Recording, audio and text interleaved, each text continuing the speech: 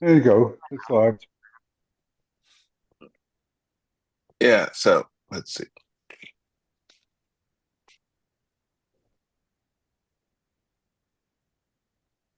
All right, I got something here, guys. The icebreaker for everyone. What's something most people don't want to talk about? A lot of people don't like talking about what's going on over there, um, in the east, middle of the east. Andrea, Jeff, AJ, is there a conversation you guys know that people are avoiding? Not just people in your household. I mean, not just people in the world. Could be people in your household as well. Health, Yeah, that's a good one. especially people my age, they don't like to talk about it. I was gonna say younger. But yeah, that's something, Jeff. People your age are not worried about their health and younger. Well, let me just put it out there. My mother isn't exactly worried about her health as much as I am. So, I think uh, people don't like to talk about death. mm, there's a lot more to take care of that, so you don't have to worry about death.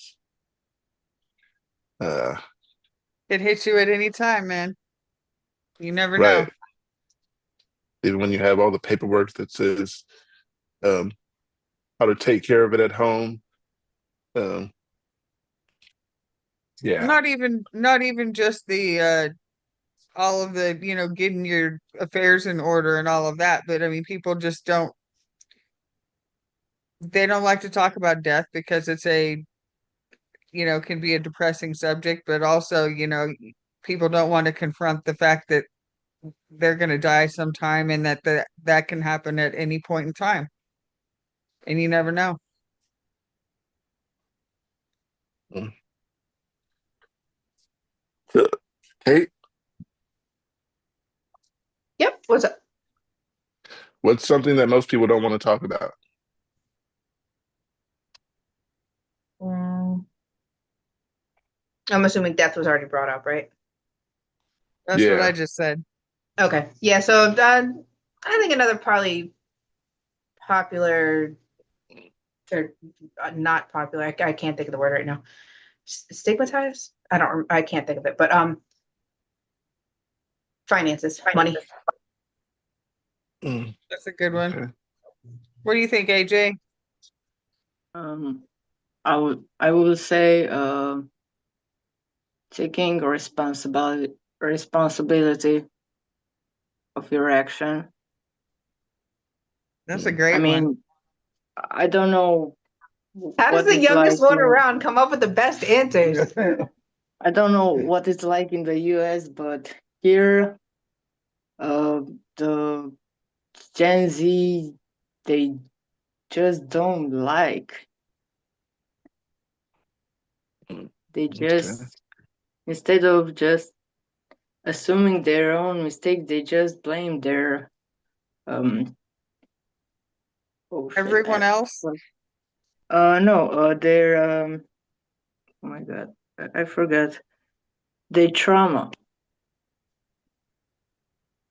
Mm. Like they are all traumatized. Like they were in World 3 or World 2, or I don't know. They just act like they have all the problem and nobody understands them. So like the Mm. focus is always on the negative aspect instead of even acting like they want to solve the problem. I mean, I can kind of hear what you're saying. Sometimes I don't know. I Once again, I you have the like best. to I like to believe I'm not part of the Gen Z, even though I Mm. am. I I'm hate sorry to hear being that. called a Gen Z. Yeah, your generation was eating Tide Pods. So I totally understand why you don't want to be a part of them. It's fucked up. In Yeah. 2006, we were called millennial, and now we are called Gen Z. Yeah, I'm glad they got that split up. Now we're just millennials, and I'm not part of that. Yeah, I'm not. Yeah, your generation. I pray for Too your old guys to as keep track president. of it. That's what I was going to say. In my generation, we're just old. The Mm. old Everybody's got ones are the best. stereotypical problems. A lot of You people don't don't. need a name. I miss your generation, Jeff. That was a good generation that I It remember. was. Agree. It was very good. The part that I remember. Yeah, from what I remember, it was a good generation. But I got something here, and Jeff, we can sit this one out. It says, "Hey Okay. girls, PMS is my biggest trigger. I had over 30 focal aware seizures in one day. Wow. Then I started my period the next day, and then they stopped. I have left temporal low epilepsy. I haven't had a tonic-clonic in about 3 months, but my focals are always active. Anyone else notice a pattern like this?" Nope. Hello, Cataminio. Yeah. Yep. Well, That around all? that time of the month, if for first, you're gonna want to try to get steady, get regular. So if you're having totally irregular cycles, then that's even worse for the epilepsy. So do what you got to do for between a primary care and a OB to get the blood work and see what hormones are on track and what's not. Make adjustments, figure out all your triggers, and just make sure to, especially like a week prior, do everything you can to be prepared. Yeah, Try to but cut, sometimes stay doing hydrated. that, Go ahead, AJ. I was interrupting you, but I did not realize that. I was trying to say that even though if you find out the reason behind your period irregulation, the reason behind it might be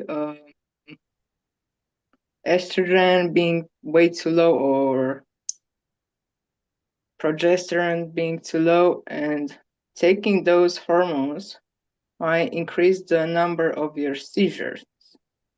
So it's another risk. Exactly. It's never So be a prepared for good. a long battle of Yeah. try this, see what works. Being that I'm not a woman, I got lost after 10 words that I didn't understand.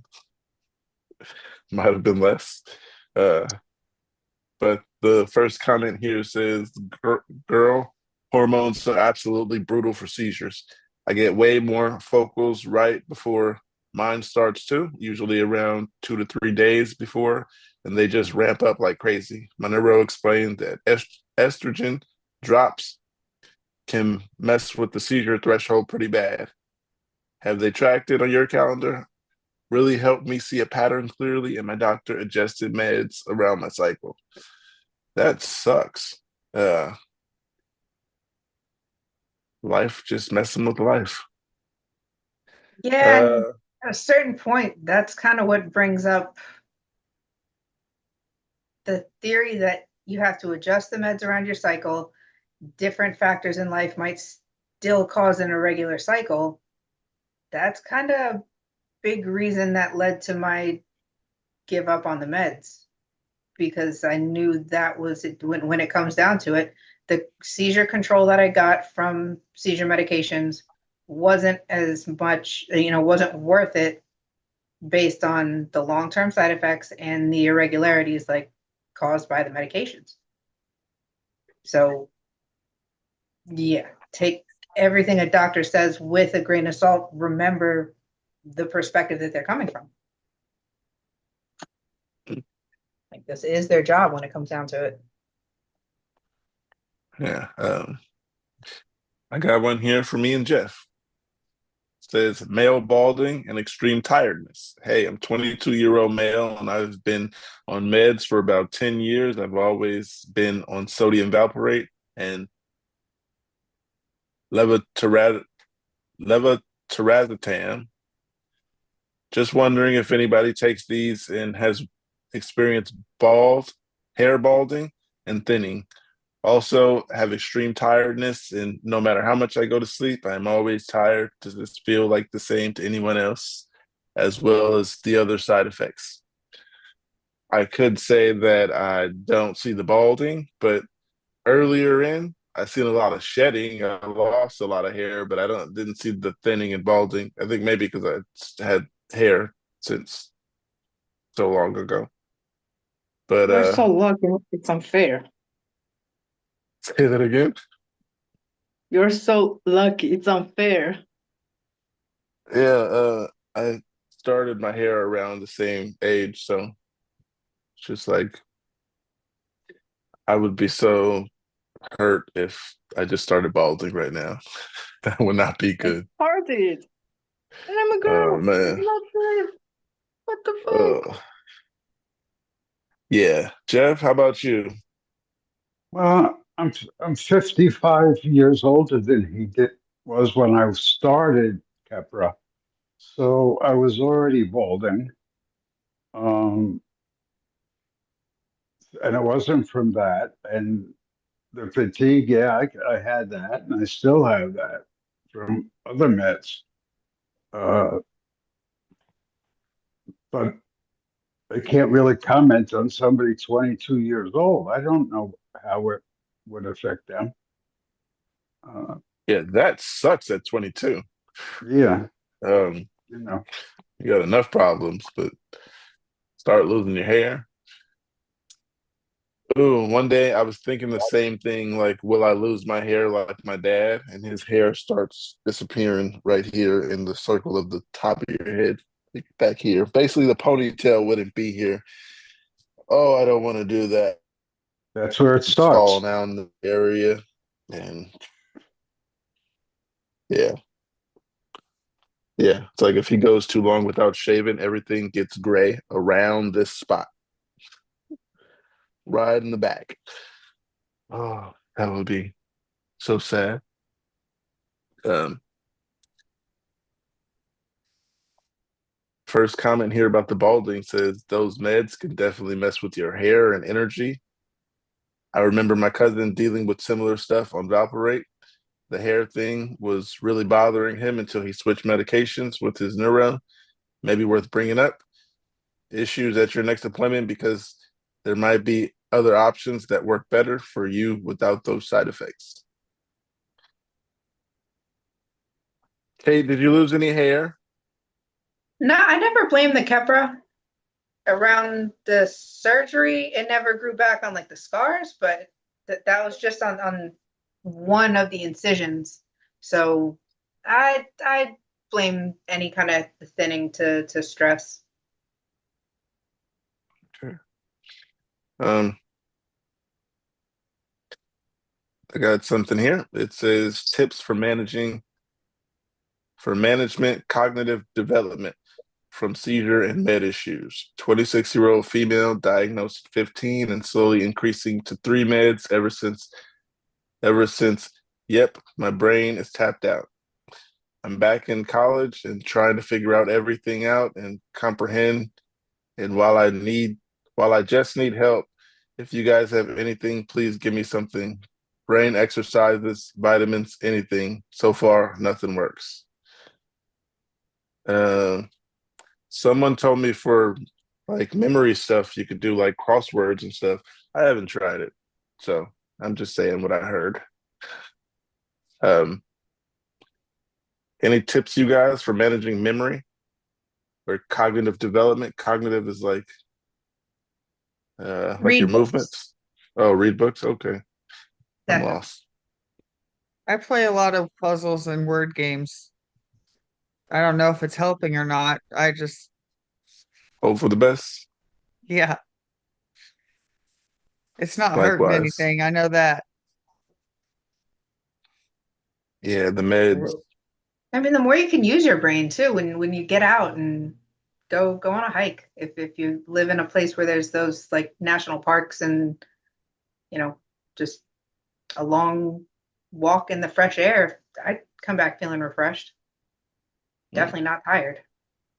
You're taking walks in the forest? Yeah, because I can't go around the block anymore. So now I have to plan trips to get out there. Oh, okay. Um, there's some comments here. One says, I found out, and it sounds cheesy as fuck, but trivia games and puzzles help me a lot personally. It trains me to focus and concentrate with less stress because it's something I want to do. Another comment here says, I write notes. I keep a notebook for current big projects. For example, I'm remodeling my rental. I wrote all the repairs and crossed off as they were done. They're Dollar Tree journals, so I don't get distracted with making it orderly or pretty. I have a big book for everything else. I'm going to try to dry erase board next. I guess you could apply for this in school. You can get a dry erase board in school. Well, I don't know if that's what that meant, but yeah. Well, a lot of states now have this program where like if you buy school supplies, they'll pay you for it. You can get it reimbursed. So that might be Oh, what they're suggesting. that's nice. That would be so nice getting Yeah, the reimbursed. scholarships for school is definitely working, but you definitely have to live where you want to go to school. Uh, this is to everyone. It says, when do you tell your boss? Hey, everyone. So I recently finalized my studies and now I'm looking for a new job in my field. When I do think it's necessary to when do you think it's necessary to tell your boss that you're epileptic? Because personally, I rip off the bandage during the application process, but I fear, especially now, it might be wise to just leave it out until it's necessarily relevant. What are your suggestions or experiences? I don't tell them until I'm getting the job. I'm at the Exactly. interview, and then they're like, "You had a seizure?" And I'm like, "Yeah, I have epilepsy. Sorry about that." Or then I just tell them, like, as soon as you get the job, you tell them. Then they can't fire you. And then I it's just think illegal. it's But especially if you're getting like what's it called, the stay at home remote job. If you're getting a remote job, especially, I don't think it's necessary, and it's not like you're in, like anybody would feel like you hid something from them. Because I mean, I can see when you're working in person, and the manager might think, oh, this one has a disability. I wouldn't have picked them if I knew in the interview process. So you might kind of like start the job with bad blood, but on the remote jobs, I don't think it's going to be necessary at all to tell them what's up. As long as you can get the hours in or the tasks done that they need, then definitely no need to know what's going on unless I'm like end up inpatient at a hospital or something. Then I know I can't use that internet. yeah, my last few jobs, they actually wanted me to come back. I so far haven't got fired for having epilepsy. Uh, Yeah. I was always asked to come back. Uh, Andrea, you have any advice? I haven't worked since I had epilepsy, but I kind of agree that if you tell them during the interview process, they might, I don't know, maybe pick someone else who doesn't have to deal with that over you. So it might be better to wait till after you have the job, but at the same time, they're not supposed to discriminate for medical reasons. So I don't know. I think it's better for them to know overall just because, safety reasons if Safety. something happens. Yeah, that's usually what I Especially when wait you have for. things limp. I'll let them know, so I'd be like, I don't get hurt. Somebody at least knows, oh, this is what's going on. Just got to wait until you get the job, like you said, Andrea. Wait till the interview and you're sure. Wait till they say you start tomorrow. Got some comments here. One said I did as soon as I knew at age 46. Go figure. I wanted to make sure that if once day, they wanted to put one day, I'm assuming, something happens and they are aware. Come to find out, that's why I got fired in the first place. Wow. Mm. And another comment here says, I would. What if something happens at work? Just for your safety. Mainly me too, for your safety. Hey, Jeff, you got something? As a one-time employer, and admittedly when the rules were and the laws were totally different, if I had two people looking for a job and one told me that he had any kind of problem and the other didn't, I'm going to hire the one that didn't. I would, I would, again, this is all based on my past life. I wouldn't tell anybody until you had an event. Once you have an event, oh yeah, I forgot I have seizures. God, I told you. Yeah, something like that. Right. I thought I put it on my application. What do you mean I didn't? Play stupid. But and again, that's all based on my past history. I don't know the new laws. I don't care about the new laws, other than how it affects, it's not going to affect me. I'm not going out looking for a job tomorrow. And there But was no what? Nasalam or like rescue meds in your situation, right? Yeah, I use Nasalam. Oh, but I mean, in the workforce days, would you have wanted a coworker at least to know what to do? Yeah. Oh yeah. I would want a coworker to know, but I wouldn't want the person that's going to employ me to know. The first day I'm there, I'm going to the one coworker who's friendliest and say, listen, if anything happens to me, you shoot this up my nose. It's going to be in my drawer. There you go. I got something else here. You got Simple. something, Kate? Your mouth was open. I don't know if you're ready to talk. I'm just nervous about getting a job. That's all. But yeah, I was thinking year. the same thing today. I was looking how That's close places were because Indeed is on my tablet and I haven't turned my tablet on in a while, but I turned it on. I had notifications for places around here. I just looked how far things were and thought about an electric scooter, but I don't know how my mom would feel about that. So it was just a thought right now, but the would be last job offer nice. I just got was in Dana Point, California. Don't take it. Don't you have any dizziness or unsteadiness, Pookie? Not going in Come person. again? Don't you have any dizziness or unsteadiness? I do, yeah. Not that anyone knows about. No, not that anyone knows about that you know about, that you're going to be on an electric scooter and fall on your head. Mm, Well, I gotta try. yeah. The trike is good. Uh, You can turn the corner and fall on your head. I drove yeah. it in the ditch the first time I drove it. Did you get hurt? No, it hit a big pothole, and all of a sudden I was going too fast and started doing this, and I just I would rather crash in the ditch than on the concrete, so I steered to the ditch.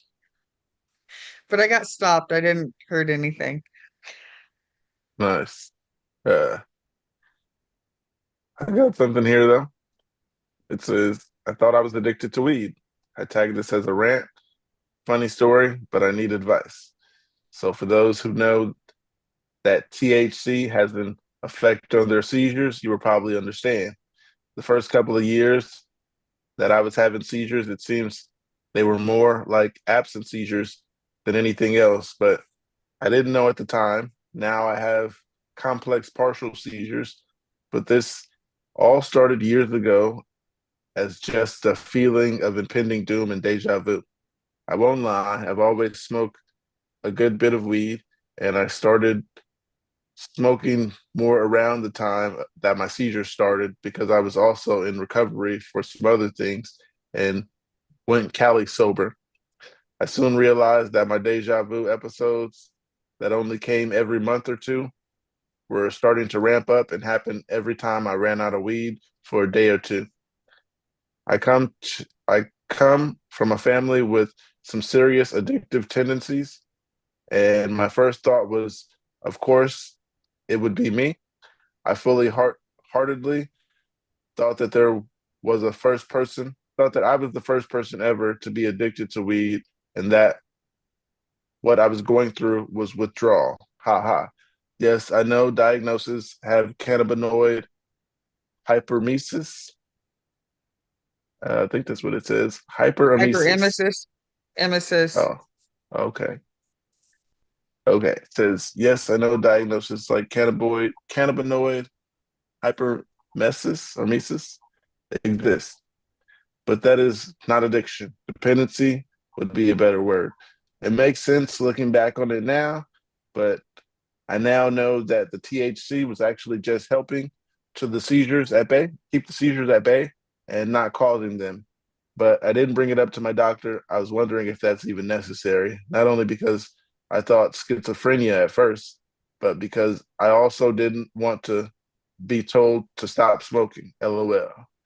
6 smiley face emojis.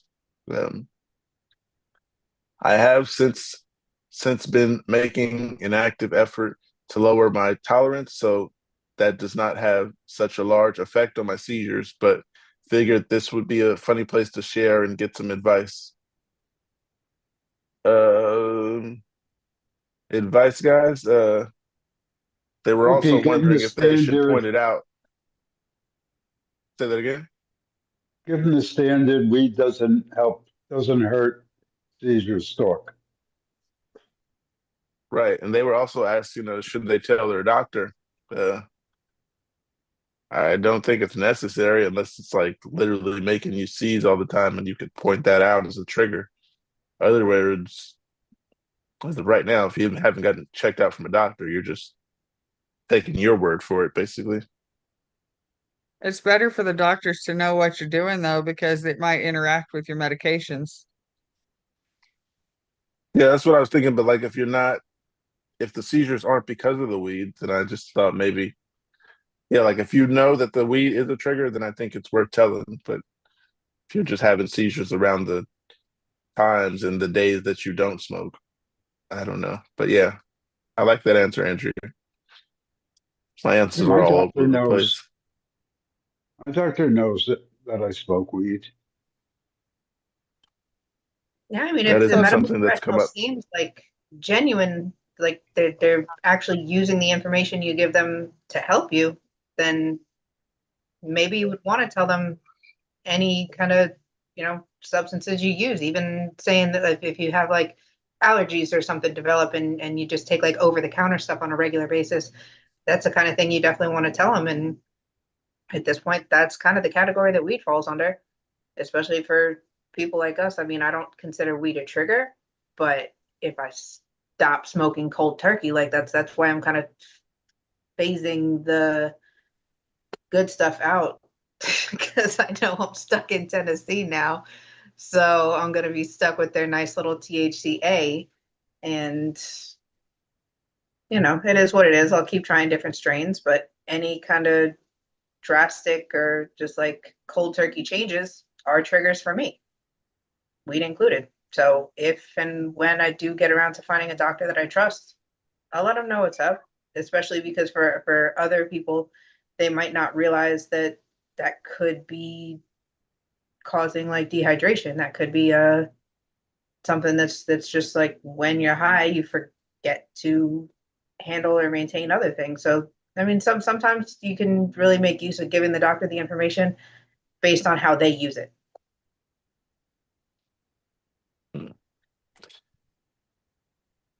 Yeah, and there are some comments here. One says THC has both caused seizures but also helped my epilepsy. High THC content leads to anxiety for me, then panic attack, then seizure. Low content hemp delta and CBD does not cause me anxiety or panic attacks, thus no seizure trigger. I'm talking like weak stuff. If I'm responsible with it, it's amazing for my Keppra side effects, back pain, injuries from car accidents, falls, and such. Still expensive. So lower tolerance means cheaper use.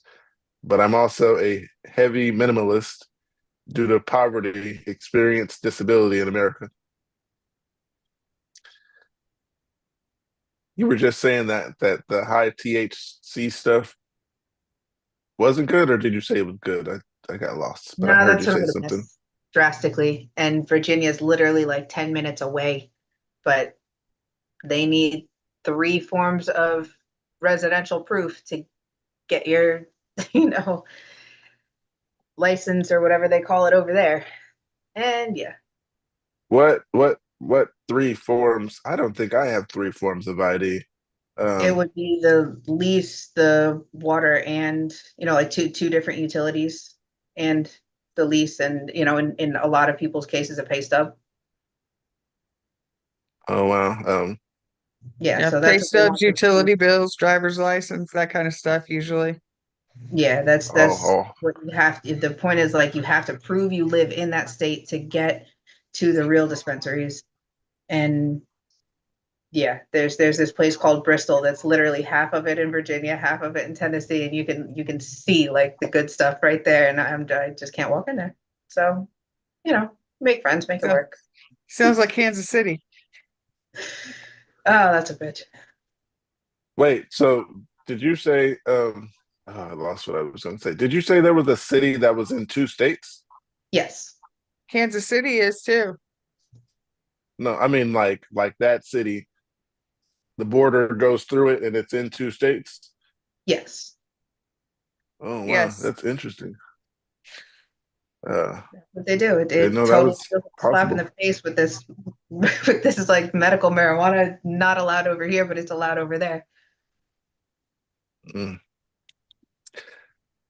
Uh, yeah. Weed doesn't bother me. Stopping and going and all that.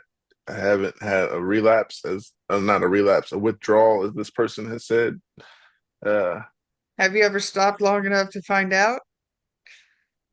yeah, after the stroke, I stopped for like maybe 6, 10 hours. No, I'm kidding. uh, more or less, somewhere near. Uh, I stopped smoking nicotine cold turkey. I didn't have nicotine withdrawal uh, that I God, that'd be remember, and nice. yeah, nicotine. I did it cold turkey. Good job. One day, I've one quit day like 3 was. times and I How keep much were going you back to it. smoking? How How much much? was I smoking? Yeah.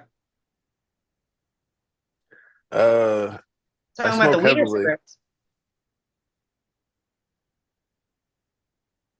Jeff, you asking how much cigarettes he was smoking or weed? Yeah. Yeah. How much No. cigarettes? Oh Stop no, I've cold never turkey. smoked a cigarette, but smoking like nicotine, like rolling blunts and using Yeah. cigars. Same I thing. stopped Oh, doing okay. that. Same I've thing. never had a cigarette though. Gotcha. But you're still using tobacco. Yeah. So now I So stopped, and when you say you stop cold turkey, how much were you smoking that you stop cold turkey? once every other hour Okay. That's We consecutively. don't get enough nicotine out of a blunt to cause the withdrawals. Do you? Uh, I've never had a withdrawal. Um, Yeah, no, I didn't think so. not, But unless you're actually smoking cigarettes or all the other ways that they use tobacco, I wouldn't I mean, expect you to that's have my a go-to. withdrawal from the blunt. That's my Ainsley, how go-to long? when I have a seizure. That's usually what happens afterwards. Is weed. It'll help that post-ictal headache not be as much. So that's what I look for afterwards.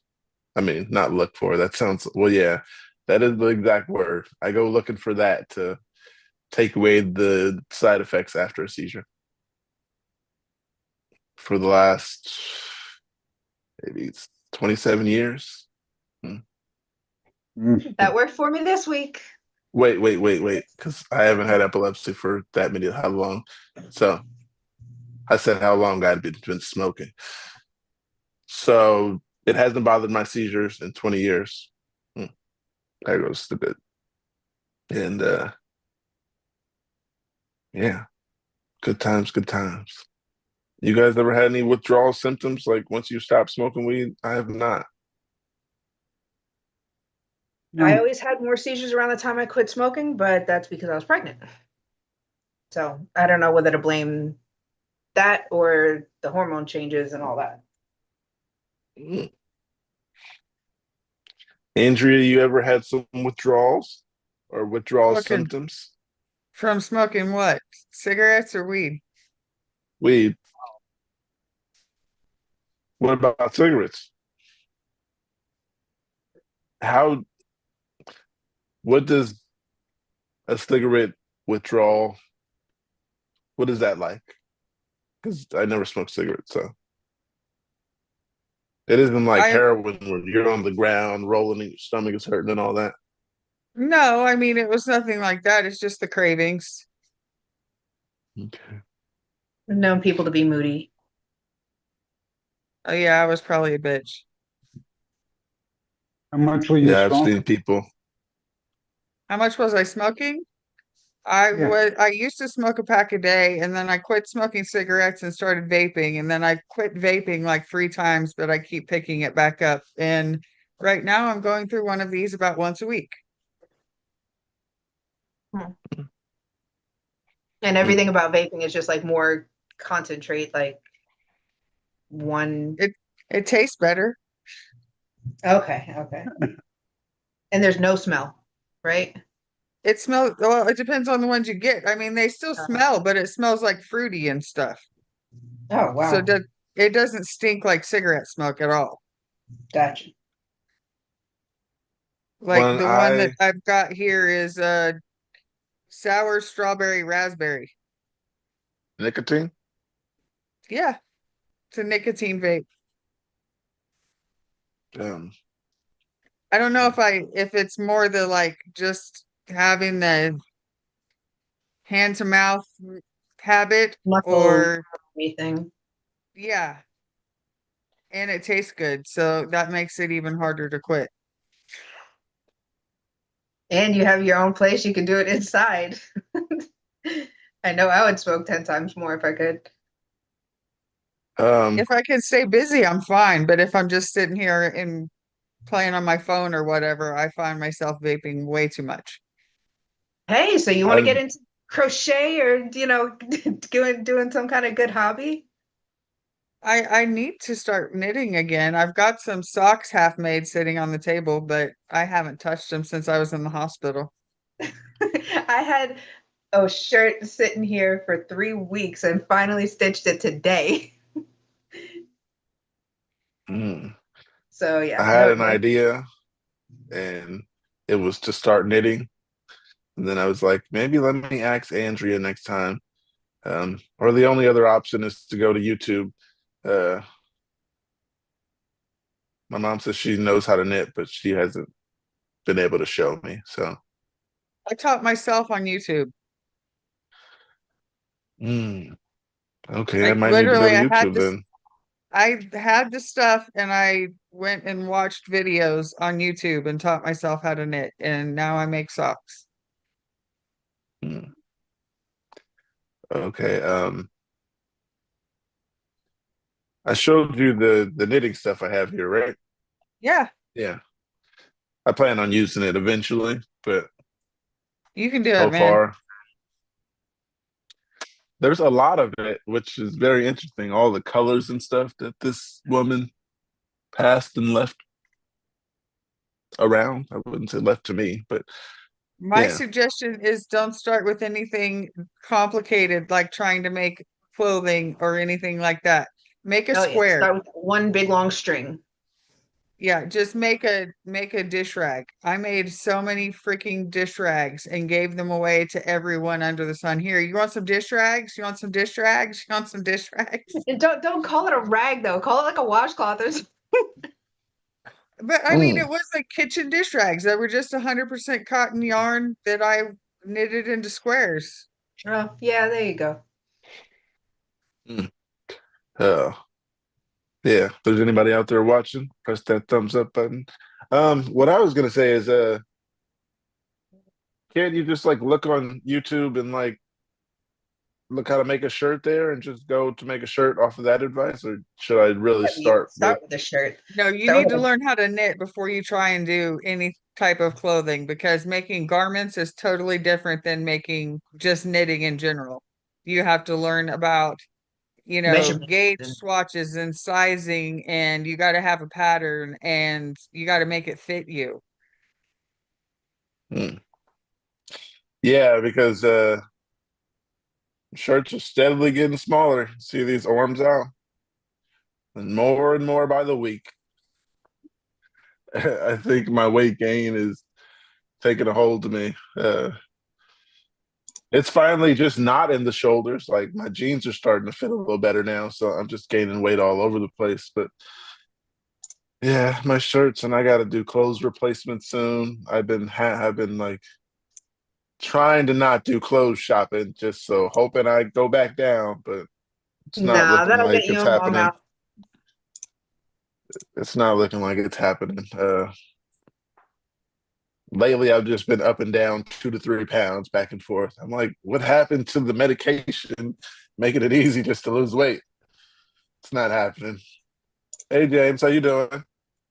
Doing better. Check out the background.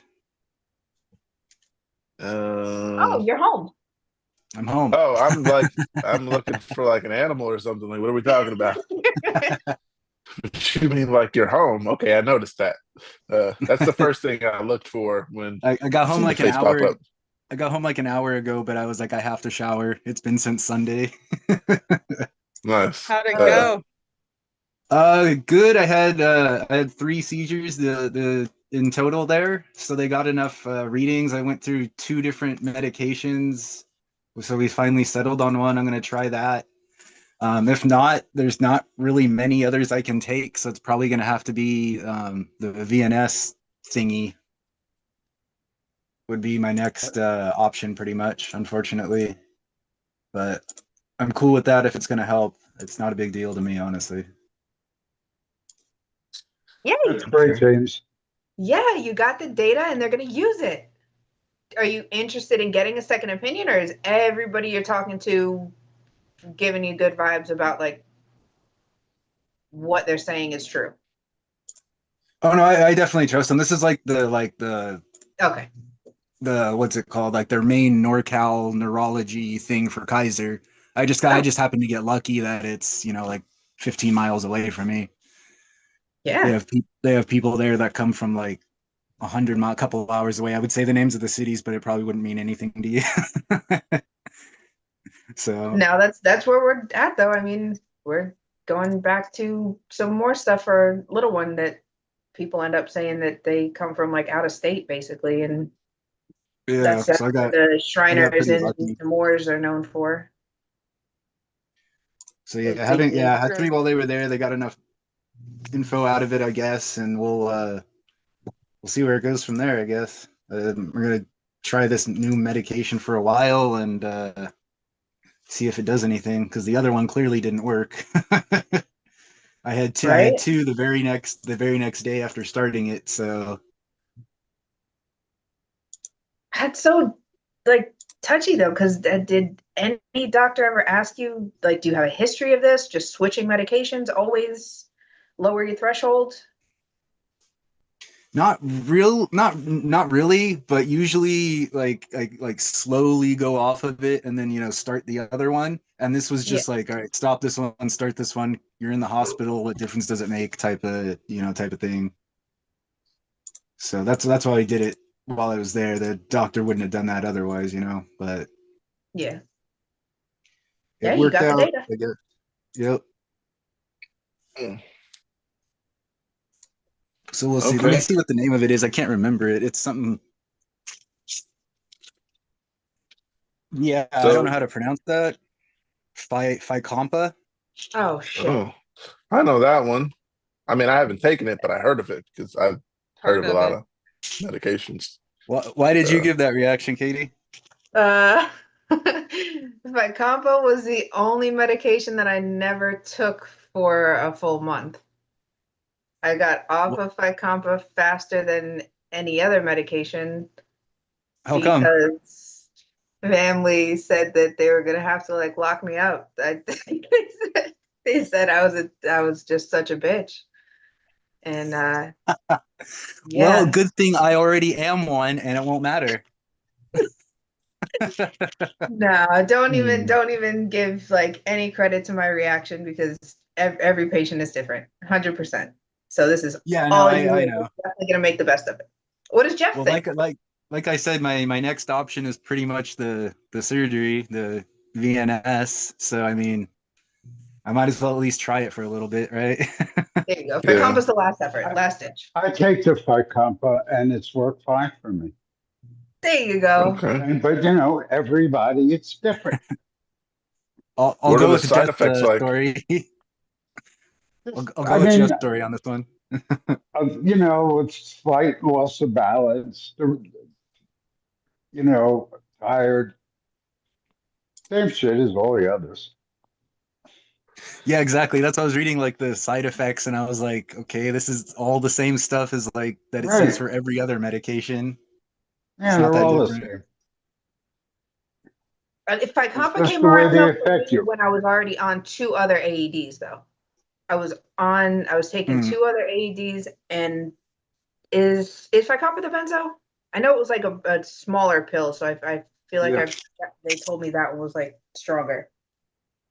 And Their main thing was, yeah, it does make you sleepy, so take it right before you go to bed. Yeah, So you're gonna take it that's how I take like it.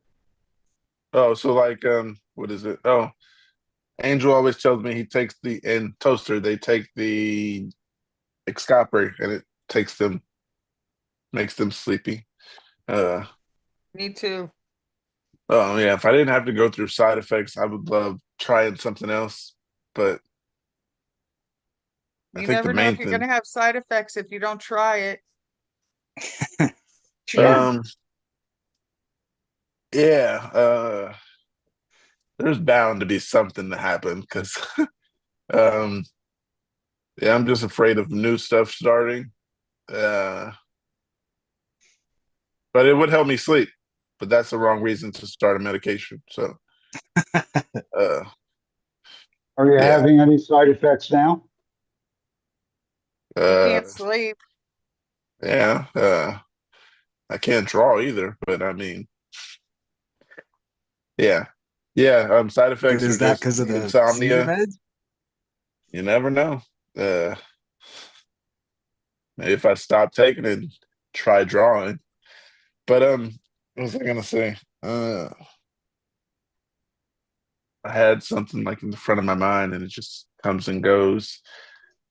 I now believe that my memory is getting worse. Like at one point, I thought it was just like consistently bad at a certain level, and it's getting worse You and but need to more at get the like a little frustrating. same time, notepad. I mean, you have to think about everything, every aspect that might play a part of that. Because I think a big deal about the days when my memory was getting worse was because it was really stressful times. I wasn't admitting to it, not doing anything to help. But when you get on that like treadmill kind of vibe of things just like not getting better, that's when my memory was worse. And I don't know whether I should blame that just as much as the meds. So a lot of stuff can play a part of your memory and how it is. And unfortunately, you're just not going to know if it's different unless the circumstances change or like how you handle it or like that's something you always have to come up with a plan for. Okay, good advice from Kate. Uh, I got something else here. It says, I think I'm going, I'm sorry.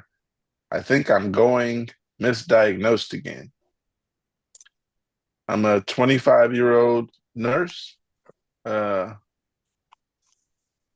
hold on one second. I'm sorry, you guys. Oh, hey, Ivan. Hey, Uh, Ivan. Okay. Hello. Hi, Andrea. Okay. oh James. yeah, Hi, the Ivan. icebreaker for James and Ivan. The icebreaker today is Yeah. a conversation that people are basically don't want to have. Wait, no, I gotta look it up to get the exact words. Okay. Does anybody remember what I said or how I phrased it? But it's basically like a conversation that people aren't trying to have. Oh, what's something most people don't want to talk about? Cash Patel. Politics. What? Can you repeat the question? Just think of an argument that people are avoiding. That'd be a good way to say it. I would say right now at this moment, politics. At least here in America. Yeah. Probably everywhere, but yeah. Yeah, there's those pacifists out there that don't want to argue about anything, like debating Yeah. the color of a flower or something. Yeah. Well, I guess I see your point, but But that is not teal. Yeah, it's aquamarine. you know. Uh, I got something here. It says needing some guidance about changing medication. So I'm a 21-year-old female, and I've been diagnosed with epilepsy for 9 years. Ever since then, I take oxycarbazepine, known as Trileptal, currently 35 milliliters. I dealt with some crazy side effects when I started taking a higher doses last year. So my neurologist decided to reduce it to 35 milliliters in February. After the results of my blood tests were done last month, she decided to reduce it to 30 milliliters.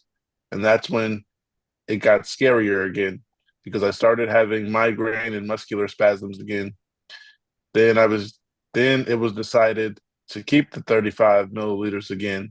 The problem is that my neurologist thinks it's a case of changing medication and also repeating an EEG. I'm quite scared of this idea because every time I search about other common options, the side effects seem worse. What should I be worried about? And should I be worried? Were they saying milliliters or Yeah, that's what I milligrams? was thinking. It says milliliters, ml. So Should be, I don't know. It should be milligrams maybe because I drink Trileptal too, Trileptal too, and it's milligrams, 30 Yeah. milligrams. oh yeah, well, this person they put milliliters. Do they have liquids that you can drink for epilepsy? Wait. I I was don't on think so. I was on 600 twice a Mm, day. I'm 900. mm. Are there any like liquid versions of this medication? Wait. Because this milliliters is, I believe, liquids, right? Yeah, it Yeah. might be. Wrong. Yeah, that's interesting. But do the numbers match up? Because the numbers for milliliters and milligrams are usually way different. Oh, here, I found it online. They do have a liquid, and 300 milligrams Yeah. is equal to 5 milliliters. Yeah. You guys Yeah. ever thought about taking a liquid instead of a capsule or a tablet? That's up to insurance 9 times out of 10. Yeah, never been Mm. mentioned to me. Yeah. Okay. Yeah, I once knew someone who couldn't do what's it called? Couldn't take pills, so they needed liquid, but it wasn't for epilepsy; it was for something else. Yeah. Any advice for you guys changing medication? Any advice this person's looking for? Gradual. Definitely do it gradual. Nothing cold turkey. Come up with a plan, run it by a professional, and Just don't make any impulsive decisions when it comes to medication. Right. I go through some comments. Oh, they also said, should I be worried? I wouldn't say that. Talk to the neurologist.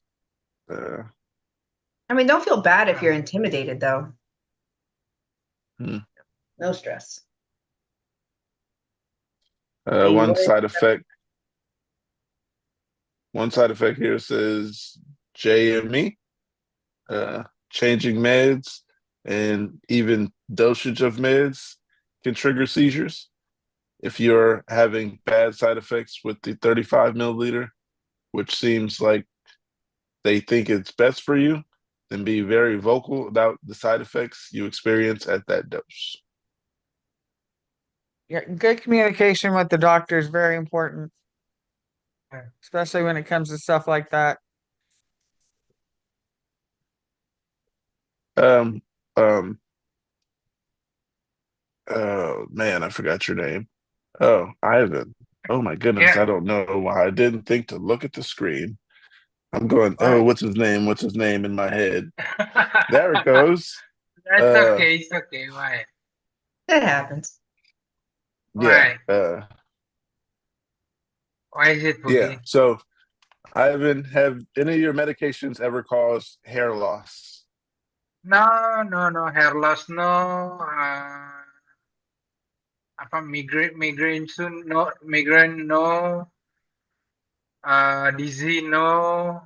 I don't have problem with uh I mean oxcarbazepine trileptal. Oh, I don't have any problem with this.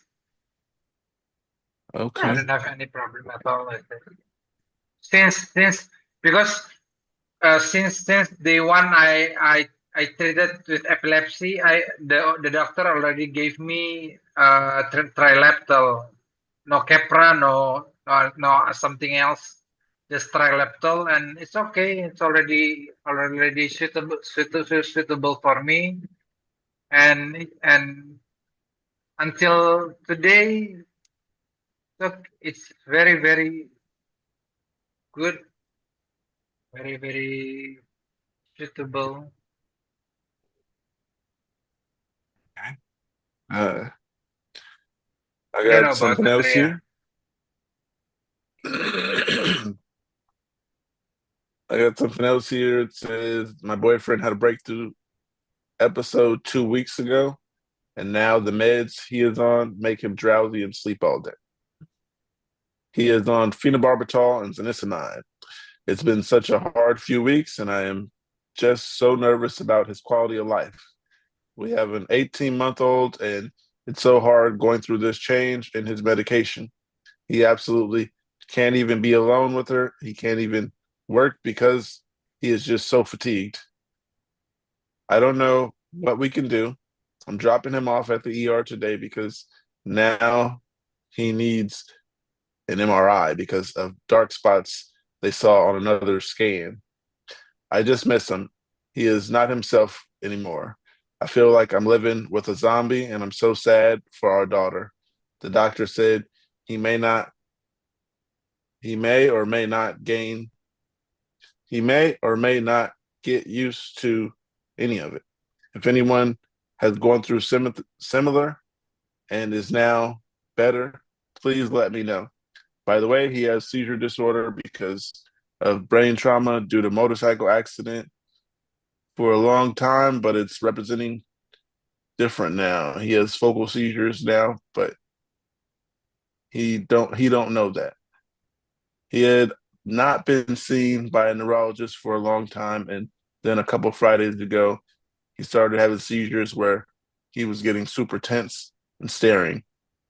The past seizures he had were more like classic seizures, but that was 5 years ago. I just don't know what to do at this point. Uh, that's a situation you just wait for the neurologist to figure it out because that's their job. You can't really do much without at least some type of medical advice.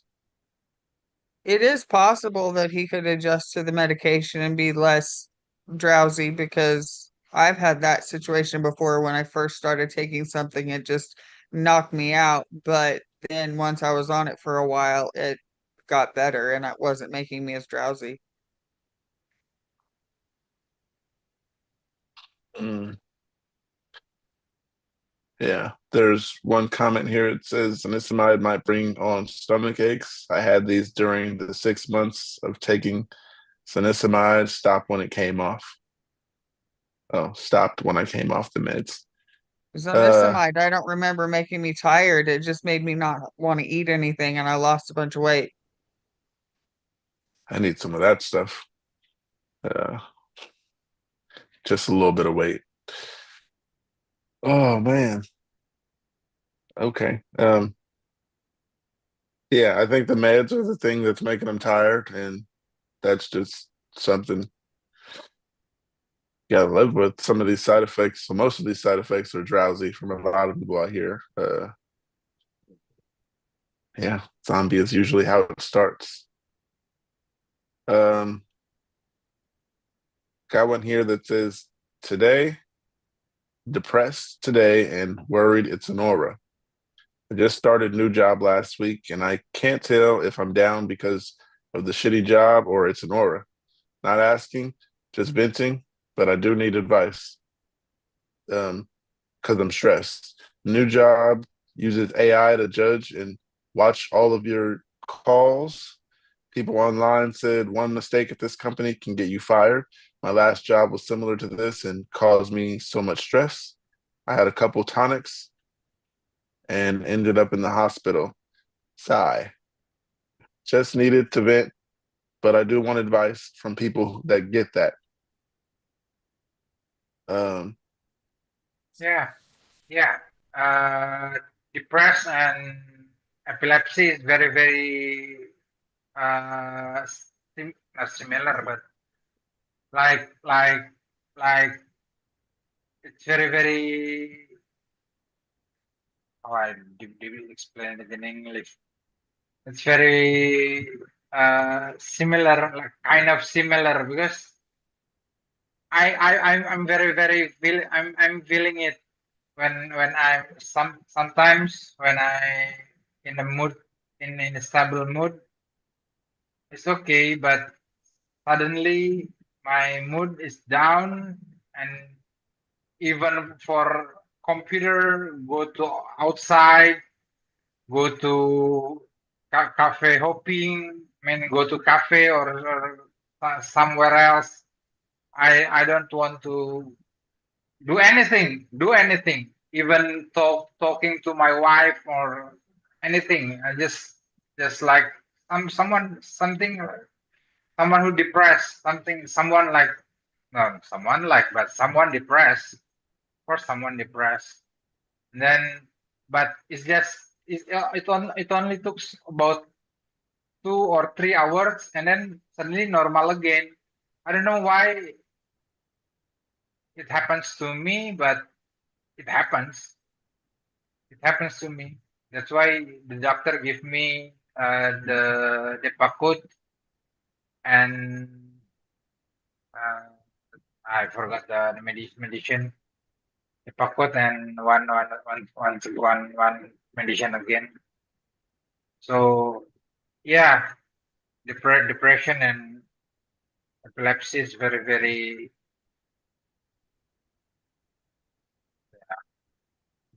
kind of nasty, you know. One comment here about the depression is happens to me. Stress is bad trigger for my seizures. Yeah. So my job is doing accommodations for my seizures. I can't speak and zone out. So I just work, and if I have an aura, I'm alone, which I don't recommend. So my manager checks me when I do outdates or tags on food and other stuff. I work at Walgreens, but I'm strong, so stay strong. Um, But do you think it's not even not because stress or something else? It's nothing nothing happened to me. Nothing, not because anything. I'm like stress or I think something that feeling too heavy or something like that. Just suddenly I'm feeling depressed. I don't know. I don't know why. I don't know. And that's why I went to the psychiatrist and then this give me the medicine and something like that. Okay. I got something else here. It says, how do you feel about discussing your epilepsy? I have trouble with it. I'm not sure why. Maybe something was said to me in the past that I internalized. I also have celiac disease and struggle to talk about that as well. We're about to go on a trip with my husband's side of the family.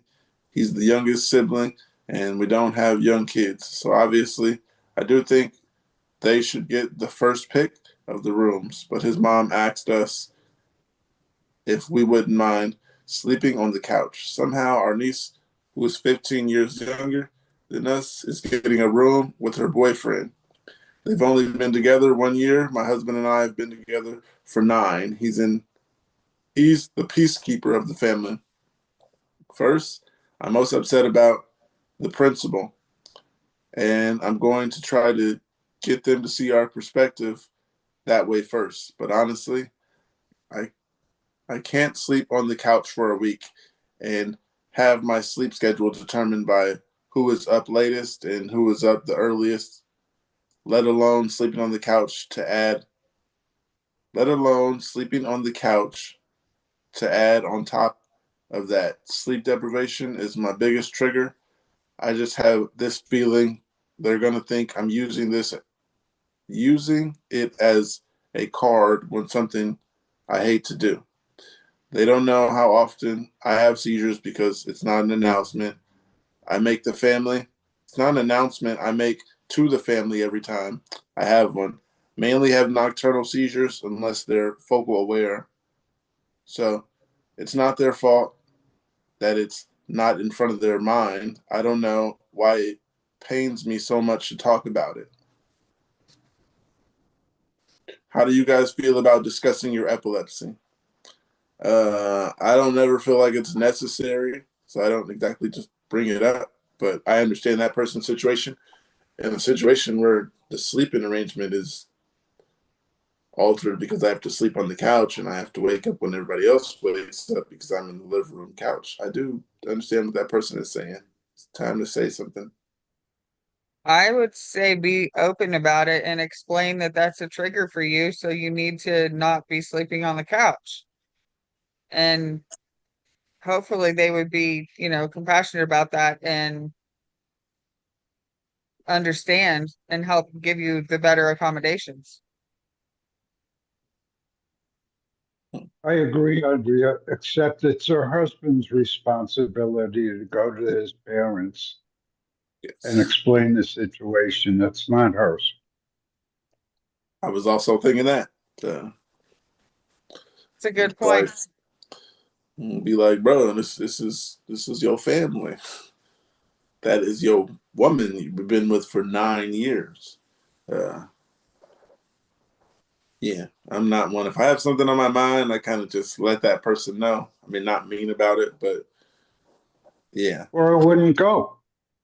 yeah, or I wouldn't go. Yeah, exactly. I got to let you know how this is going to happen. I'm not going to go on a trip and know that I'm going to be unhappy.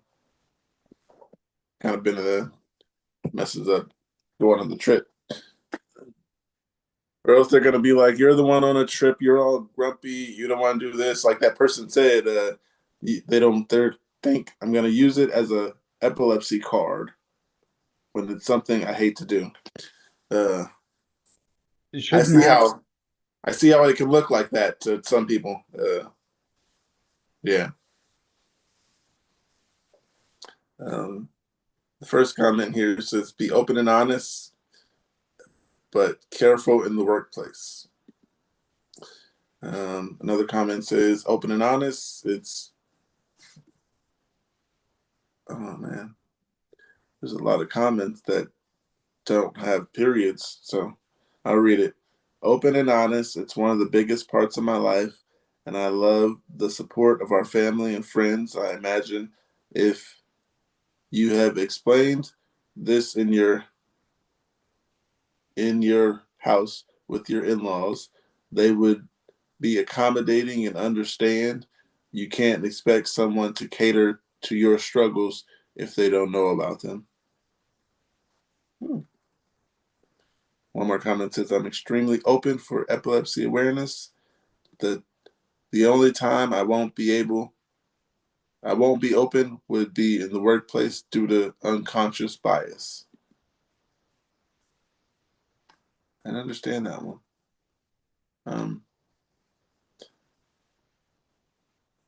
You guys gonna sleep on the couch if you go on vacation? If you're having nocturnal seizures as well, these aren't just regular.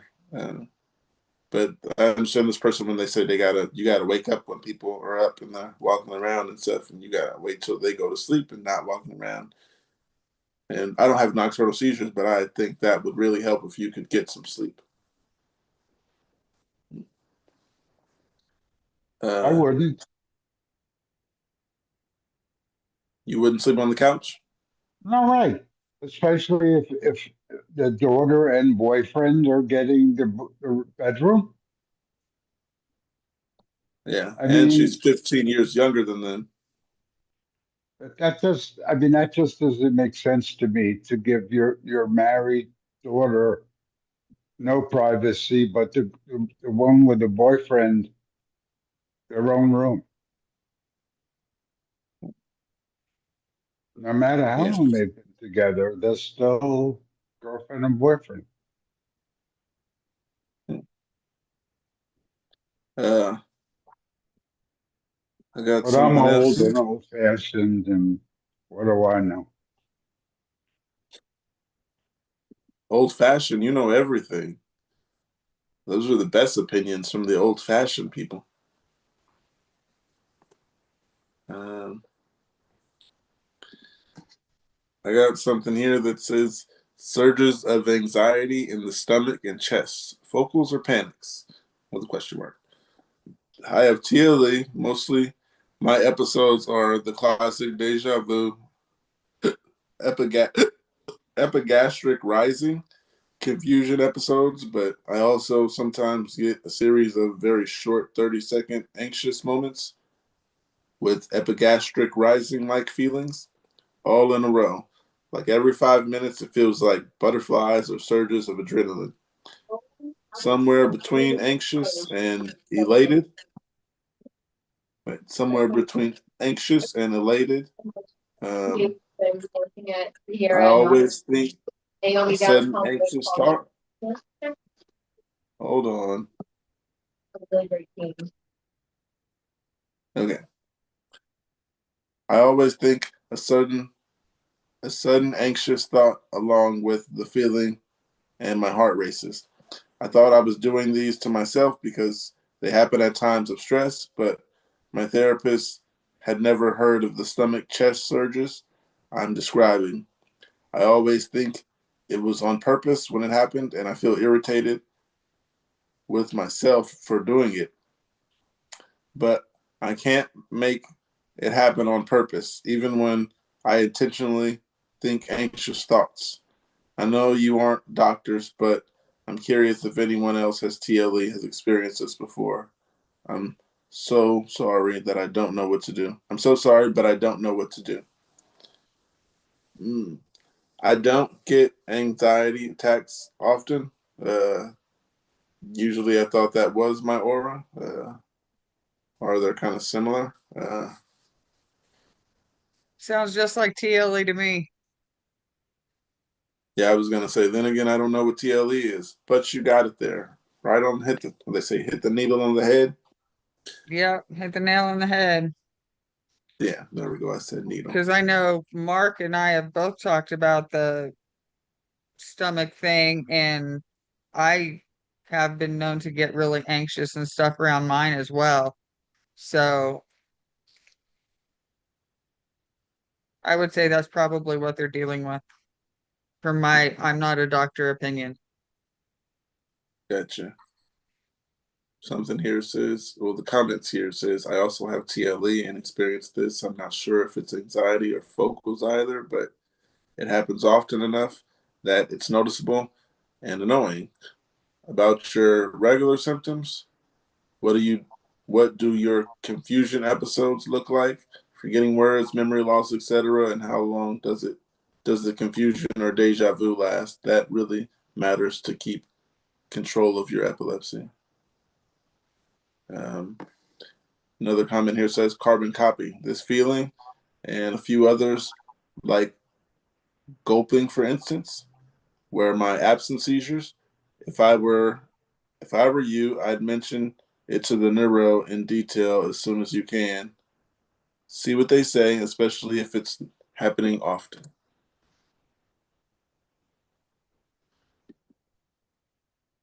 Hey, Mark, how you doing?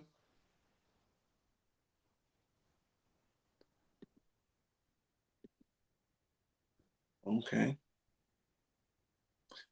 I got something here that says working on fitness. Andrea, let's work on fitness. I need to.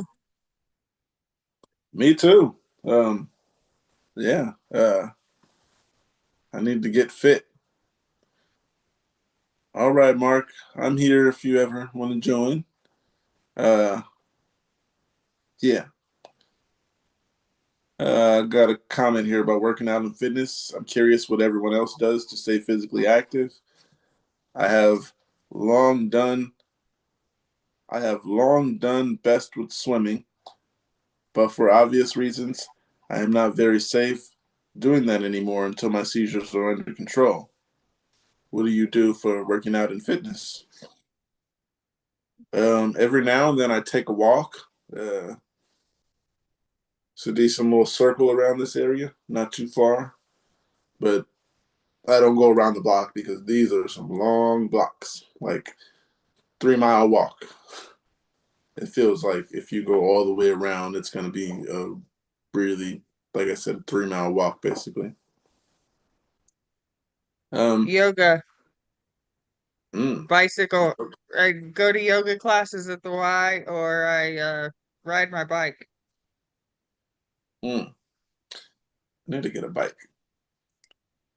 Okay. When I was in the desert, I was out walking every day, a total of about 5 miles a day. And since I'm back here, I haven't been out at all.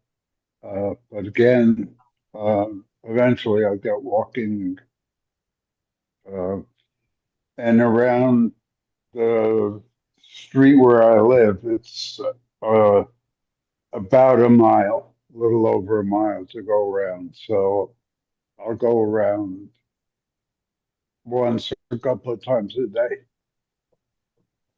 Nice. I can work out, but I can't stay consistent. I don't know if it's just me being lazy, but it seems like the next day I won't remember to work out. Like take a walk this day, and then tomorrow sometimes my mind won't think about that walk, and then later on that night I'm like, oh yeah, I forgot my walk today, and yeah, just memory stops me from being consistent. Set a reminder on your phone. Reminders don't work. I got a reminder for taking my pills that I snoozed 3 times. Then it gets I have tired of me that problem snoozing. too. Yeah, I use all my snoozes, so eventually the alarm is just off. I did that too when I had a reminder for my pills. I eventually just turned it off, and yeah. Snooze, snooze, snooze again. Yeah. But You know the saying, you snooze, you lose. right. For epileptic, you snooze, you win sometimes. We need sleep. So all over the True. place. But I got some comments here. One says I do Pilates on Discord with a friend. I'm scared of the gym, and I'm also scared I'll also seize with nobody aware while I'm alone in my room. So my virtual workout buddy on call with me can call one of my roommates to give me my emergency meds if it ever happens. Another comment here says, I feel you. My rheumatologist told me that I'm only allowed to do swimming for exercise. And then my neurologist told me I'm not allowed to swim. Good thing I'm super skinny. I don't know what swimming has to do with super skinny. But yeah, next comment here says, I run, I lift, and I do Pilates. Nice. One more says, I run and lift weights. I've actually found it helps me control my seizures. I went off the deep end and built a full home gym a few years back. You guys ever seen that working out could help? Ever notice anything like that? I did not. I ride my bike every single day and I still have plenty of seizures, so Okay, yeah. So we got to know here. Anybody watching, press that thumbs up button. If you're here, go there and press the thumbs up button. I'm just kidding. Yeah. I haven't worked out in a while, mainly because I forget, and then I end up editing. And if I end up doing something like editing the whole day, then that doesn't come to my mind because the earpods are in my ear, just louder than my thoughts. But here's a post here, and it says, 1.5 years unmedicated, and I am worse. I have made so many posts on here just trying to figure out what is going on with my brain. At the end of 2024, after 5 years of being on Keppra, my medication was discontinued. They put discounted, so I'm just assuming. My medication was discontinued. It was working and all. My EEGs were normal, so I left the hospital and tried to go on with my life. At first, my brain felt clearer and no more side effects from the Keppra. It was great, but when I had a seizure, focals, they were a bit more intense. 8 months in, and I was getting concerned. I was having more motor symptoms. Myoclonic jerks, twitches. I contacted my epileptologist and said I needed a doctor because I couldn't do this on my own. Another EMU was ordered to outreach bigger seizures. This was after a video appointment in which I was told that I probably have FND and I should seek CBT and physical therapy for the symptoms I get with the episodes I have. Guess what? My EMU stay lasted for less than 24 hours because I went right before that time of the month when I am especially sensitive, and I had a bunch of seizures, mostly sensory, a few myoclonics, and everything was normal. Doc came in and says, I can leave. It's not epilepsy. Then what is it?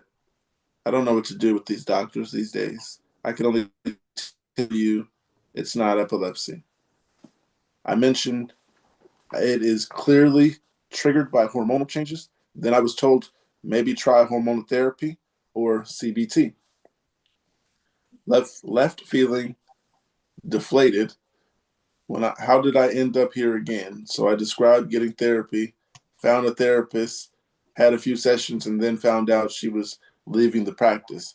But she told me that I am a very resilient person and that everything she would advise we to do to cope, I was already doing. She told me she believed I had neurological issue, not an emotional one. During this time, I also found another neurologist. Although not a specialist, she dug into my health history and looked at vitamin deficiency. I started supplementing, and some things got better. I thought I had it figured out until a week before my period, and everything gets crazy again. 2 to 3 months ago, I seem to have turned some kind of corner, and my seizures are getting worse. more myoclonics, more trouble speaking, and just incredibly sensitive to light and overheating and weather changes and overstimulation. My memory is awful. I can't remember things I did seconds later. If I stay home and I have all the lights off and blinds closed, I seem to do better. But if it's just too bright and overstimulating, one good thing is that I decided I was going to live life, no matter what it looked like. So I have more joy and more of a sense of satisfaction, but my seizures are not better. My neurologist had me going to get sleep study to see if poor sleep might be contributing to this. I don't want to be a professional patient, just want to learn how to manage my condition. What should I pursue next? Try listening to the neurologist or the epilepsy specialist, as this person said. And if you don't like it, like I always say, just get a second opinion. You don't have to just accept anything when you have epilepsy. Or like Jeff always tells me, the doctor works for you. Don't just accept it just because they're a doctor. You could get a second opinion or a third, best of three. Yeah. I think they should go the second opinion route as well, because it seems like they're doing everything they need to do, but their doctors are not working to find the problem. Right. One of the comments here is in Spanish. What's up, Jeff?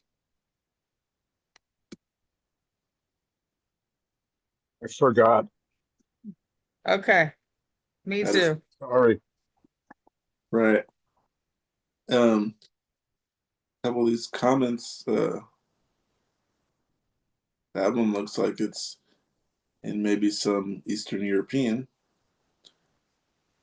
That looks like Spanish. That is Spanish. All right, we got 1 out of 5 comments is actually in English. That's interesting.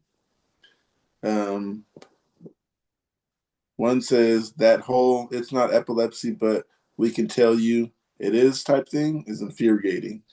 Like, thanks for non-answer, doc. The hormonal connection you mentioned is huge, though. Catamenial epilepsy is a real thing, and some neurologists just don't seem to get how much hormones can mess with seizure patterns. Maybe look into seeing an actual epileptologist again instead of a general neuro, especially one who specializes in women's epilepsy, if you can find one in your area.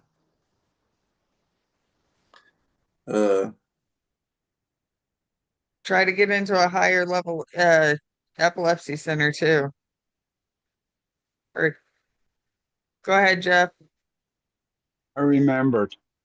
Um, Doctors read about epilepsy, and you have it. So don't just accept what they're telling you. They don't really know anything about what you're going through. So don't just automatically think that they know more than you and be satisfied with that. Just keep going until you get a satisfactory answer. Thank you. Yeah, keep going until you get the answers you need, even Right. if that means going to another doctor or something. Okay. Good idea. But I got something else here. It says 3 years in, seizures still uncontrolled. Life feels like it's falling apart and like it's all my fault. Is it my fault? Am I a failure? Or is this just epilepsy? I'll be real. I'm spiraling a bit. Just need to put this out there somewhere. I'm 30 and have been having seizures for about 3 years now. Grand malls, still uncontrolled. Sometimes as often as once per week. I used to be very on it. I used to be a very on it person, and now I feel like I'm barely surviving. I finally found a medication that seems to be helping somewhat, but I'm exhausted and still having seizures. I feel underwater. I feel underwater all the time. The shame of feeling unreliable, flaky, just less smart or capable than I was before the epilepsy has really worn me. While I'd been while I'd never been fired or dumped before, last September my boyfriend left me and I was forced out of my job because of my seizures or because of who I am now while dealing with them and the side effects.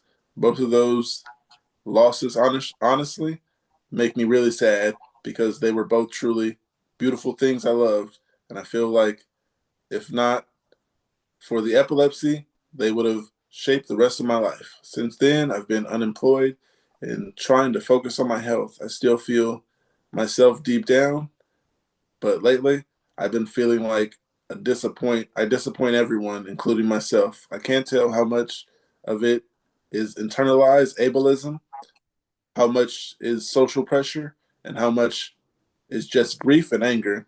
I'm angry at how little real support seems to exist for people actually living with seizures.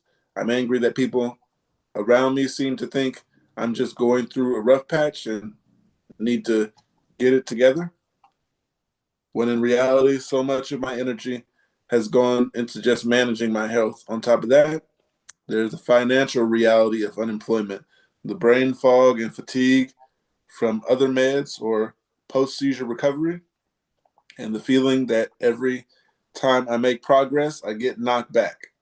I know a lot of women my age feel the pressure too, epileptic or not, being single, not having their career figured out yet, and all that.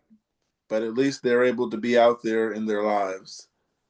What's especially hard for me is feeling like I can't be right now.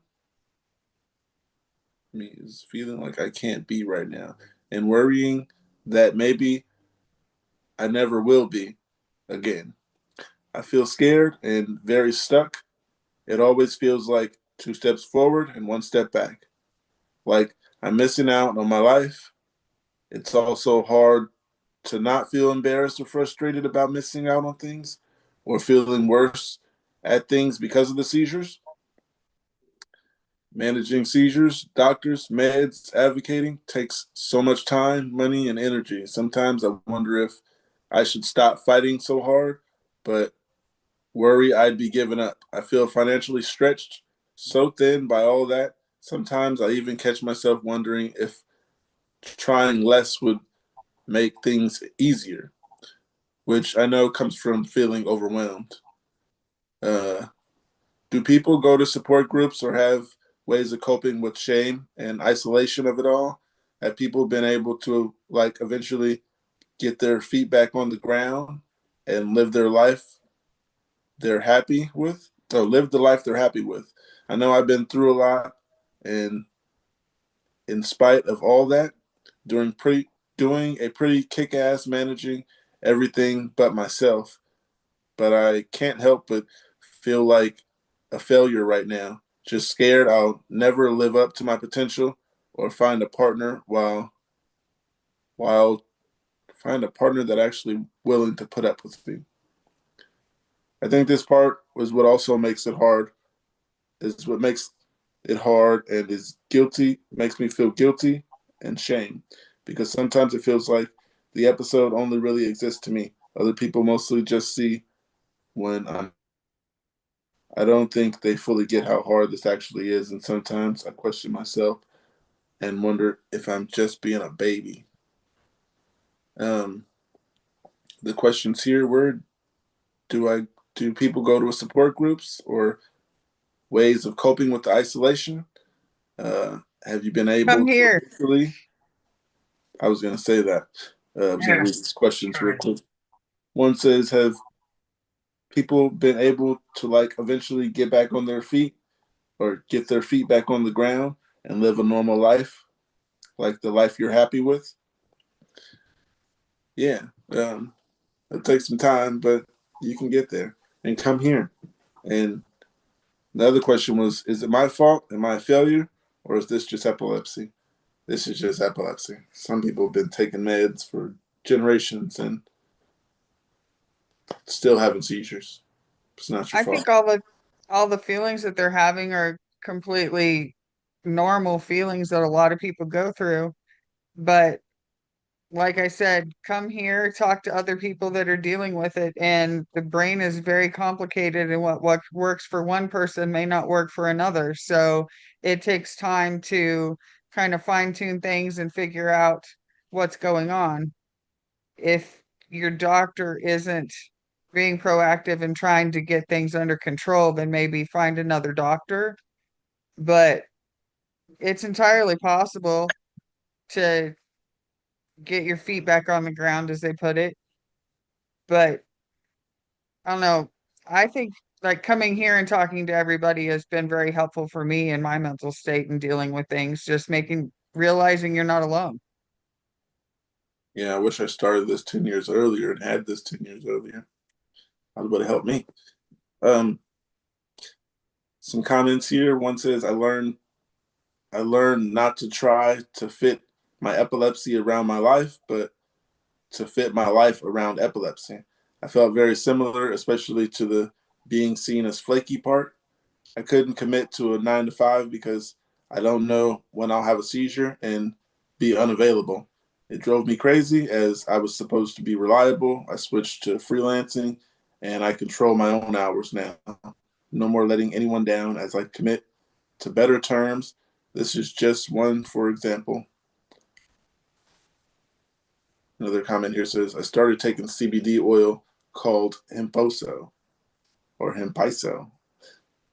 It really helps with my seizures.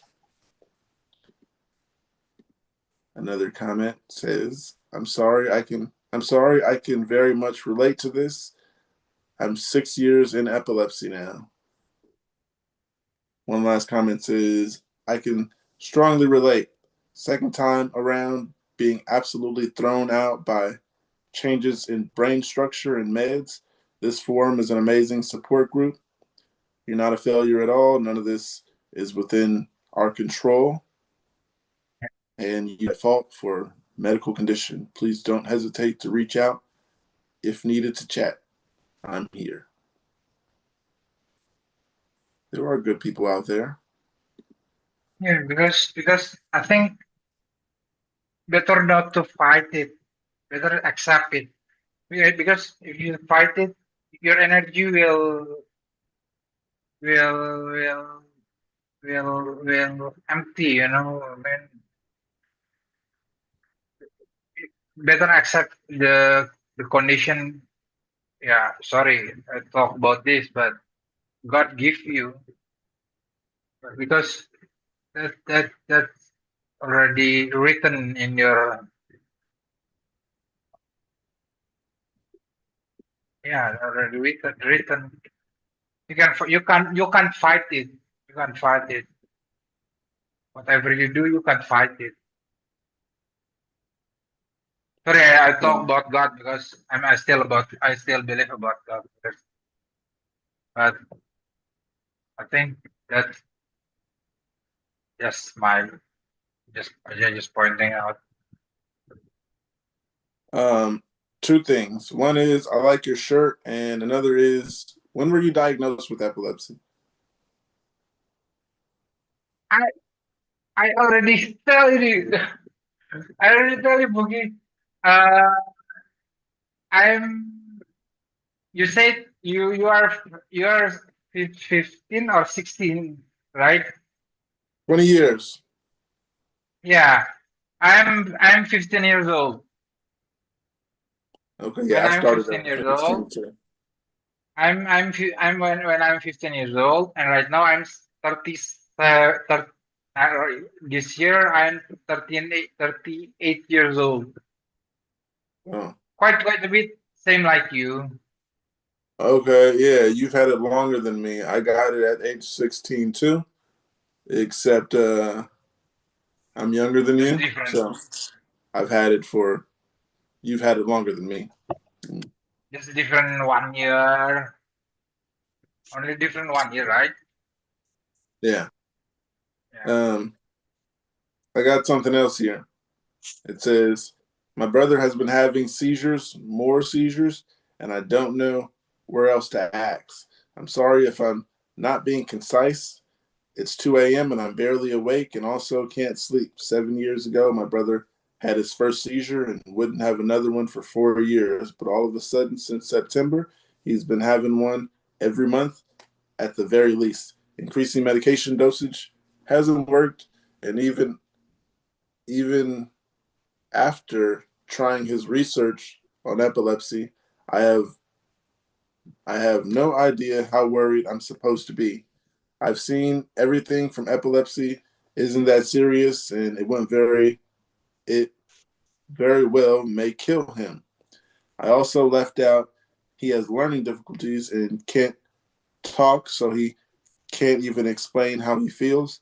And after every seizure, he seems to be less and less interested in being around me or the rest of the family. Every time he has a seizure, he seems either really distressed or really, really excited the days before.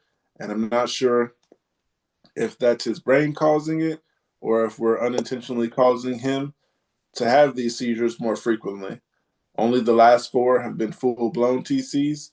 I've been staying up at night, paranoid he's going to have another one. My parents are trying to keep me uninvolved from this because I have exams soon, and they think the combined stress will be too much for me. But I really feel like I shouldn't be doing nothing like this.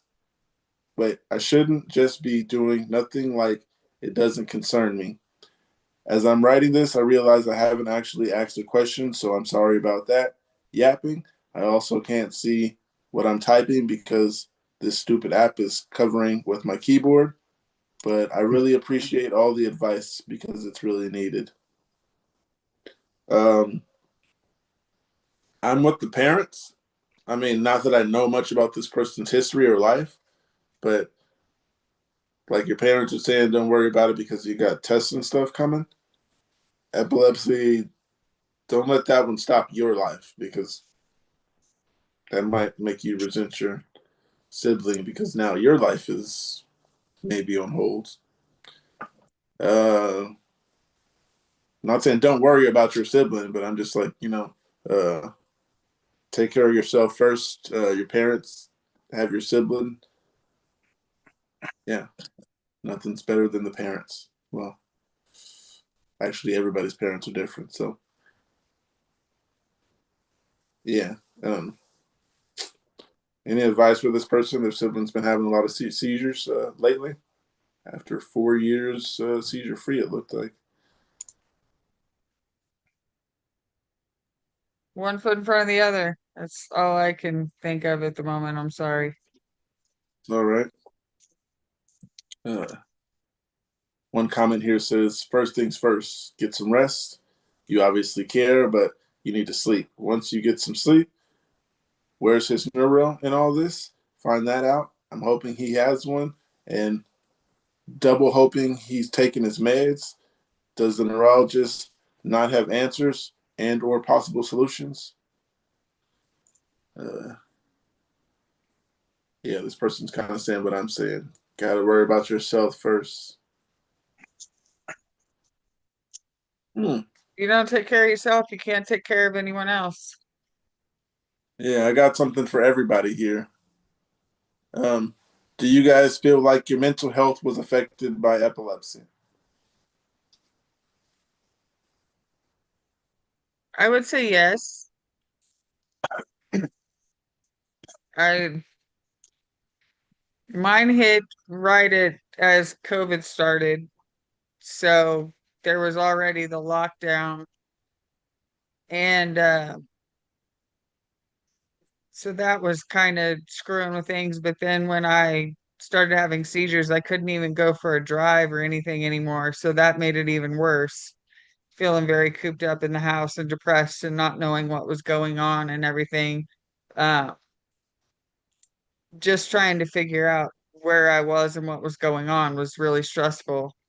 But once I kind of got more of a handle on everything and started coming here, for example, and talking to people, it's tremendously helped my mental state. Okay. James, do you feel like epilepsy has affected your mental health? Um,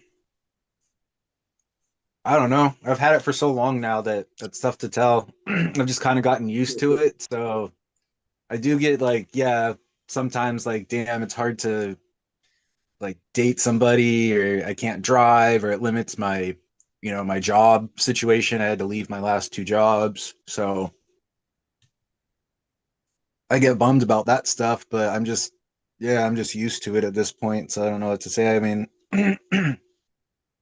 I just spent a week laying in a bed, not able to even go pee without calling somebody to fucking unplug me from the wall. So you just get used to like stupid shit like that, I guess. Right. That's the life now. Yep. Uh, yeah, I think I'm with you there. I don't know how much it has affected my mental health so long. I know that earlier in I was really depressed, but lamotrigine has helped. To anybody watching this, lamotrigine has done some help to me.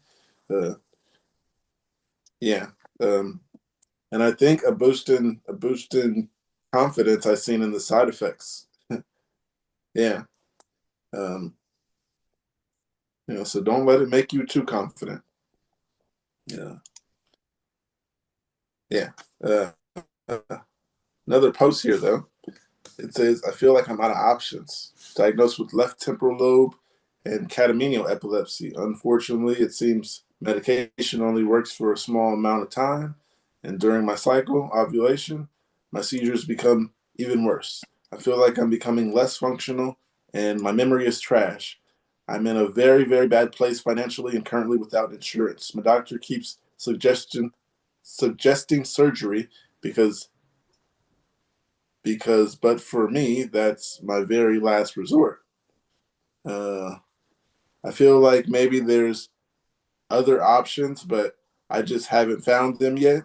I don't want to have brain surgery, and having tried everything else first, I could use some advice and support. Catamenial epilepsy needs way more attention and awareness. Our bodies are in extra state of distress. That makes life even more difficult. This person needs um, they feel like they're out of options, and I think this is a woman answer type thing. I'm not sure if I can help her with that catamenial thing. I can't really either because I've never dealt with that, unfortunately. Yeah,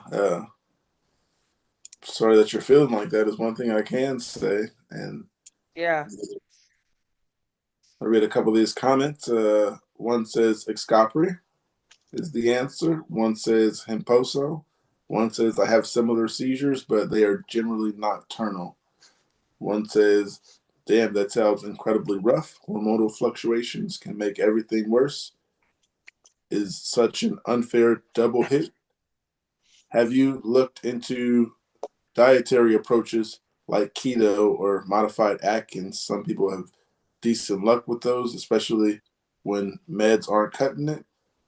Also, might be worth checking it out if there are any clinical trials in your area, since those sometimes cover the cost and give access to new treatments. The surgery fear totally makes sense. Definitely worth exhausting out all the other options first when you feel it's time to do so safely. Uh, yeah, we'll have someone come in here and help us with that one eventually. Uh, I got something here, and I don't know if anybody else is having auras here. Or no, I got another one here. I don't know. No one can relate to that. Okay. Side effects of carbamazepine. Even if you don't take carbamazepine, just give me some help. I recently started my treatment, and unfortunately, I'm noticing severe mood swings, not like constant instability and irritability, but I'm feeling motivated, joyful, and certain stoicism. I used to be quite reactive to frustration, and honestly, this scares me because besides being plastic emotions, it's something that could harm me. Can anybody talk about their side effects if that happens and the treatment? I have not taken carbamazepine. And yeah, my side effects with lamotrigine were insomnia. Yeah, so that's the Yeah, main thing that comes to mind. I haven't ever taken that either, but I took oxcarbazepine and it really messed me up. But it's really kind of hard to explain other than I just was completely out of it, sleepy, you know, couldn't even walk straight.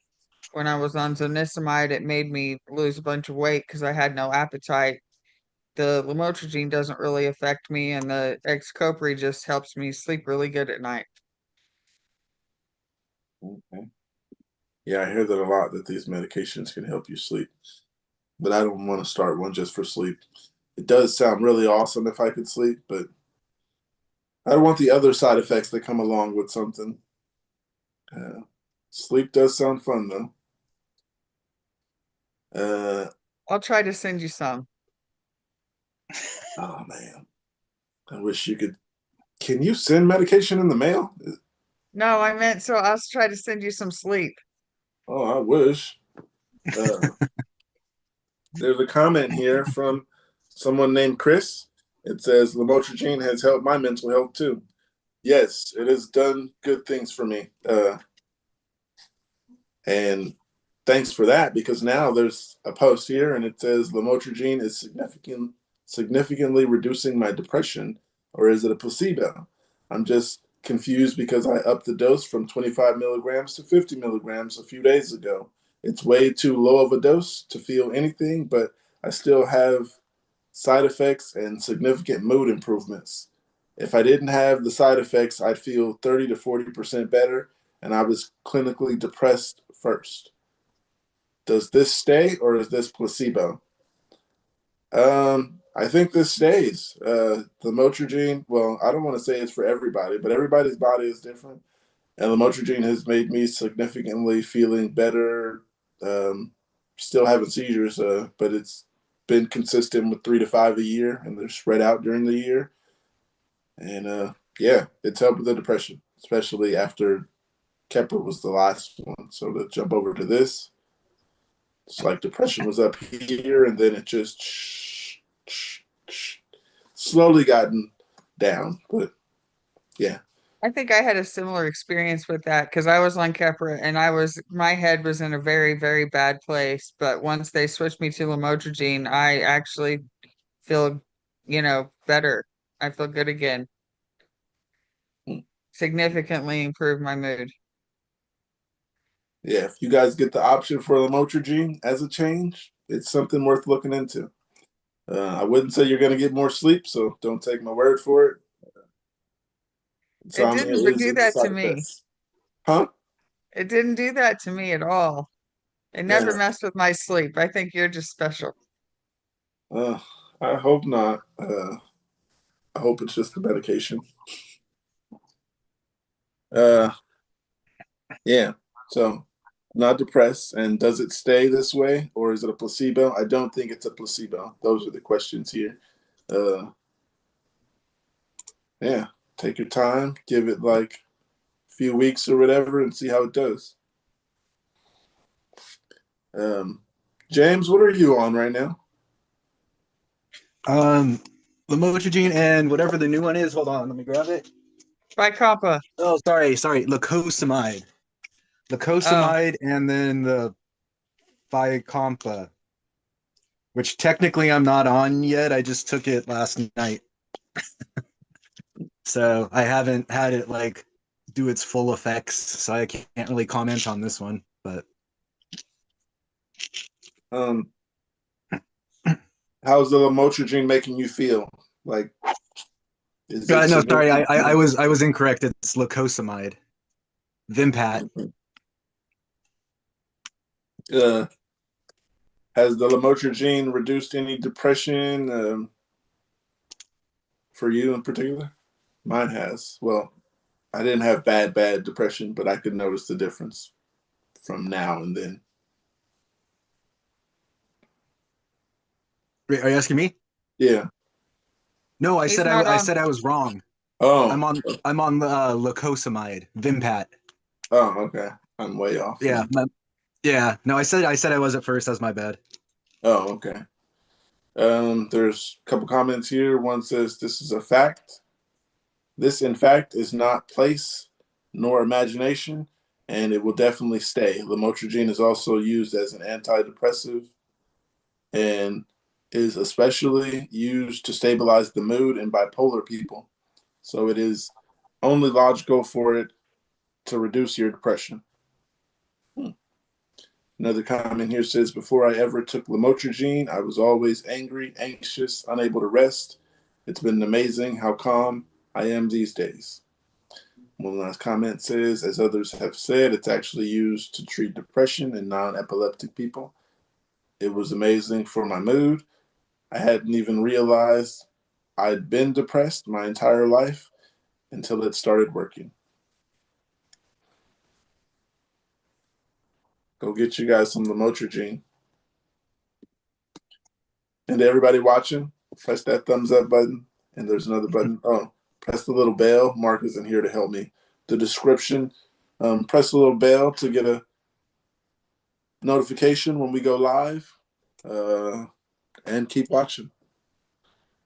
Earlier we talked about medication withdrawal. I mean, we talked about cannabis withdrawal. There's another one here that says Keppra withdrawal. Since you're getting off of Keppra, James, that's a good question for you, right? Well, the first full day I went without it, that night I had 2 seizures, so there's that. Mm. It could be just a coincidence. I also didn't get any sleep the night before just because it's impossible to sleep in those beds, and then the people in the room next to me were like really loud that night for some reason. So it was just like, yeah, I got no sleep, and it was my first night or first, yeah, full day off of it, and I was in the hospital. It was just like a combination of everything. So I don't know if it was just the Keppra alone or yeah, or the no sleep on top of it. It's hard to say. All right. I got something else here. It says, "Planning a break from medical weed. Worried about seizure. For context, I'm a medical patient and epilepsy is my qualifying condition. I have been using daily for about 4 years now, on average 1 gram of flour and or 0.2 grams of distillate in addition to my Lamictal. I'm looking at taking a tea break for a couple of weeks so my lungs can reset. Any thoughts? I'm not against edibles, but I feel they are hit and miss sometimes. I guess the question is anyone else on medical cannabis and have been taking breaks, or how do you do it? I'm afraid to go off cold turkey because the all of a sudden drop in seizure threshold. Um, I don't know how that would go because I've never took a break and paid attention. I've taken breaks and it never really, I didn't have like withdrawal symptoms or anything, but yeah. Same. I wouldn't say it's not going to affect you different. So to each his own. But yeah, for me, break was not needed.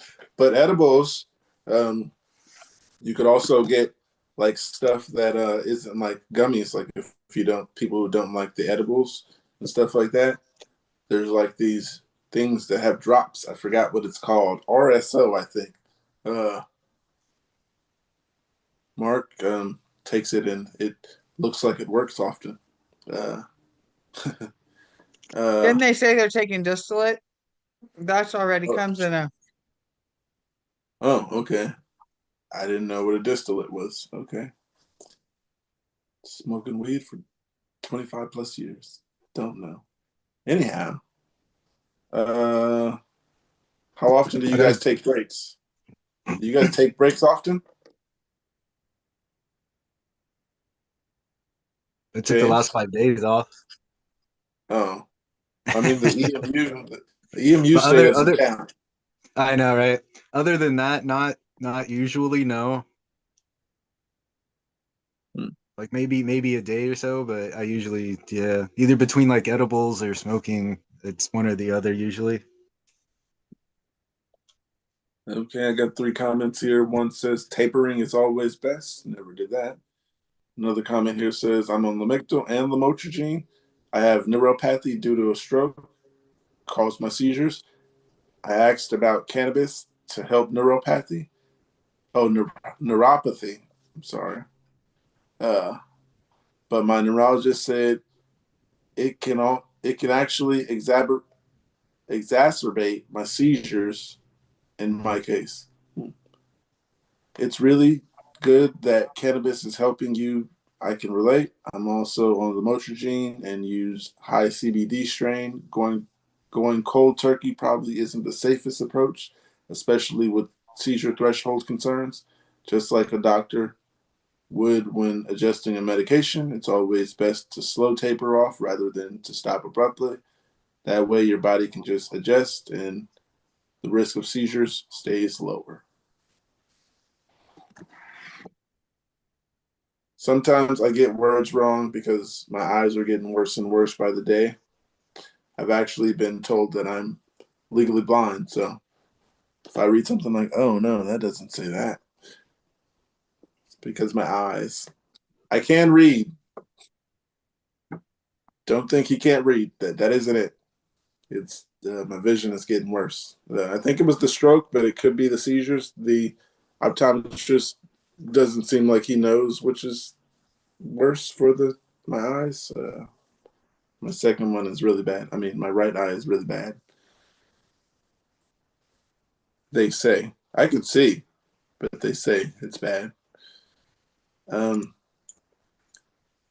Anybody have any experience at EMUs and tell me what to expect next week?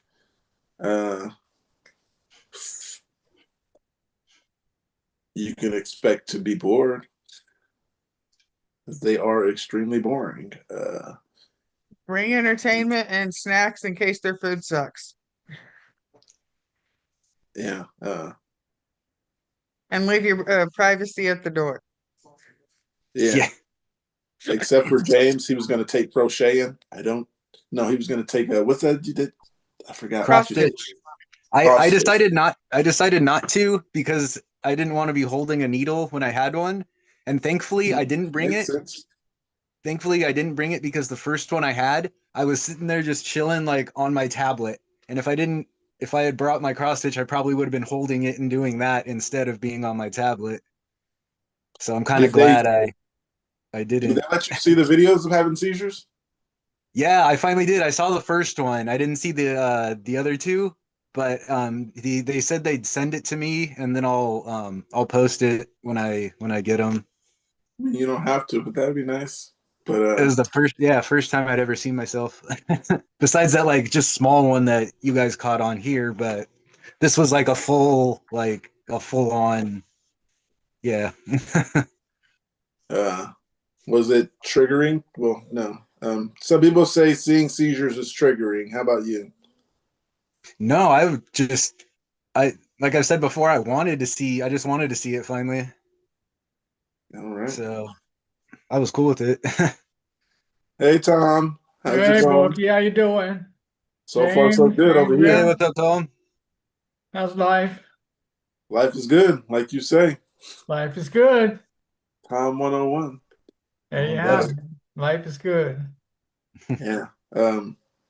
The icebreaker today was, Was or is? huh? Is it what? It was the icebreaker? Is the right what? The icebreaker today is, uh, What's something people don't like to talk about? there we go. Um,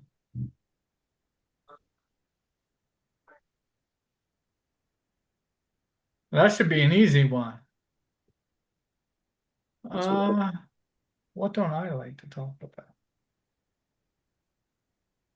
Mm-mm. Oh, my first marriage. Mm. That's a good one. What I do haven't been married people yet. not other people? I don't know. That's a personal question. Okay. I said death. It always makes everyone uncomfortable. What does Death. death? People don't like to talk about death. I don't have a problem with it because I believe in the resurrection. Everybody's gonna die someday. That's right, But- going to die. But the Bible says that we'll all be resurrected. You opened up a can of worms. Hey, Mark. Hey, Mark, how you doing? Hey, Mark, Hello, how's everybody doing? doing So well. far, so good.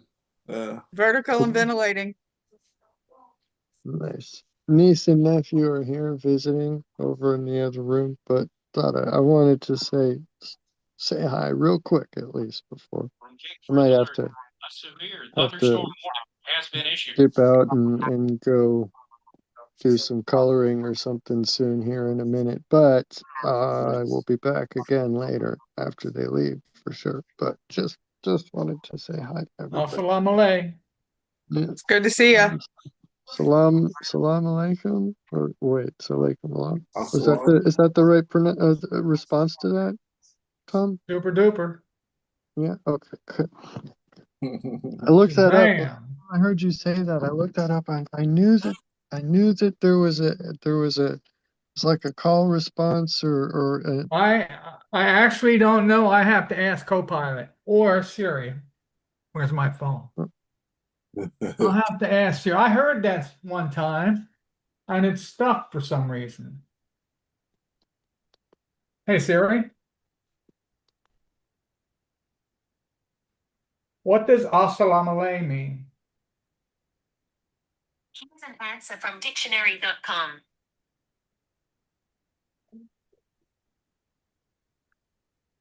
That doesn't work for me.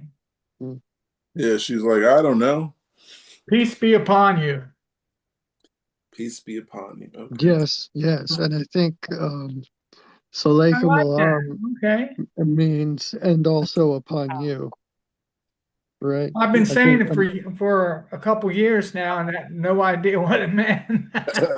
I could have been cussing at somebody. yeah, it's pretty cool. I thought it was pretty cool hearing that. Yeah, Yeah. peace be upon you. I like that. Okay. Cool. And now I know how to use it. Yes. Cool Yes. How to beans. respond when somebody uses it. Who knows? We might get some overseas people coming and it might be good to have this knowledge on hand ready. Yeah, I don't even know Yeah. what language it came from or what culture or what. I believe it's Arabic. I may be mistaken. I believe it's Arabic. sure- It sounds like it's a Semitic language. So I'm sure Arabic Siri or could tell us. yeah, Arabic or Aramaic or Hebrew perhaps, but yeah, I don't know. Something to check out, look into Hey Siri, later. So yeah. the word assalamu alaikum, where does it originate from? Islam. Might be wrong.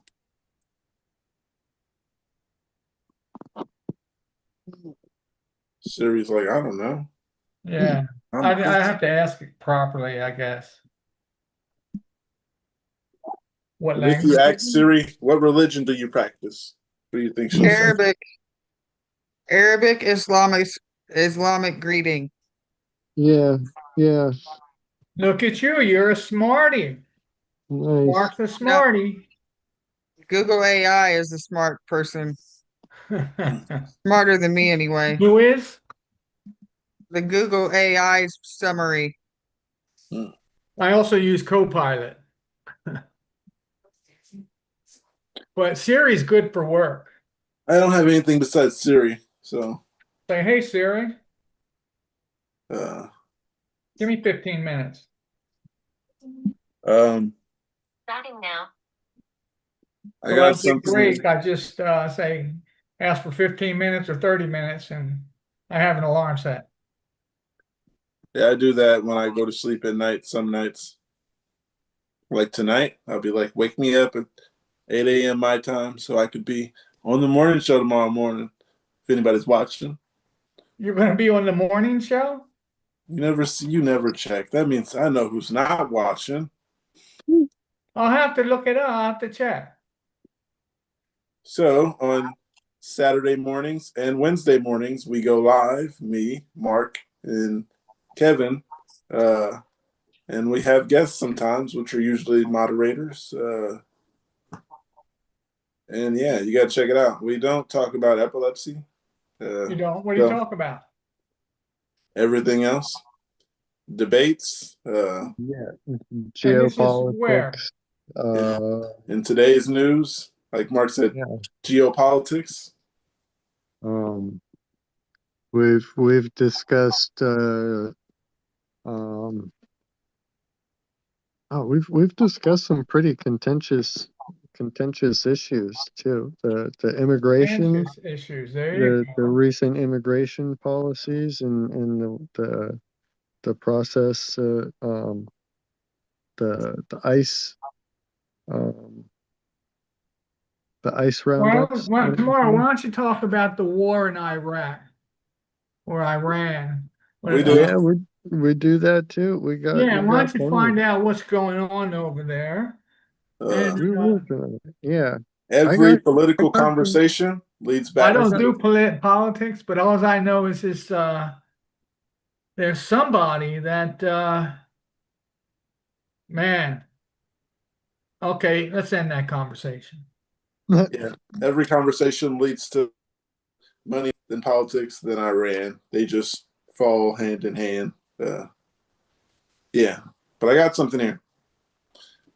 It says dulled feelings while I'm on lamotrigine. How many of you take lamotrigine and are referred to as level-headed or something of that sort? I've been on this drug for ages, and it makes me wonder what part of my true self has been lost to its also used for bipolar. I've not been diagnosed with the latter, but I feel like the emotion and creativity I once felt has been dulled, like dust settling on an otherwise shiny surface. Now stack that with other meds. I just want to blow the dust off. I've been all Andrea, go ahead. What? Do you have any dulled feelings? no. I have a lot of feelings, so I don't know if they're dulled or not. Yeah, I got lots of feelings too. But as far as with since I've been taking lamotrigine, has it changed at all? I can't blame anything on the lamotrigine. What's funny is it's like I'm more emotional and it's not exactly emotional. It's like I might cry more or like tear up more when I hear certain things, like certain shows people are watching, and won't even be like bad things happening. Sometimes, well, a lot of times it's good things happening, and I'm wondering why the hell am I sitting here crying? Why are tears going down my face now? Stuff like that. But Because you're so happy. yeah, but it's like feelings have dulled about certain situations because certain people have asked me, you're kind of not, do you care about the situation, stuff like that. I've been asked that, like, any thoughts? You gonna say something? How do you feel about it? And I'm usually the one that holding other people at the funerals instead of the one crying. So I don't know if that'd be dulled feelings, but yeah, I'm not a big crier. I don't think dulled feeling. I think that would be more.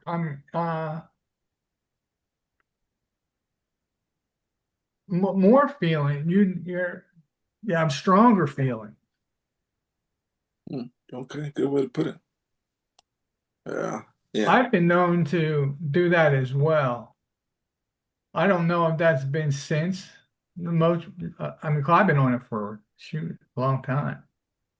But no, I've been known to just to tear up over Me too. not know why even. Yeah, mine is like that. And I know why. Sometimes I'm tearing up, asking myself why, over crying. What's so good about this person earning an award or something? Just random tears for no reason. Maybe it's just me. Uh, yeah, some comments here one says, apart from the epilepsy, I also have borderline personality disorder, PTSD, and traits of ASPD.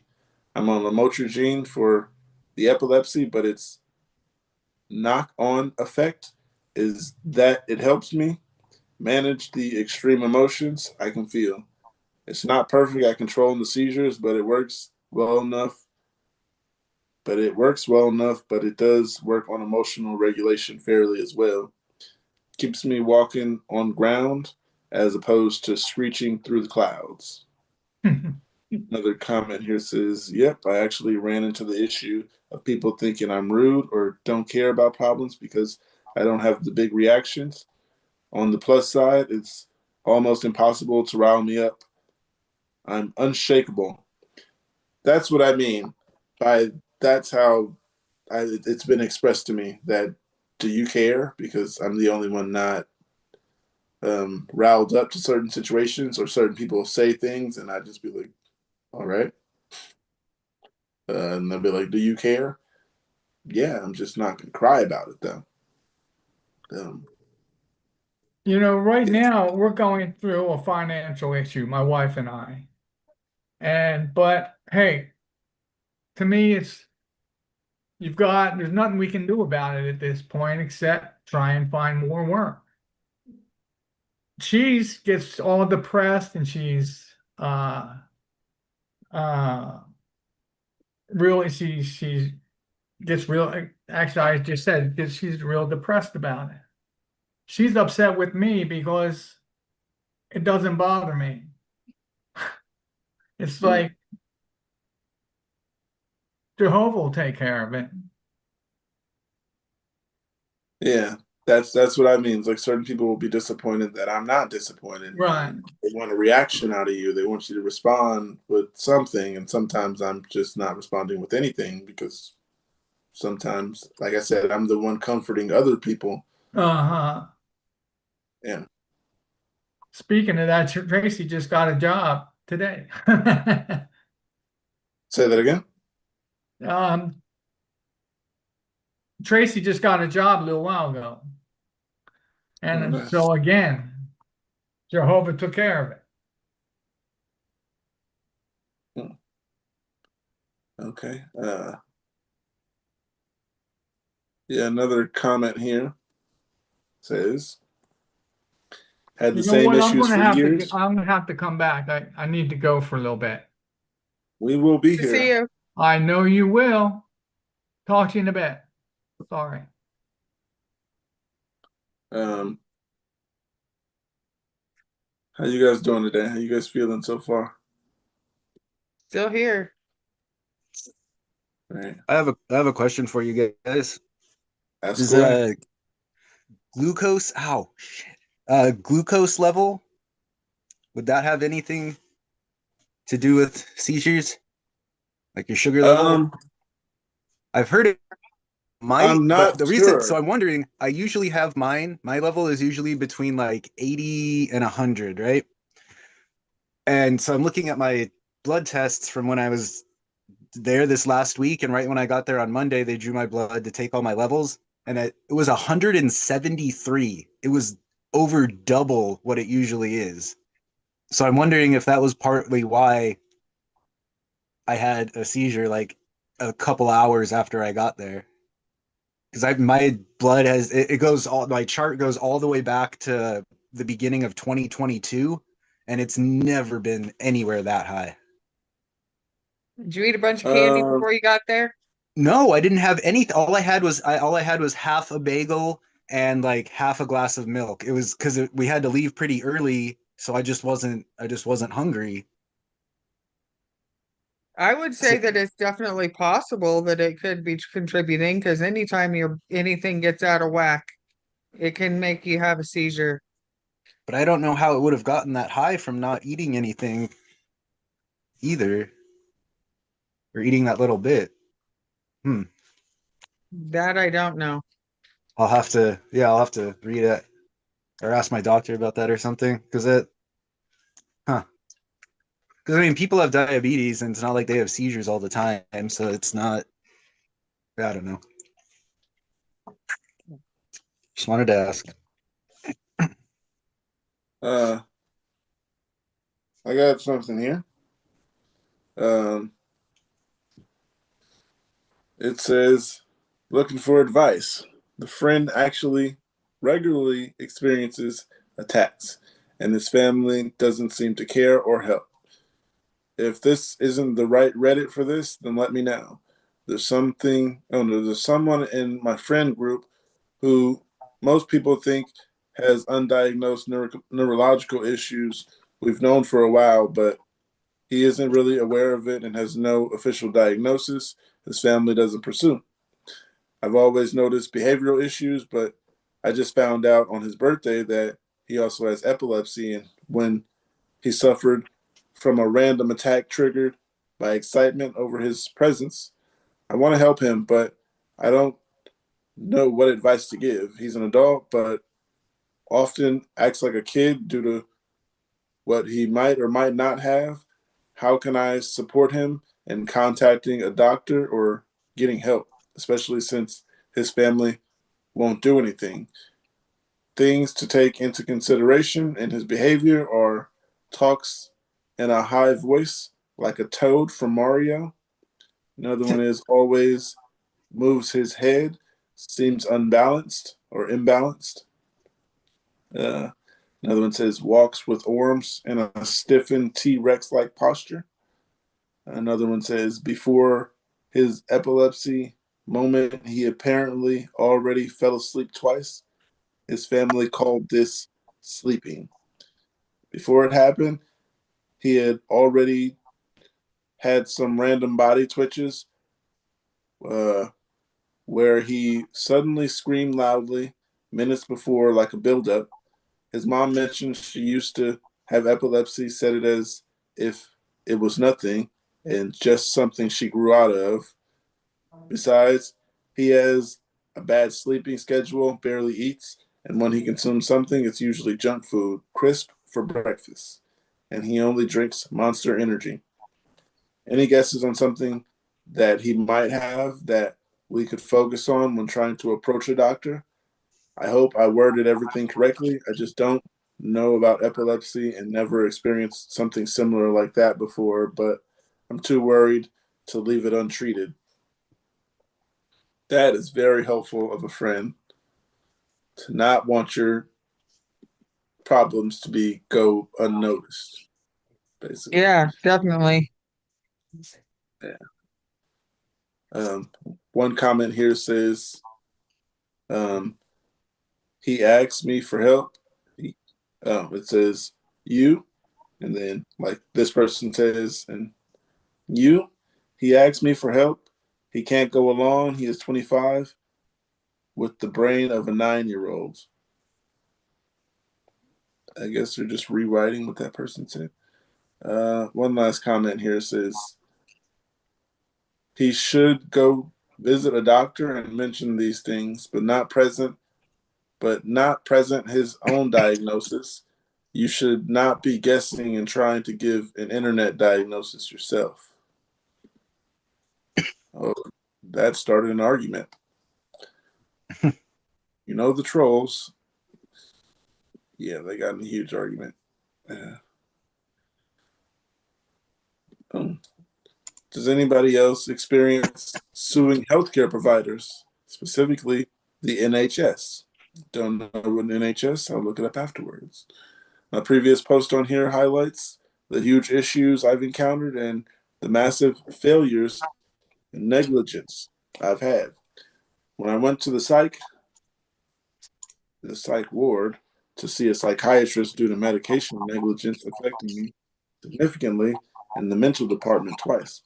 He was clearly mortified at what I was explaining to him. I never really thought it could be malpractice, and he never really spoke to me. He just sent me on my way and said he will make a referral to another neuro department at a different hospital to review my files. What I want to know is, does anyone here have experience putting claims in horrifying cases of misconduct and negligence? I'll start with me. I do have experience with that. But it's like a do but don't. I have a tab open for a lawsuit for malpractice. I just never finished the application and actually pressed send. But yeah, my medical malpractice case was from the stroke. I felt like they didn't take care of me good enough. And they didn't even know it was an actual stroke till 2 days in. So there's that. Anybody have any experience with wanting to sue healthcare providers? I believe they mentioned the NHS, and I think that's over in Europe. It's not our normal health system, so I would have zero experience with that. I've never had to deal with it before. Okay. James, you ever had any legal problems with healthcare workers? No, thankfully, no. Okay. The only comment here says, I don't know what NHS is, but it is nearly impossible to successfully sue doctors or healthcare agencies. Yes, it can be done, but successful outcome is expensive, very expensive. Lawyers, and you have to have the support proof provided by other doctors to prove your case. Other doctors seldom will get involved in suing of other doctors because they are afraid that someday they could be on the end of the lawsuit too. Extremely hard to do.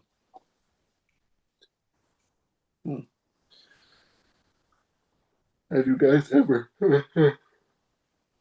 I need a sativa. Anyhow, it says parents don't let me travel far alone. I don't think we could. Oh, it's asking for advice.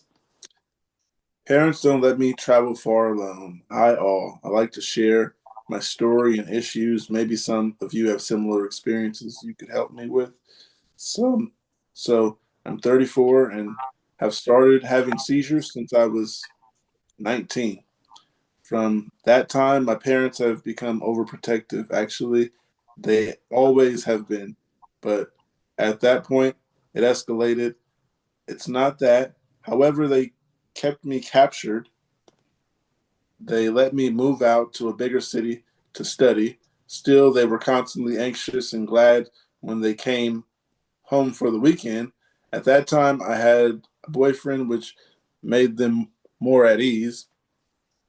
They even let me go to him when he lived abroad, and later I lived with him. However, when university ended, I got severely depressed, mostly because I couldn't find a job, still can't find anything better than a part-time job online, and because our relationship deteriorated. And in the end, we broke up. I came back to my family home and stayed there ever since. Now we get to the point of the problem. They got used to my presence at home. They don't want me to travel again. To make it clear, they don't mind me going somewhere 1 to 2 hours or further, somewhere 1 to 2 hours or further. But if it comes to actual journeys, especially one abroad, they don't agree. The problem is that I can't fight with them in their I can't fight with their argument that if something happened, it would be them, not me worried, and go there and help. Such situations already happened during my university time. I got a seizure. People around me called an ambulance. My parents were called. If I was abroad, such situations would be even more complicated. I don't have regular seizures now, but I still do. My epilepsy, I still do have seizures, absent seizures in particular. My doctor can't find a cure for that, but I had different types. The one that worked the best for me was Topamax and topiramate, but I felt bad, extremely drowsy, and memory loss. So he changed it from to lamotrigine, and they didn't spell that right. claiming this is an excellent, safe medication. And at first it was really good. But sometime after my absence seizures came back, my doctor kept increasing the dose with every visit, but with no effect. And right now, I admit I procrastinate. I procrastinate the next visit since I don't see the effects, and I'm afraid what will be his next idea. Most probably, he'll combine the last two meds. I'm tired of it, and I still take antidepressants. But back to the main issue, traveling is one of those things that make me feel really happy, especially going the seaside swimming. But for my parents, it's a big risk. They always say, end quote, you'll go with your partner when you find one. And but well, I'm not good at that. I admit I'm pretty antisocial and I don't meet people, especially that I live in a tiny city where literally nothing happens, can't drive, etc. I also don't have any friends to ask for a common trip. There are some big problems, have huge issues with sleeping. I can't make my sleeping schedule better. I always fall asleep late and therefore wake up late. And unfortunately, sleep deprivation is probably the main trigger for my seizures. If I know I have to get up early, for example, because of the train, I can't fall asleep at all. I ask for your understanding since I really try to improve my life situation, but it's a very hard for me. Take care, guys. I just need some advice and reassurance. Real quick, You're guys, I'm gonna go for a bit. I'll come back later. all right. We All will right. be here. See you. Did they share how old they were? 34.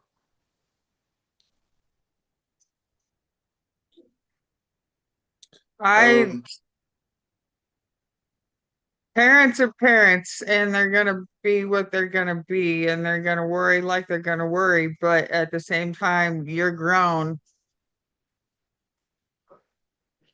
So, I mean, I don't know. I'd do whatever I wanted to do and tell them to deal with it. I'm grown. Right. Yeah, this person's 34. You gotta kind of distance yourself at sometimes. It took me 10 years to come back home to mom. Didn't want to, didn't come by choice, but my health wasn't at its best and still isn't at its best. But I feel like being home is maybe safer than being my last living situation was alone 98% of the time. 98.9. No, I'm kidding. Yeah, you got to find a way to get some distance. I did kind of like this person said, being out or flying is their. I like catching flights. They're fun. Being away, and I never let anyone know though. Everybody just notice I'm in a different state when they see me on social media, and that's the only reason literally I go on social media is because I know my family will see I'm in a different state sometimes. And I'm like, well, they know now. I didn't tell them, but they seen it. I seen that they seen it. They can't tell me that they didn't see because their name is under views. So it's like when I went to the concert, it's like I got to the concert, I had a decent time. I took pictures of the inside of the stadium, so they knew exactly where I was because the stadium, Levi Stadium, is just like right above everything. And yeah, I had a cousin ask me how was the concert. No one ever said anything, but I know quite a few of my family members seen it. No one ever said anything. Someone asked me how was the concert and how'd you get there, which I was just like, I'm curious to why you're curious about how I got there. That's a really random question. How'd you get there from someone who just seen it online? How'd you get there? Yeah, Maybe they just know you don't drive. but that question, it's like, why that question? How'd you get there? How do you start a conversation with that? How'd you get there? Um, Apparently, that's what they wanted to know. thought maybe they were spying for somebody. Maybe. Yeah, I lied because I thought they were spying for another family member. Yeah, not gonna. Yeah, they didn't get the right answer, but I got there, and I caught the train, and then I caught a train to another train. Well, that's kind of a subway, above ground subway is what you would call them. Hey, Kate. Hi, Kate. Hey, hey. How's everybody doing? Good.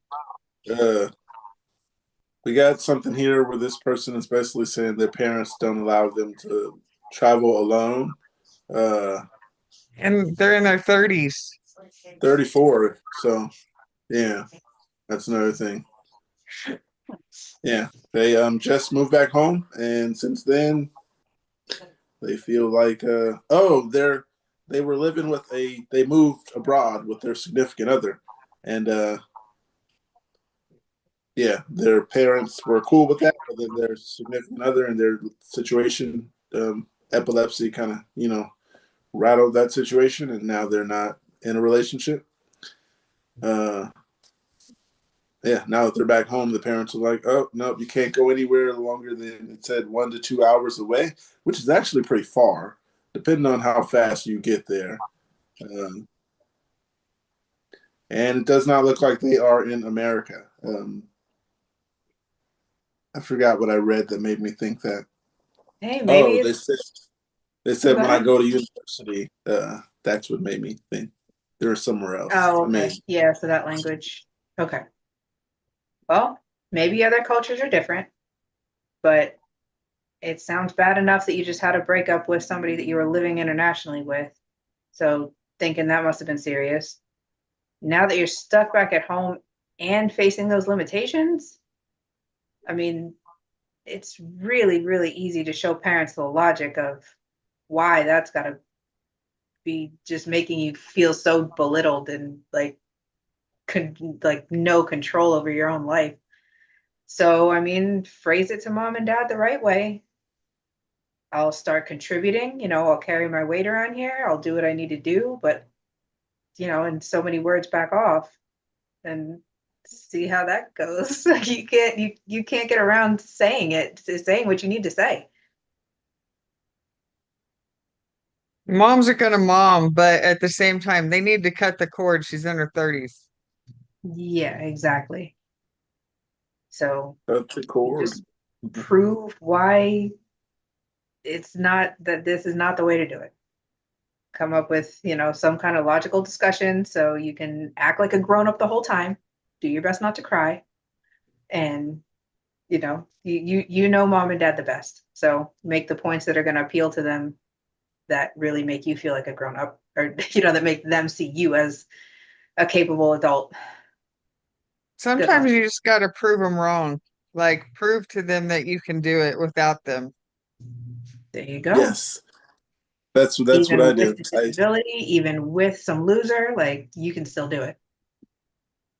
Sounds kind of personal, but Okay, fine.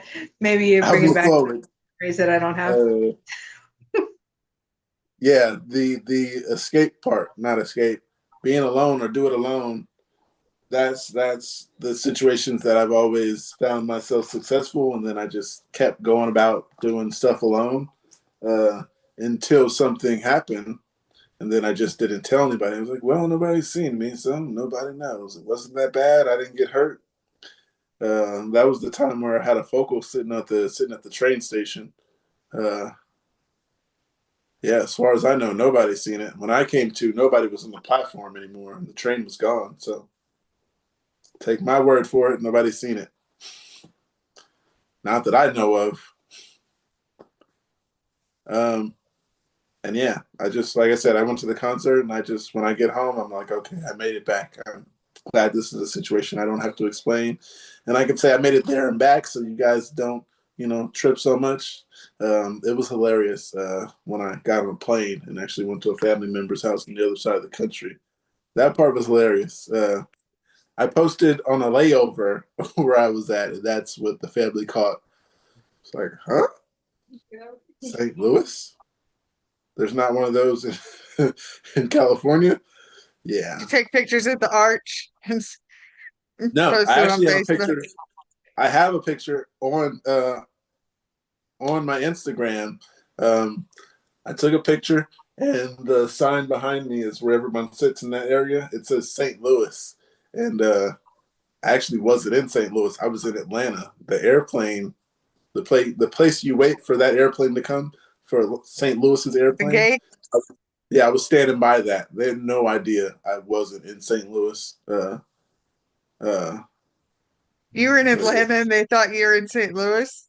Yeah, because the sign said St. Louis, but this is where you're supposed to sit when you're in St. Louis, not St. where you Louis. are. They have the sign saying you're in St. Louis. Yeah. Yep. They seen the picture and just like, oh, how are you in St. Louis? I'm not in St. Louis. By that time, I wasn't even in Atlanta anymore, so I was just like, no, I'm not in St. Louis. And Hey, but that's why family wants to stay on the right side, on like your best side, because then you could allow them to see your location. I'd rather you see my location. Some people. The children have that privilege in this house. I'd rather you see my location. I don't Well, have there any you go. family Then that as I long want as you to got stalk. somebody looking out. Yeah. Yeah, like that person was saying, if you give them the location, that's another thing is you got to worry about them watching you and stuff. You're still kind of hovering if you're just watching my location as I'm moving down the block. And that's that's going to have to be a compromise too, because then you got to say, okay, I let you see my location, but unless there's anything that comes up as me being in danger, don't ask questions. Don't question why I'm going to this neighborhood or that spot or whatever, because this is a privilege to even be able to see my location. So And I if got they something. violate that, shut it off so they can't see your Exactly. location anymore. It's as Yeah. easy as a button. I got something that just made me think about it. Getting that iPhone and letting people know where you're at. I mean, I let people know that I want to know where I'm at, like Kate, my little sister, my oldest sister, and my two of my children. But I was dating a girl at one point in time, and I came here to my mom's house. I don't live here.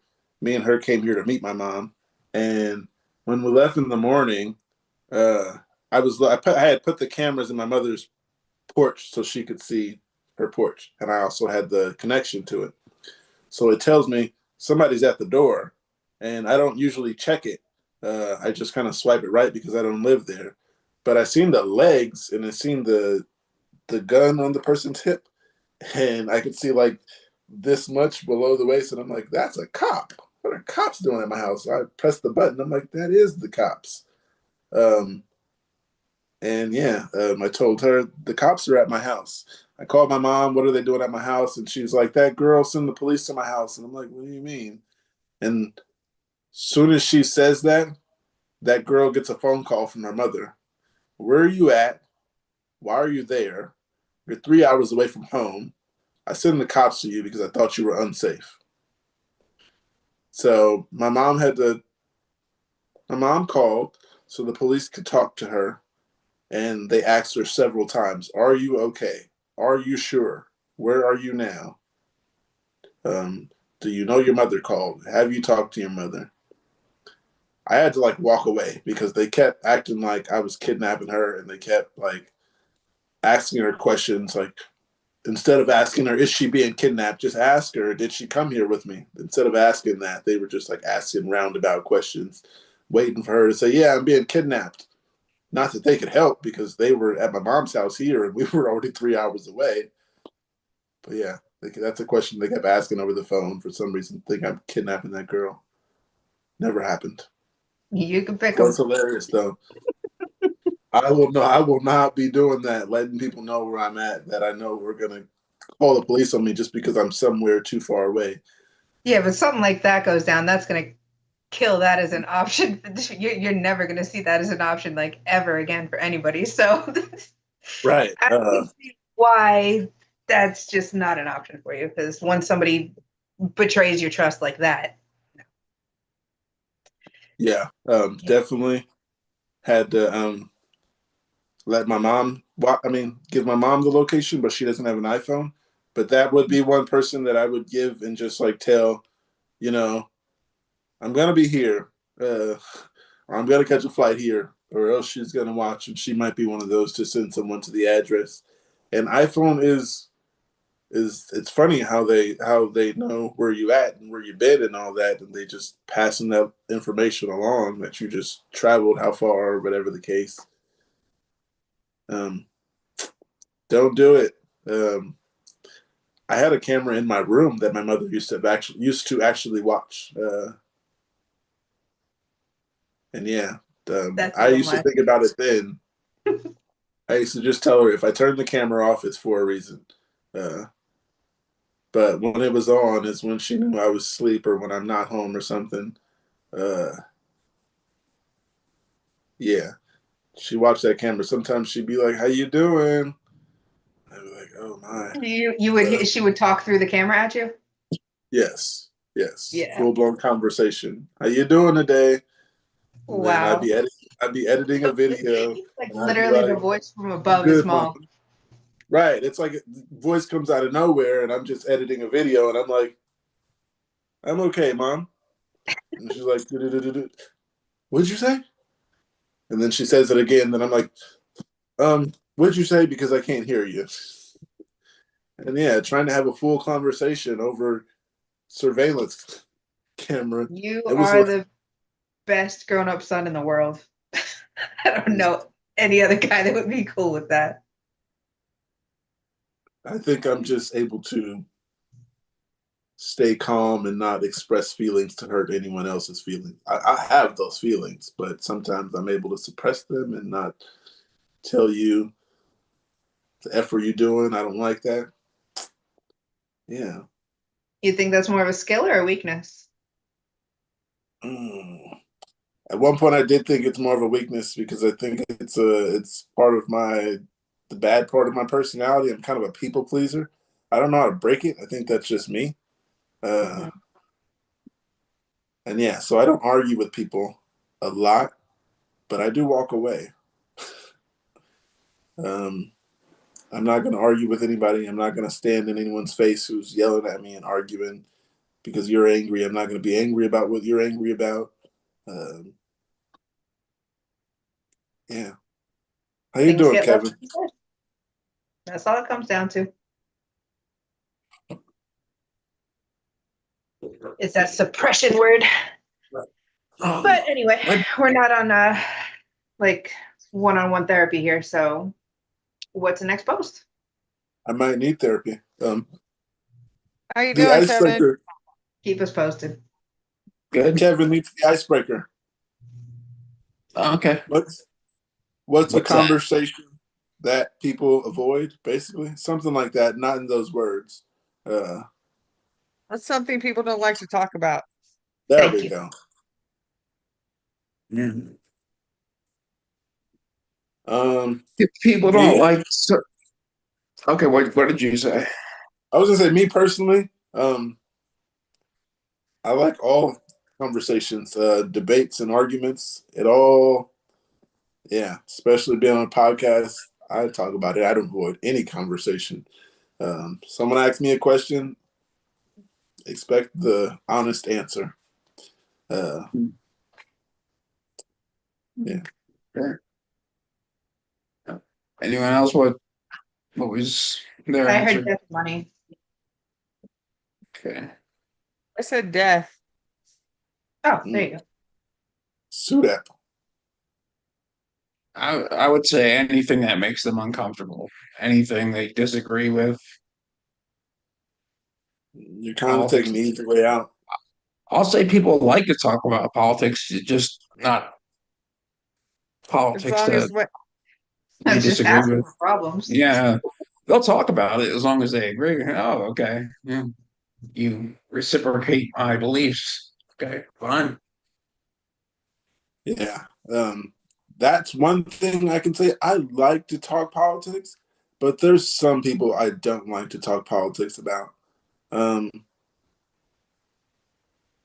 I'm sorry to say, but Democrats is a conversation. I don't like arguing with Democrats with this current administration, because they don't know the good parts. They just constantly hate Donald Trump because he's Donald Trump. Some things he says kind of make sense. Just some things. There's a little bit of things. And then there's those people who just hate him just because he's Donald Trump forever. Yeah, just because they're Democrats, they hate him. I don't hate him because Okay, I'm and a now we Democrat. have Tom Mitchell join the meeting. Let's Tom has get the joined. introduction and back to the subject. Tom has already joined. He's been there and back. Been here, Oh. done that. And how you doing, Mom? Oh, you're that Tom. Okay, hi. Hey. That Tom. There we go. I'm sorry I had to leave earlier. I had a seizure. Oh, I'm Yeah, sorry to hear that that. happens. So you You feel that you're okay? back to normal? Do you have those post-seizure headaches? Yeah, I'm gonna have to go take a nap. All right. We'll be here. You have a Yeah, good I'm nap. waiting huh? Tom, I gotta say, the grass in your backyard is really high. Yeah, you like that? Yeah. Yeah, I gotta get out with the weed whacker and take care of that. Okay. But yeah, Tom, you have a good day, man. I'm glad you came back, but Oh, well, I'll be back. I just, I'm just out of it right now. So I gotcha. told you I'd be back, so I just wanted to stop in. And of course, I had to come in and say, see Katie. My good gracious, girl, it's been a little while, huh? I haven't seen you. Honestly, I don't remember at this point. So, It's been a little bit. yeah, it's like a fresh introduction here. It's like I didn't see I you love that yesterday. smile, big pretty smile, girl. All right, yeah, I'll try and get back in a little bit. All right. Feel All right. better? Oh, I will. Take Yeah, it we easy, all stay do. hydrated. Yeah. All right, boys and girls, be back in a bit. Take care. Where are we at again? I got a question though. I mean, so do Democrats never give Republicans good credit for anything good they do? Is that correct for the reverse? Do Republicans ever give Democrats good credit for the good things they do? It isn't exactly good things that that people hate that Donald Trump does. It's some things that he says, and I'm like, did you guys listen? I mean, there was something good in there that you guys missed. But constantly, anything that comes out of his mouth, I know Democrats, there's something, they don't want to hear anything he has to say. Sometimes he's just informative and it makes sense. A lot of And times he's sometimes not. he's just an idiot. Yeah, that's He what I was just going to say. says Sometimes. he says so many stupid things. We can't hear the good things, right? I hear that. Yeah. I don't Or think a felon should be president. or it's the Hitler argument, like, oh, Hitler did do some good things. Okay, Like yeah, I'm what? out of this conversation. Oh, I'm sure he did do some good things. I He don't might know why. have. I hear people say that all the time. Hitler did do some good things. I don't know. And I've I'm sure never. I'm sure Trump did do some good things. I'm sure he But has. He's still a felon that shouldn't be running the country, in my opinion. right, yeah.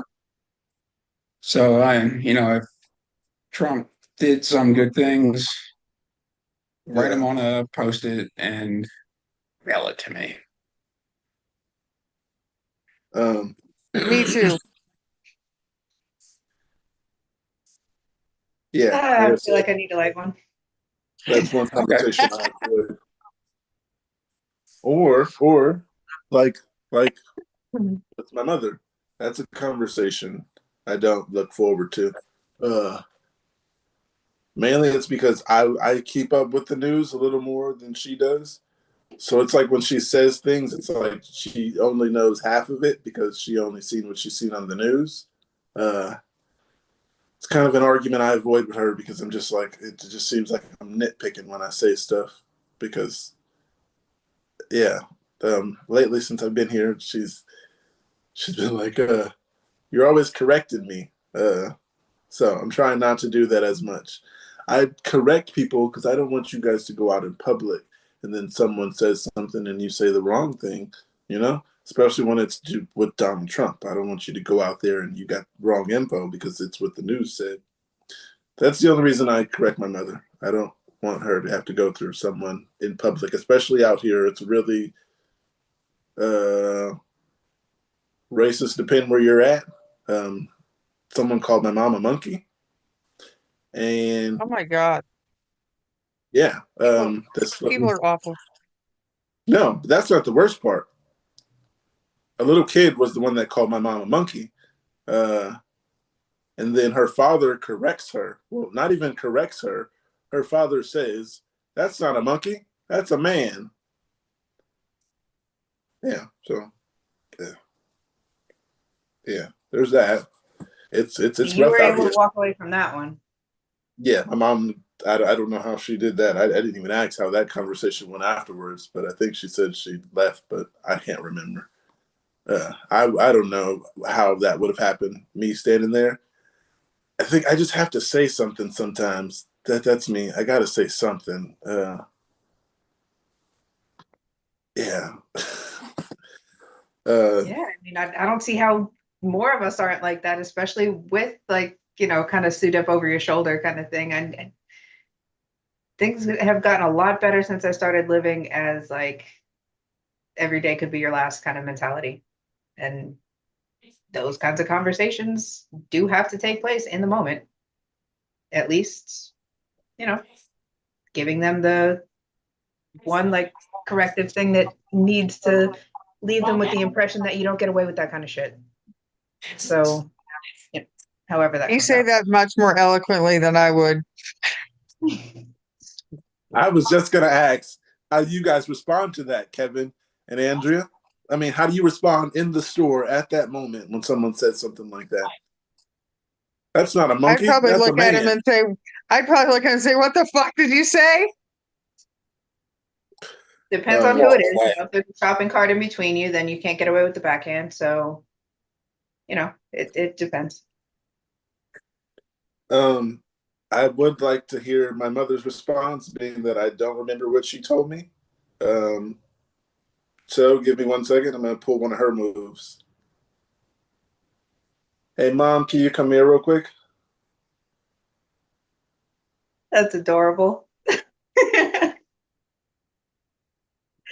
That's so awesome to be able to just Mom, you there? on call. Can you come here real That's quick? Didn't we used to have walkie-talkies? You had something like that.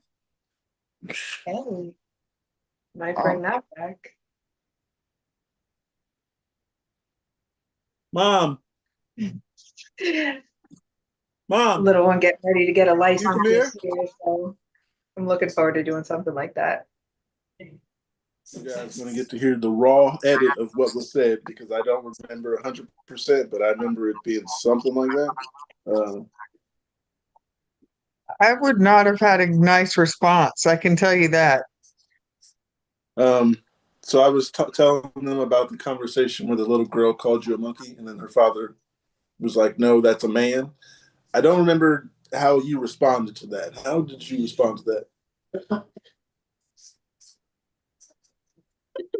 She's laughing. Well, you already know any other time I would have went from 0 to 5,000 in like 2 seconds. But this specific day, I swear to you not. Okay, so it started, I was in the store. I had my earbud in. I'm dancing to my little music and I'm shopping. I hear them talking about someone, but I thought they was talking about the lady in front of me. Okay, so I get into my car and these motherfuckers are still behind me talking shit, right? And it was a little boy. He had a little boy in the basket and a daughter that was a little bit shorter than me, right? The little boy goes, "Dad, look at the monkey." Ooh, shit. I turned around and I looked, and the dad said, "That's not a monkey, that's a man." Right? The little girl got ready to say something, and I looked at her because I was about to flash on the kids and the daddy. You know what I mean? But I, I put this on my mama. I heard these words, Janeka, get in your car. I feel you. And that's exactly what I did. These motherfuckers was red as that Kit Kat thing right there. Look like they'll come burn a cross on my grass. With how red it was. Oh, we know the red Kit Kat. Trust me. So Tulare has on the Tulare map, there's a KKK area. Yeah, that part too. Like It's all red. Region. Yeah, they have a little region. It says KKK. And that shit is real out here. Yeah. Wow. But yeah, I got in my car and a tear ran down my eye. Because any other time I've been out there, we've been squabbled up. You know what I mean? Dude, damn. So you think Pookie gets his self-control from mom? Oh, I don't have none. I just turned 53 years old. I'm trying to learn some self-control. I'm learning. I got a little bit, but if somebody come and say anything stupid, racist, I don't have no control. I don't have no control. If they don't have their children, oh, it's on and popping. She probably wouldn't been able to handle that. Call the popo because that's who you gonna need. Shit. Well, it's a learning process. Your words have meaning. People learn when you speak. I'm sure. You teach lessons. I fight the truth. Okay, I done said enough. I done got my anxiety. I'm about to tell y'all too much. Mama Pook is feisty. This the crowd you don't have to stress about. Yeah. Yeah. So yeah, she wouldn't have been able to handle it if it was just an adult, but it was a child, and she said she handled it that time, which surprised me. She was the bigger person. That time. That's well said. And that's not where I get it from. Lamotrigine. I'm just kidding. Lamotrigine has helped my I was on Keppra before this, so lamotrigine did help because I think I might have been like my mom before the lamotrigine. I was on Keppra in particular. This is what I was told was noticed, that I was kind of nonchalant and then blunt and sarcastic at the same time. So that's just a cut for disaster. When someone is nonchalant about what they say to you and it's bad, and they're really blunt about it, sugarcoat anything, that's how I was. I was really blunt and nonchalant, so I didn't take the other people's anger to what I said into. I was kind of just saying whatever, you like it or not. I got better though. I stopped taking that Keppra. Cold turkey. Lamotrigine's what's did it. Maybe I should ask for a higher dosage. Help me out. Yeah, I looked up to see what helped, but yeah, the lamotrigine, it helped be calm. But I've always been like a calm person. But yeah, Keppra took me to another level, and lamotrigine got me back down there because, yeah, bad times. Keppra can do good though, just not us. Right. Not us. Depends on the person. Depends on the person. Depends on the person. Not a person here has told me a good story. Yeah, including James. He doesn't have his camera on. For everybody out there watching this, press the thumbs up button and press the subscribe button and press the little bell and it'll tell you when we go live. In today's news, this isn't wrong show. We're not talking about today's news. There's a post here, and I was just going to read it because I was going to read the comments, and I already answered it basically. But you could give your advice. It says, has anyone ever had good experience with Keppra? Even if you're in the comments, let us know. It says, since last summer, I've been prescribed 500 milligrams twice a day. Still haven't fully adjusted to it. Literally knocks me out for an entire day sometimes. So I only take one tablet instead of two. My family wants me to go back to the neurologist and switch, but I read about people having bad experiences with other seizure meds as well. And Keppra has mostly worked in me keeping seizure free. My last one was around 3 weeks ago. My memory is cooked, but has been for a while now. I lost my career due to seizures. I was a truck driver and haven't worked since, but Keppra makes me feel like I couldn't work a normal job. I'm just so surprised I haven't developed a tolerance. I'm so tired of living like this. I've lost almost everything since the first seizure, my relationship, my job, friends, ability to drive. Sorry for that rant. And at the end, any opinions or experiences with Keppra, someone give some advice, please. The please is in capitals. So they are really looking for some help. No, I have not had good experiences with Keppra. From what I was told, I was just not. I was blunt, my mother said. So being kind of blunt to people can be mean sometimes. Sometimes you got to be nice and take it slowly. I was not doing that, my mother said. I turned into an absolute bitch that was suicidal and angry all the time. So I would say if it's controlling your seizures and you're not having any, psychological or mental side effects from it, then great. But if you're noticing any of that, I would definitely recommend a change. Yeah, I think it was a cousin of mine who was here when I was talking about how my mother was telling me my mother called me a selfish little bastard.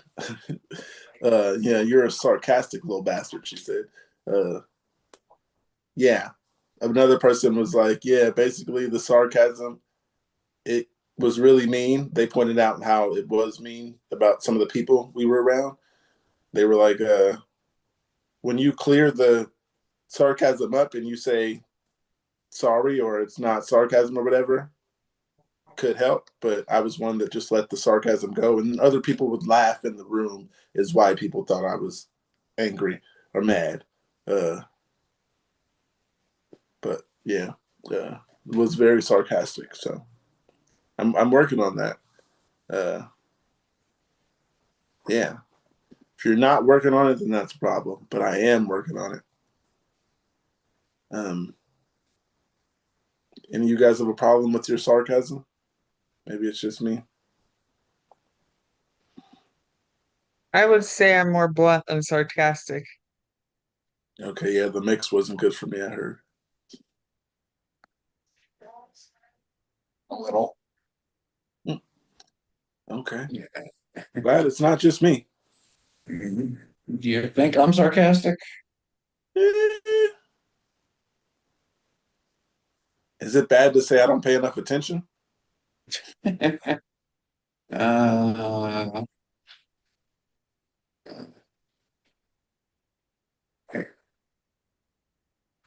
Haven't noticed you being tremendously sarcastic.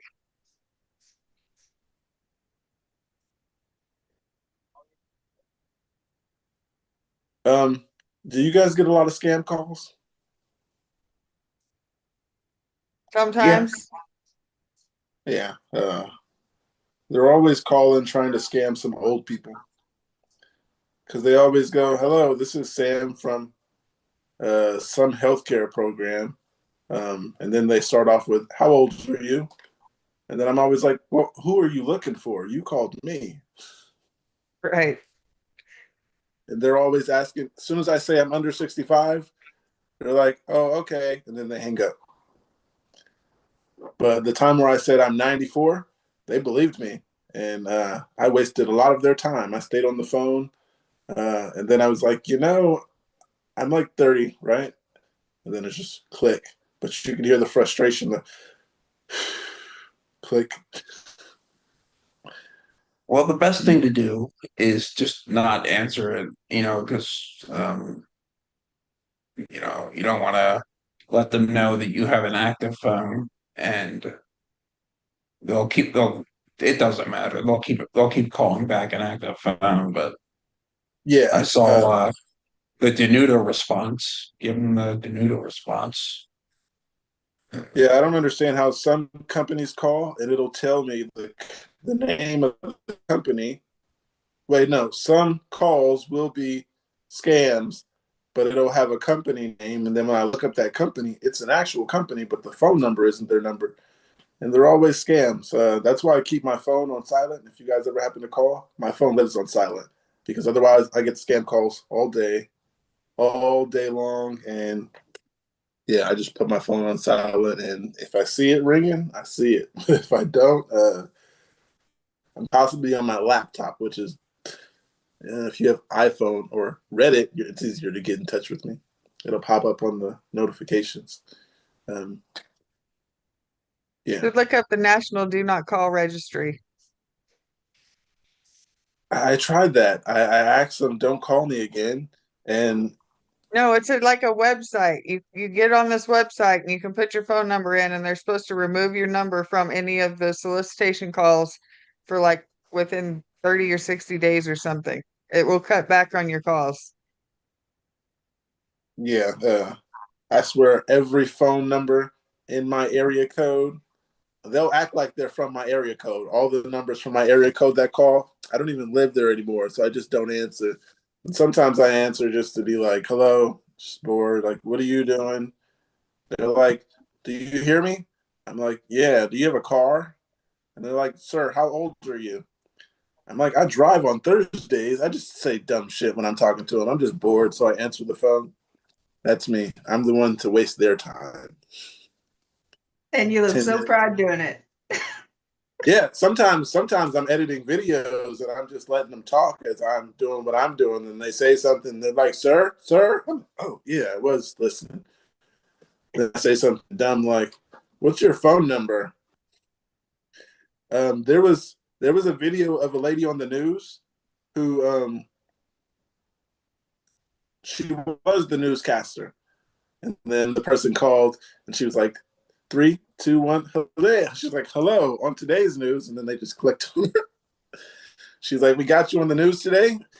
And yeah, you guys got to look at that on YouTube. I watch too much YouTube, maybe because I have to. That makes sense though. Kate, do you have any good experiences with Kepra? That was the last comment we were on, and I was going to move forward. Decreasing doses. Mm. Then I could maybe be open to the idea that it offered seizure control, but the negative effects always outweigh the positive. What do you mean by that? In other words, I hated how I looked and felt on it so much that even if I might have one or two less tonic-clonics a year, wasn't worth it. All right. I got a post here though. It says temperature regulation. For years ago, before I started having seizures, heat never bothered me, and I could wear short shorts in cold weather without a hitch. Now heat makes me have panic attacks because I feel like I'm gonna stop breathing, and I'm in cold temps. My extremities can never get warm. Does anyone else have this problem? I know hot weather lowers thresholds, but it's getting to a point now where if I if it's not perfect temperature, I'm uncomfortable. Any suggestions? Welcomed. Uh, Heat doesn't bother me. It's never been a thing that has. I hate heat, but it doesn't bother my seizures or my epilepsy at all that I know of. You guys get different. Oh, go ahead, Kevin. Oh, heat and yeah, that definitely bothers me. That's a huge trigger. I like have to plan weeks ahead Um, yeah.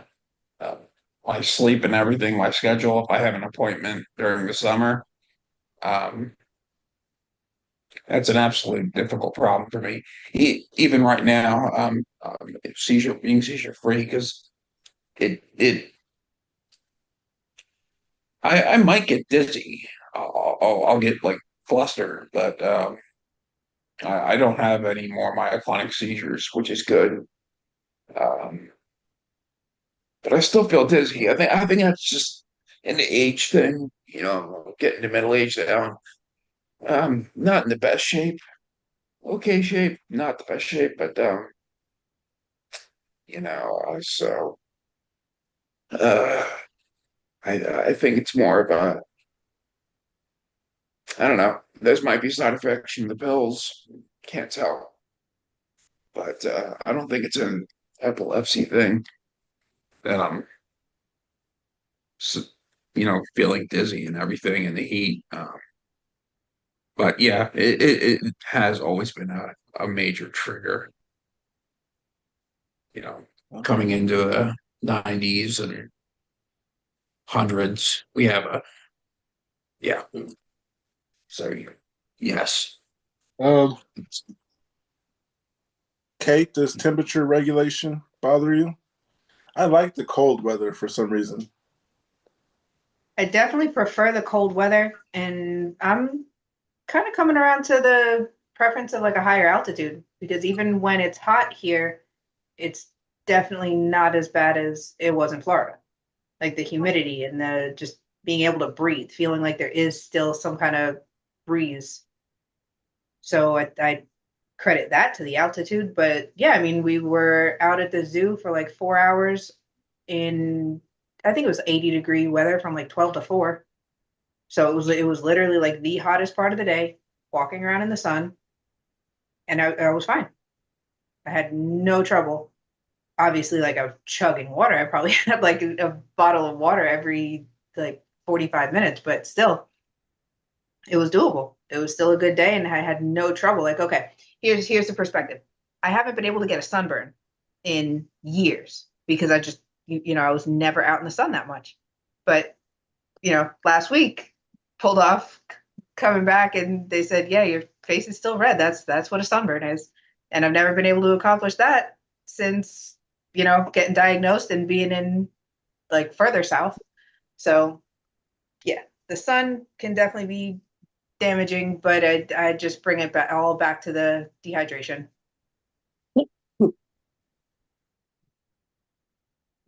Not to mention how you just feel like exhausted too. Being in the sun really is more tiring than doing the same thing on like a shady winter day kind of thing. So yeah, I agree with you on that for sure. the weather makes a big difference. Yeah. I do like the cold weather, but all the buildings in Center City here are really old, and they have these furnaces, and they turn the heat up to like 90 degrees. So I'm wearing a coat and like 5 layers of clothing, and that bothers me. So I'm fine. I can walk around in 10-degree weather, no problem. But you know, the transition from that to like, you know, going from 10 degrees to 80 degrees or 90 degrees in a building that's a big problem for me. Yeah. Um, One thing that goes along with what Kate was saying, uh, by the way, I also like lower temperatures because you can heat up, but hot temperatures is not so easy to cool down. But Yeah. what Kate said about the temperature regulation going along with what's the word? Like being so high. Elevation. There you go. Elevation. Kevin, you're on the third floor. Does that affect you? Is it much hotter up there? Yes. Right now I'm on the first floor, but the attic, yeah, I definitely have to have an air conditioner where I sleep. So Uh, yeah. The winter's fine though. It's nice and cold. Get a big blanket. Yeah, that's good. Um, I don't mind that. But yeah, it's actually hotter in the attic. Um, Stuffier, so I gotta make um, preparations for all that. But I can deal with it. It's no problem. Okay. Everybody out there watching, press that thumbs up button for us. Give us some likes, and Andrea will be back, and Kate. The more thumbs up we get, the more they'll keep coming back. I hope. I got something here. It says, I can't have a job. Does anyone have ideas to make money on the side? Hi, all. My epilepsy is getting to the point where I cannot find a full-time or part-time job. Are there any Etsy things, creative things that can make a difference in helping my fiance and making money? Thank you. I'm really struggling. I almost said something stupid. I would just suggest the best thing you could do is, get started.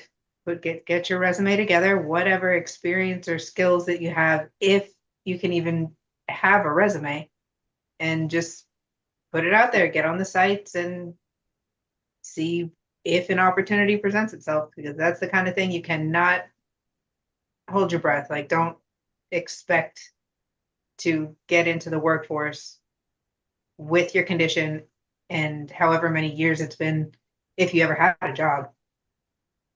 And yeah, getting into the workforce is definitely not, it's like easy unless you already have some kind of plan or something to go back to, or somebody to, hook you up with a job. So yeah, you can do your best to get started, get into it, but rest assured it might not happen. A lot of people these days are getting like side hustles. You might want to become a streamer, whatever you might be good at. I'm just saying, if you guys might be looking for opportunities or jobs, you might get, I was going to say rich and famous. You're either going to have to choose one, or you can get both, and then you can just like be a streamer and have fun with life and do whatever you're doing on camera.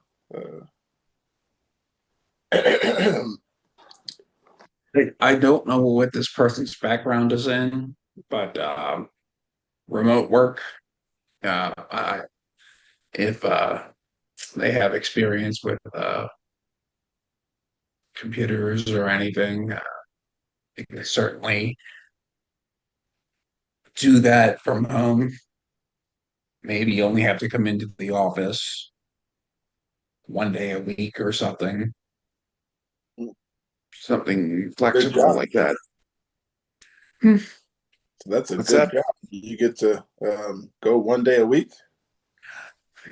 It depends on what the employer's demands are.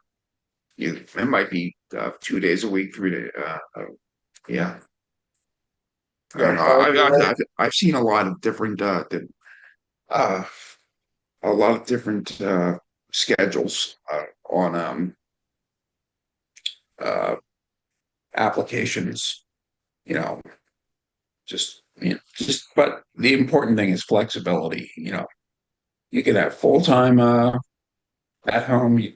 But you know, if you find something good like that, yeah, you can work at home, or yeah. Yeah. I mean, like, yeah, there's a lot of stuff out there. Someone once told me, you got to figure out how to be your own boss. If you be I your always own thought that boss was the and dumbest thing start your ever. own company, uh, yeah, Not because, but mathematically, not everyone's going to be their own boss, because then how's everyone in the country going to work for each other? And simultaneously be their own boss. OnlyFans? Just saying. So everyone's just going to be spanking it to each other. I mean, and paying for that. I mean, Whatever why? you're into. We're just going to be one huge porn site, this country? I don't know, but what is Etsy? People have like their own little shops that they sell stuff. I mean, you can sell anything on Etsy, whether it be like jewelry you make or handmade knitted stuff or artwork, just whatever. Okay. It's like Amazon for handmade stuff. Yeah. Yeah. Like I said, you can be a YouTuber. You can go to what's that other one? Twitch. And just because I said OnlyFans does not mean it's only for porn, Kevin. You gotta check it out. Isn't a good Yeah, I thing to know say. the cake thing. But Yeah, right. I don't Well, believe you believe me. no, it's just like, well, are we going to go back to a barter economy? Like, we'll strip for food? Just, like, Back in the day when something is more culturally acceptable, then there's less shame in doing what you got to do. I'm not putting shame on it. I'm just saying, like, is this what it's come to now? Like, instead of Yeah, sending me money, send me a bag of groceries. Right. Because Or nobody can afford groceries anymore. right, just send me a card for Grubhub or something. Or cake, right, Pookie? huh? I said or cake. Yeah. Yeah. Send a cake and I'll eat as many cakes as you would. Oh wait, actually, wrong thing. Yeah. Oh man, there's no way to take that back. Two Sorry birds, to one mean it stone, like right? that. You could Huh? make money with the cake by filming, Oh then yeah, eat the cake. You see? Yeah. definitely. There's an audience for everything, huh? Yeah. Everything is yeah. I have to say it now because it's right there. So there's this one lady, not that I've seen the video or anything like that. It's on OnlyFans, and she's not out there having sex or anything like you might be thinking, Kevin. This woman is 500 I plus know. pounds, and what she does is get cakes, and people send her cakes, and she just eats it and let it go all down her face and her chest and stuff, and she got rich off of that. You know, everything is someone. There's an audience for everything, unfortunately. But yeah. Uh, did anybody take a flight by yourself after epilepsy? I'm scared to death to fly on my own. I'm 1 month with no focal seizures. Well, that means You something. guys taking? If you go a certain amount of time without any incidents and you know your triggers well enough, you've, figured out how to live with your condition, then just observe the logic there and make the best choice. Try, maybe start with a short flight or see if there's such thing as a airline that's better known for accommodating, somebody like this. Get on the message boards and see if anybody else has good experiences with a certain airline. Then, one step at a time. Don't let the epilepsy stop you, especially if you're doing well with controlling it. Yeah. I took a bus somewhere. I took a bus down to Miami. That was a lot cheaper, and I took a plane back. So, yeah, and my seizures were not controlled at all back then. This was 2009. So you took one bus, like a straight trip all the way Yeah. there? You still chose like a bus over a train? I don't know. I was very young and very stupid and not Oh, okay. What wasn't into like very, very impulsive. I was a very impulsive person back then, and I just up and left. This was right after the Obama campaign. I volunteered for them, and I was like, okay, they won, and I'm like, all right, I want to do something else now, and I was like, I gotta leave. I gotta get out of here, and I was like, let's go on a trip. And I just left, went down to the bus station and went. And so it was like a 10-hour bus ride. And we actually went through Washington and everyone was going through there at the time because yeah, of the election. And that was really cool. And then we went to Miami and yeah, yeah, that was really cool. Then I took the plane back and but I think that was evidence of stress. Just I was very relieved of stress at the time, and yeah, stress being a factor was just very cool. You know, they eased up on the seizures. I think I went like 6 months without a seizure at Grandma. Yes.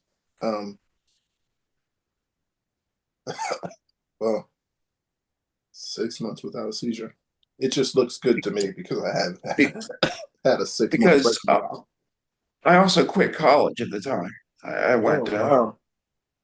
Double whammy. I hated school. I hated college. And that was And that causing me. contributed to less stress for you. Yeah, yeah. So I was feeling good at that time. Yeah, you guys were doing pretty good today. I mean, at least with the views and likes on the video. I won't pump your heads up too much. We're doing good, I'll say that. Some of the comments here say, I got diagnosed while I was in college, 500 miles away from family. You can do things on your own, I promise. My social anxiety didn't help, but now I even live alone. Maybe doing some exposure therapy of being in public areas alone could help you prepare. Yeah. That's how I feel with me. I just tried it more, and then most of the time I'd be alone and I'd just be like, okay, let me do something and not tell anybody because it goes well. And if it doesn't go well, then I won't. And if it doesn't go well and someone sees it, then I point it out. But I mean, it hasn't went bad for me, bad enough to where I had to tell anybody something happened today. Well, I haven't did anything. Feel like motivated to tell somebody something happened today, just in case. Like, do you have like clusters? If I did, I wasn't told this, but Oh. I hope I didn't. I think I've had like one seizure on a bus. I mean, yeah, one. One, I got off of the bus and then I had the seizure. But yeah, it was short. I think my shortest seizure was like 3 seconds. It was in the Apple store. They were losing their mind when I had a seizure. They thought I was going to sue them bad. They thought I just like wiped everything off the table for no reason.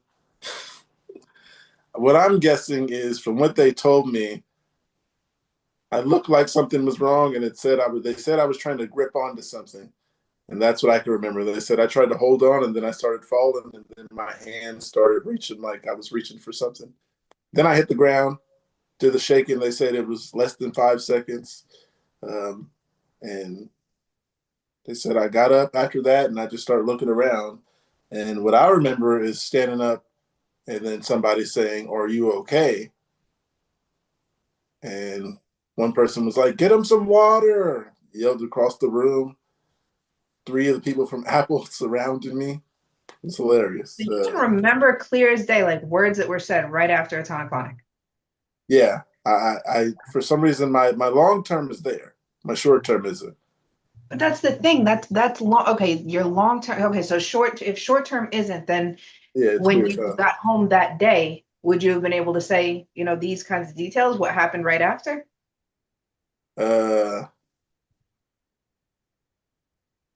No. Like, would you have remembered somebody called out, get him water?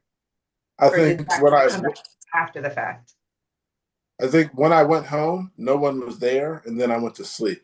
So when I did remember the story, I eventually told someone, "Oh yeah," and I was with my sister, so she dropped me off, and no one was there at the time, so I just kind of went to sleep and went about life.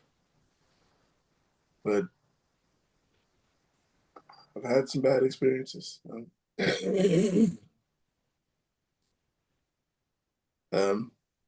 Everybody know No your store body. credit was offered. Come again? No store credit was offered. You guys didn't get some kind of discount on something. They No, didn't make you like sign a contract.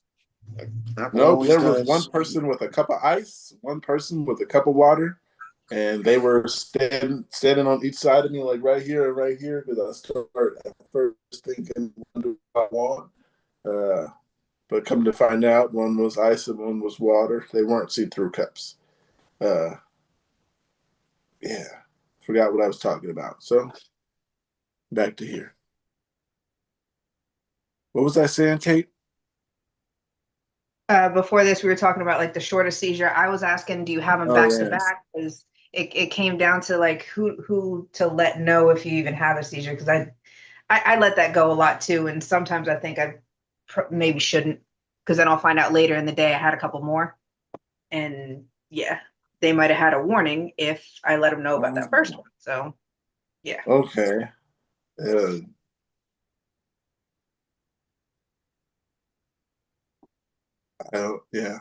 I don't think I've had clusters other than focals. And that time was hilarious. That time I was having focals and I didn't understand what was going on. That someone would talk to me and I'd be like, and I started laughing. And it was happening over and over and over. Now that I know what a focal was, I thought I was just daydreaming. Then started the podcast and told me I figured out that my daydreams were actually focal seizures. I think plenty of us have learned a lot more from each other than we have from doctors over the years. That's for sure. I was thinking the other day that, like, when the doctors prescribe these pills, they like not show you how to start, but kind of get you prepared. I don't even know the word for it. It would be kind of show you how to start, like, because they don't tell you anything. They're just like, take this. Yeah, take this, see what Sent you a happens. prescription to the pharmacy. See you. Instead of I sent you a prescription to the pharmacy and it's going to do this, this, and this. Watch out for this. Watch out for this. I was thinking that the other day that would be a good thing to do, but doctors, they don't care what it's going to do to you as long as you take it. Yeah. One doctor has told me, "Why didn't you go pick up your prescription?"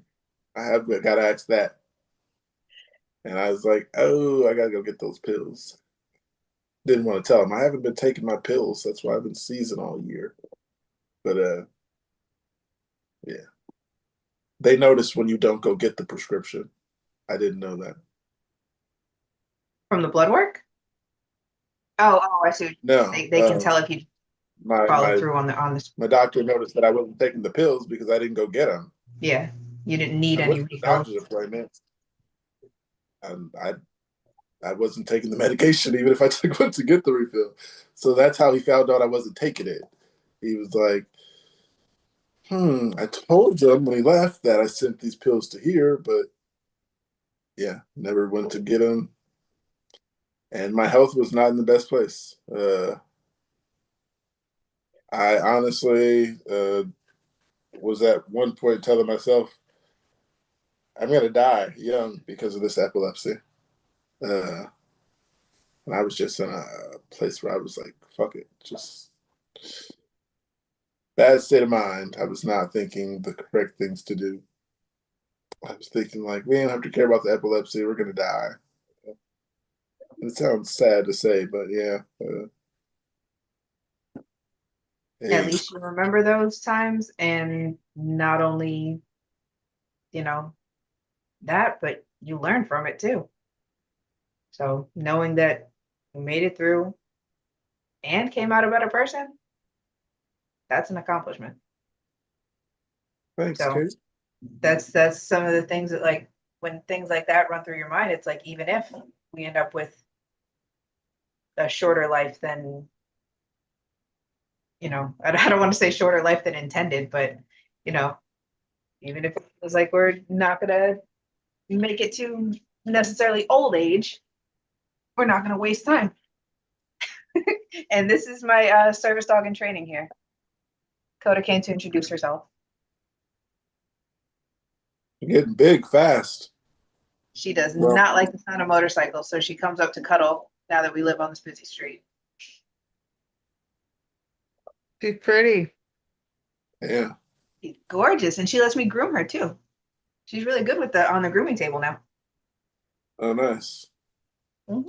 I'm trying to get my cat to let me brush him so he'll get less hairballs. Yeah, one step at a time. Are they like bolting as soon as they see the brush now? It's not that bad, but I start to try and brush him and he tries to bite it.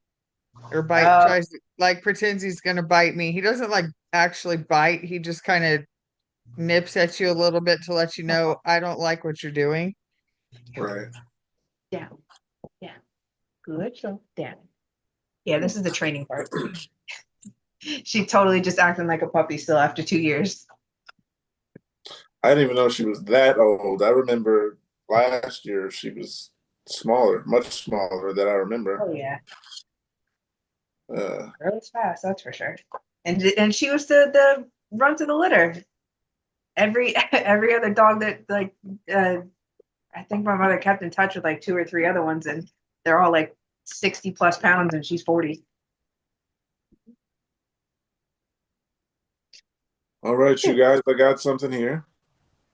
It says work promotion, but it will add more stress and responsibility. Have you been promoted with added stress? Are you happy you did it, or do you have any regrets? As much as I don't want to admit it, I do think about work over the weekend and what I have to do on Monday. So whilst I relax, I can't entirely separate myself from the weekend or on the weekend. I think I get stressed easy, so I'm not sure what I should do. I see others in that position, and they always have a heavy workload and harder tasks, and stay back a little bit. I'm at a crossroad because I'm not feeling overly fulfilled in my job. If not feeling overly fulfilled in my job, I genuinely love it though, and I've got a meeting with my manager today. The questions here were: you guys ever get promoted to an added stress position? Yeah, Are you happy you did it or not? Or they did training. It wasn't, I don't even know if I got paid anymore for it, but I was training someone on collections and the phone, and just how to do the job. And I guess you could call it added stress, but if you let it, it's not that. If you don't take it that seriously, then it's not stress. So maybe it just kind of starts with how you look at it. If you're not making any more money, it would probably be a lot easier to just call it like you see it. It doesn't have to be more stress unless you let it. I had one job. There was one job where I did not want to get promoted because I got used to a position, so I wanted to stay there, and I didn't take the promotion. But the other one was, I could say, maybe more stressful because I was in a warehouse and I was just moving boxes from one spot to another spot. But that could be dangerous because I was alone a lot. But I didn't take promotion because I'm don't like keep moving positions, and you got to keep going to that teaching period. And 2 weeks you'll be the boss and all that. So, yeah. Now that I think about it, I do regret that. Maybe I could have just tried and had a sit down position, and that's the reason I quit that job is because I fell and I had to have stitches on the inside of my mouth. Like had a legit bite your cheek. When they say bite you inside of your cheek, that was the worst it ever got, and I couldn't help but lick it for some reason. I'm not trying to, but it was like I just know it's there, so I kept checking on it, and yeah, my aunt would be like, "Why do you keep licking it? It looks like you're licking it." I'm like, no, I'm not. I just sometimes I lick and don't notice I'm licking until there's something there not to lick. Those injuries always take a lot of people to the longest to heal. So I don't know much. Oh, sorry. Yeah, And go. it stinks. I don't know much about the corporate world or anything, but uh, you can just can you just if it's too much stress or pressure, can you just renege on this and go back to your former position? I don't know. Is that something that's possible besides the besides losing face and is that if that's a I don't know. I Is that was something people the do? Can you position. The position I had was basically going to be not teaching, but kind of showing people how to do something. The new people, and they change. They're on the floor a week later. Show them people, not like teaching them, but show them this is what's going to happen. You can do this for these 3 days, and in a week they had the job and all that. That still does sound like teaching. Now that I said it, does it wasn't exactly teaching. I suppose if this person just give it a shot. If it's too much, step down, explain it to your boss. But if that's going to be too complicated, then just don't take it at all.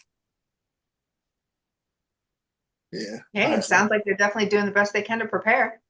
Ask for advice. So they're definitely going to do the best they can to be ready for anything they're presented with, to be able to earn and like maintain probably that better pay. And if anything, that's probably going to be maybe a more triggering or like stressful part of the job, just, growing to depend on it. So, definitely wish you the best. Good job for doing what you can to be prepared. Yeah, now that I look back on it, part of that not taking the promotion was I didn't want to have to go learn that process over again. I mean, a new process over again, but then there was like everybody that I met in this department. The warehouse was so big that I'd probably never see them again. I don't know why I took that into consideration, but I was younger then. And I was like, I'm gonna not be with these friends anymore. That was something I didn't think of. It just came to me. I'm big enough to say it now. I was immature and I didn't leave because my friends wouldn't leave. Even though I was going to get a raise and have a easier job. It makes no sense now that I think back on it. But yeah.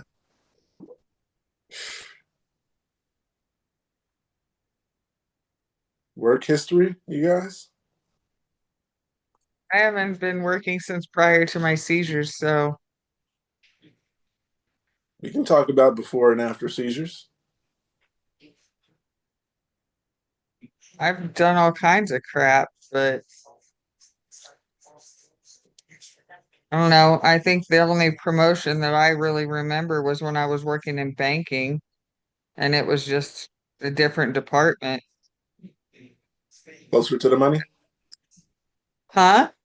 You get closer to the money with your promotion? Actually, further from the money because I went from somebody handling the money to bookkeeping. Oh, wow. Yeah, if you were going to plan a heist, that was a bad position to move to. I wasn't trying to plan a heist. I'd already been accused of stealing $23,000 Oh, because shit. somebody else stole $23,000. It's not fun when you get called to the conference room with a bunch of bigwigs and attorneys. Oh, Wow. how'd that go? Did Did that they was that a figure trigger out- for you? Did you get any of the money? Fuck no, I had nothing to do with it. I mean, some people, they be like, I know who did it, but if you Oh, can they give me knew who some, did it. then I can. Yeah, I mean, but some people would like, what's it called? Give me Rat, some and I won't say anything. not worth it. She stole like 23 or 26 grand or something. Did they catch her? Honestly, I tried to stay as far the fuck away from that as I could after all that happened. Like, it wasn't me. I don't know anything. I don't know whatever happened, honestly. Don't talk to me again. You're right.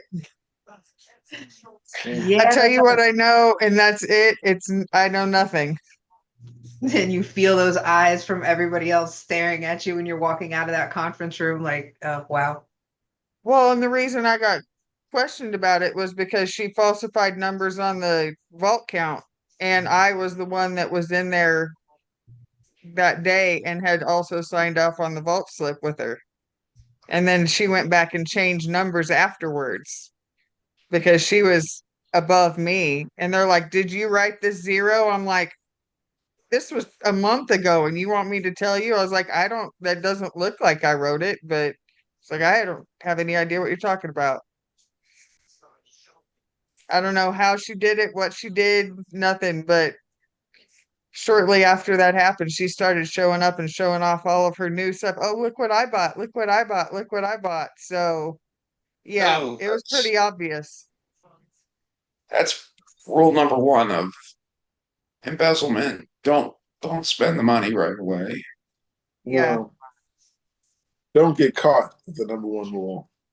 Yeah. I had Don't get nothing to caught. do with it. Do Nothing to do with it. anything possible to not get caught. Yeah. I'm always gonna love crime shows. I'm gonna Oh, I tell watch people. them all the time. Anybody out there watching? 48 is a favorite. Don't get caught. To anybody out there watching live, rule number one: No, don't do it. don't It's get not caught. worth it. Thank you. Can't talk about don't get caught after I mentioned first 48. Well, I mean, if you find somebody that's like Andrea, they're not gonna throw, gonna point you out. They'll just be like, "No, I don't want to be there. I don't want nothing to do with it." It might make you $26,000 richer. It ain't worth it. Yeah, man. So I got something else here. You truly think it isn't worth it? Was she like happy after she got away? I don't know. She wasn't there too long. Okay. I'm just gonna just ask, like, did this improve her life? I'm not saying it's a good thing to go steal or rob or anything like that, but I'm just I don't wondering. think it did anything beneficial for her in the long run. I'll put it that way. Wow. That's the main reason to do something. Yeah, then you're just doing shit for nothing, man. But that's rough. I got something here. Newly diagnosed. Absolutely terrified. I'm a 31-year-old female, and yesterday I was diagnosed with epilepsy. 2 years Welcome to ago. the club. Yeah. Sorry. It's all right. No, 2 years ago, I had what I believe was my first focal aware seizure, which felt like a very vivid deja vu. I had recently moved back to the UK after living in Australia for almost all of my life. For almost of my life. So I put it down to the area familiar, feeling familiar. I probably never been there before, but a lot of the English countryside has the same characteristics. So I never thought too much of it, but these deja vu moments kept happening. I can't say exactly how many I've had in the past 2 years, as before I had my first tonic-clonic, I'd not realized what I was going on, or what was going on, or what was happening. I don't know why it says both of those, but so aside from the feelings of slight anxiety and bewilderment, I just let it go. Almost exactly a month after I had my second, it was in my sleep, and I scared the life out of my husband. He knew my first started with a loud shriek. So as soon as he heard me, he knew what was happening. It lasted about 2 minutes. And when I came to, I was upset. He'd woken me up at 3 a.m. and didn't want to accept that, but it happened again. In both instances, I went stiff and blue, but there was no convulsions.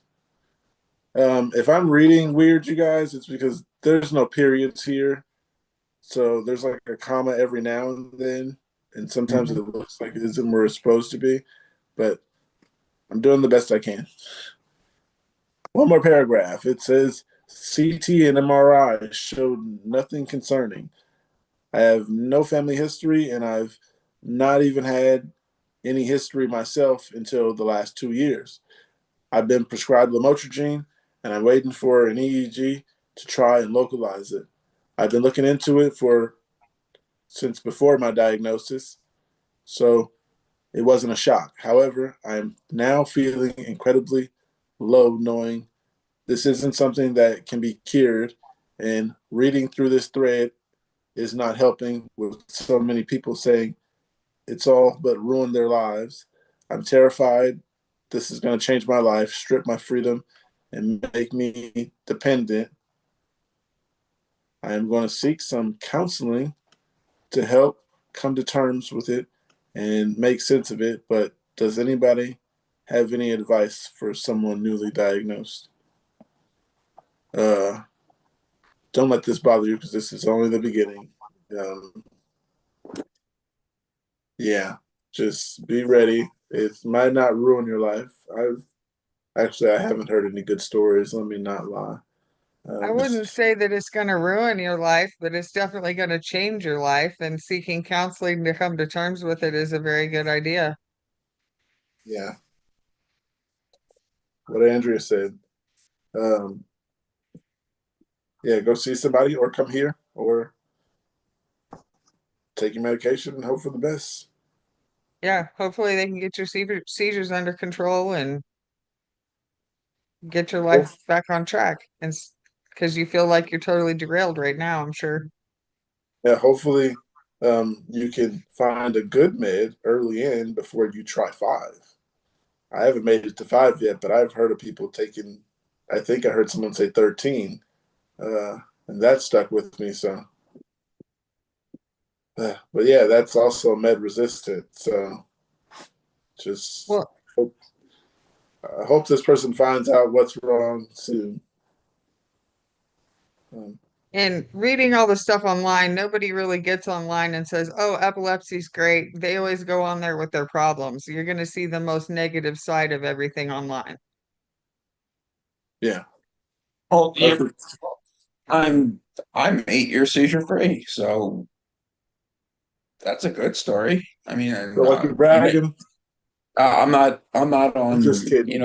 Reddit every day bragging like, oh, look how awesome I am. So just for today, just for the hell of it, let's see what Yeah. positivity we can put out into the universe. What's the best thing that's happened to you since diagnosis? This? I got some certifications and stuff, and that's cool, but I oh, that's pretty much it. Uh, but that's my responsibility. You know, everyone's path is different. So I know if people, that's my fault that I haven't done more. But But that being said, I mean, everybody's path is different. You still feel like you have definitely, met some of your goals and, I don't know the word, but you feel like you're definitely on your right path? sure, definitely. I have more freedoms and more stuff to do. Good. So you had epilepsy and it never slowed you down. And honestly, it's all about the time that you have, and you you just, even if you are in a place where your seizures aren't controlled, you can do stuff. Yeah, it's not so devastating. People do have way more severe cases, but just take a breath and realize it's a huge shock to be diagnosed, but it's not the end of the world. Yeah, I'll just leave it Make there. make the most of every day you have, and you know, one foot in front of the other. It's not the end of the world. Yeah, Yeah, just I like that Kevin, he is one of those people who stopped having seizures and then was like, you should do this, or you should do this, and you should do that. There was a person I met in the comments of another post that since they had stopped having seizures, they just tried to tell me I was doing everything wrong. That's why mines were not getting better. Then I was telling them, I got a TBI, so I don't feel like there's much I can do right now that'll help it. And everything they were saying just felt like they were just trying to break me down and not bring me up. And I'm glad Kevin is not one of those people telling people that they're not doing right and stuff like that. yeah. You're a good person. Whatever you want. It is also wonderful to meet other people that are dealing with what you're dealing with, because they understand where you're at. Yeah, And nobody, go that's one ahead. thing that starting this was the best thing that's happened to me since having epilepsy. I mean, other than lamotrigine, it's helped. Yeah, then the Nature's Made, that's helped. So shout out to Nature Made. Shout out to lamotrigine. But yeah, if I had this podcast when I started having epilepsy 20 years ago, I'd probably be working at a hospital or something. I doubted myself and was in so much denial in the beginning. Like having this would have stopped a lot of that. I was careless because I was like, I really was telling myself all the time, don't care, epilepsy will kill you. So why not try this? If epilepsy doesn't kill me, this will. I was in Mm, deep denial. so was I, Huh? very much. So was I, very much in denial. Yeah, I can very much relate to that. And sorry, I didn't mean to interrupt it if you were I getting to a point. pretended I didn't have it. I tried as best as possible. Yeah. But Kate asked the We're all on question. the same page with this one. Do not let it define you, that's for sure. Right. There was a question you asked, Kate, and I forgot, but I had an answer for it. I'm sure it'll come up again. What was that thing you asked Kevin? I'm the only one that I did. probably said something along the same lines of you don't let it define you or something like that. I think it was a question about what have I accomplished since that was the Oh, last Yeah, question. that's what we were trying to talk Okay. about originally. Okay. Yeah. Okay, yeah. I remembered. I already answered that question. I remember. It's not about since having controlled, it's just you can do stuff whenever. It's not like Take precaution. you can make accomplishments anytime. And I understand the medications do limit, but you know, you can make an accomplishment tomorrow. Make No, no, no. accomplishments any day. Kill a Yeah. man's liver too. Hmm? Hmm? So these meds will probably kill the man's liver too. Yeah, right. Exactly. It's all up to you. You know, most things are in your power. Just make your own destiny. You know, such and such. A lot of things are, well, this is the wrong, I was gonna start arguing a point, and this is the wrong podcast. No, go ahead. I mean, if you slightly disagree or disagree, go nuts. There's better times for this one. No. So has anybody ever come close to seeing this condition or the seizures or anything about epilepsy as a blessing? You know, something that actually pushed them in the right direction? That's pushing it. To see anything about epilepsy is positive. I don't think I would have went down the right path if I could drive. So epilepsy was a good thing, because the main reason I wasn't with people doing a lot more than I was doing was because I couldn't get there. If I could have done those things, I probably would have, but I couldn't get there. Didn't have a car.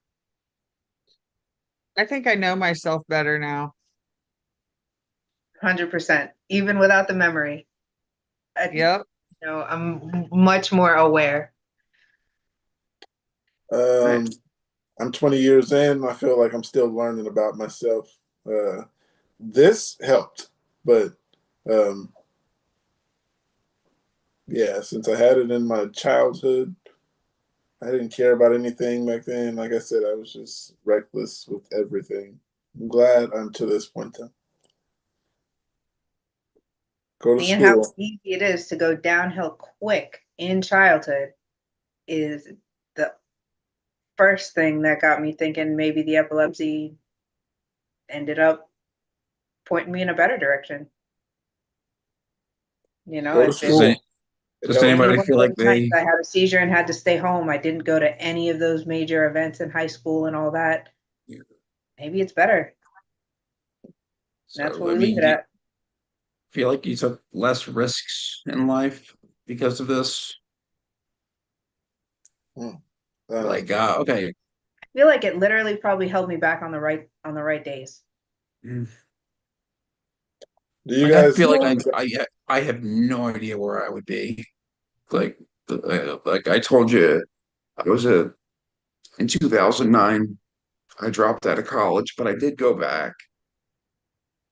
But I did take less risks. If I didn't have epilepsy, I probably would have, I don't know, gone to Europe or something on all the money I had saved. Because yeah, I don't know. Job market sucked, dude. Yeah, I don't know.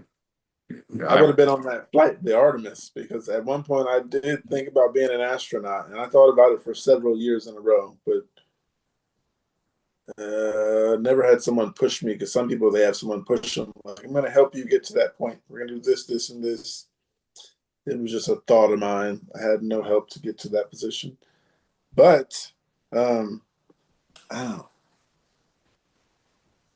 then I forgot what I was going to say.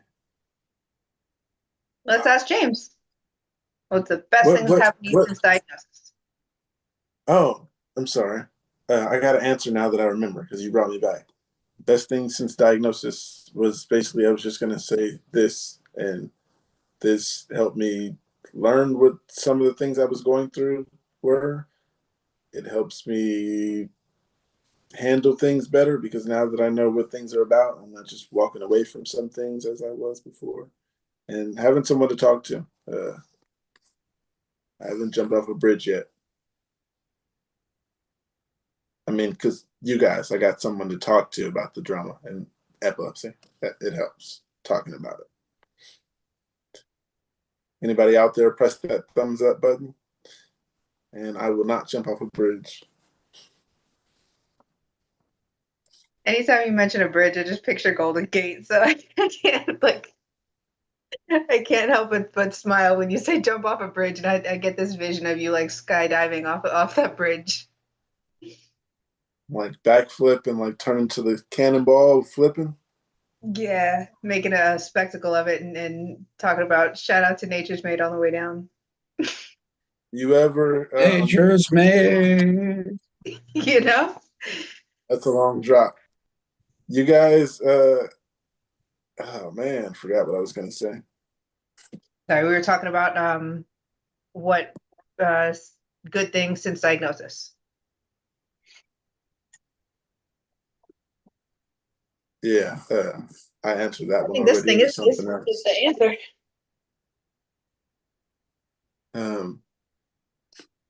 It was something else. And we've gotten to know ourselves and others all through this podcast. And I mean, it's helpful. Yeah. Definitely for us. Understanding what I was going through was the biggest help. And that was here. I didn't understand what focals were for almost 10 years, maybe more. Yeah. And here talking to people with epilepsy is where I learned, and it's gonna for a long time be what helped me was this, because yeah, I was thinking about a podcast and thinking about interviewing people, and then I was like, how about interviewing epileptics? Makes sense now. I was thinking about one of those podcasts where I'm interviewing rappers and stuff like that. I didn't think about when I was gonna be big. Then this, I was like, I don't mind being big. I got someone to talk to. Yeah, got some people to help me through situations, and so many situations that I didn't know other people were going through. I only talked about now because I see that other people are going through it. At first, I Cool to was just get like, Lil I Wayne shouldn't on bring here. that up. Come again? Lil Wayne. I'd like to get Lil Wayne on here. He has epilepsy. I think he's a Virgo too, right? I don't know. I gotta look that up. Oh, I'm a Virgo too. I don't know why that was the big deal, but he's a murderer? Yay. Huh? Did you say he was a murderer? We're talking about horoscopes, Virgo. Oh, I think you said. Virgo. Oh, that was way off. Okay. Gee. Okay. I don't even want to continue after that one, Kevin. Yeah. Okay. I hearing's not very good. Yeah, Oh he my was born gosh. September 27th. Oh man, my eyes aren't that good. I think we're all Virgos. Okay. So yeah, got something here that says undiagnosed with seizures in May. 37-year-old female. Hi everyone, I'm still waiting to meet up with my neuro for an official diagnosis. I have a virtual visit in April. I was wondering what to expect. I had my first seizure last May and ended up hospitalized. I was given Keppra, and I had 3 more, 1 in the ambulance and 2 in the hospital, all Grand Mal, and all in the same day. I was put on seizure watch for several days, and eventually released as the EEGs, which they put me on towards the end of the stay, revealed nothing. Why they didn't attempt the EEG the day I was having seizures is beyond me. They didn't prescribe me Keppra, saying that was the first seizures, didn't require meds. I get it, but in one day. Since then, I had a mixture of focal awareness, I taste the smell of rain and my stomach drops. And grandma's, my latest seizure was at the end of February. It had started off as a focal aware seizure towards the bedtime, 3 more times, approximately every hour or so. I was forced to sit up in bed with the feeling of a focal awareness seizure. Around 4 a.m., I was found seizing, grand mal. I make a valid weird noise. A valid weird noise. When I seize, and I almost always bite my tongue. I was sore and dazed and remember nothing about anything, even having full conversations. I hear it's hard to get diagnosed. Is this true? I don't know. I hear a lot of people say they get misdiagnosed, but I don't know about not diagnosed. I went for my second seizure at the emergency room, and they said you have epilepsy, and that was that. They didn't need any more information for me to get diagnosed. Had a seizure one day in class. 2 days later, same class, had another seizure. Took him to the emergency room, and yeah, it took a couple more seizures before I finally asked, "Is it something I can get rid of or not?" That was the backbreaker. Crushed my soul. There was nothing I could Great. do. And They what's your said. sign? What's Kevin's sign? Sign? Yeah, me and Pookie are Virgos. Taurus. Okay. So your birthday's coming up. Yeah. I know when Taurus starts. It's coming up. Oh, wow. That says a lot. No, I'm kidding. I got some comments here. One comment here says, not necessarily getting diagnosed, but finding the best treatment for the types of seizures you have.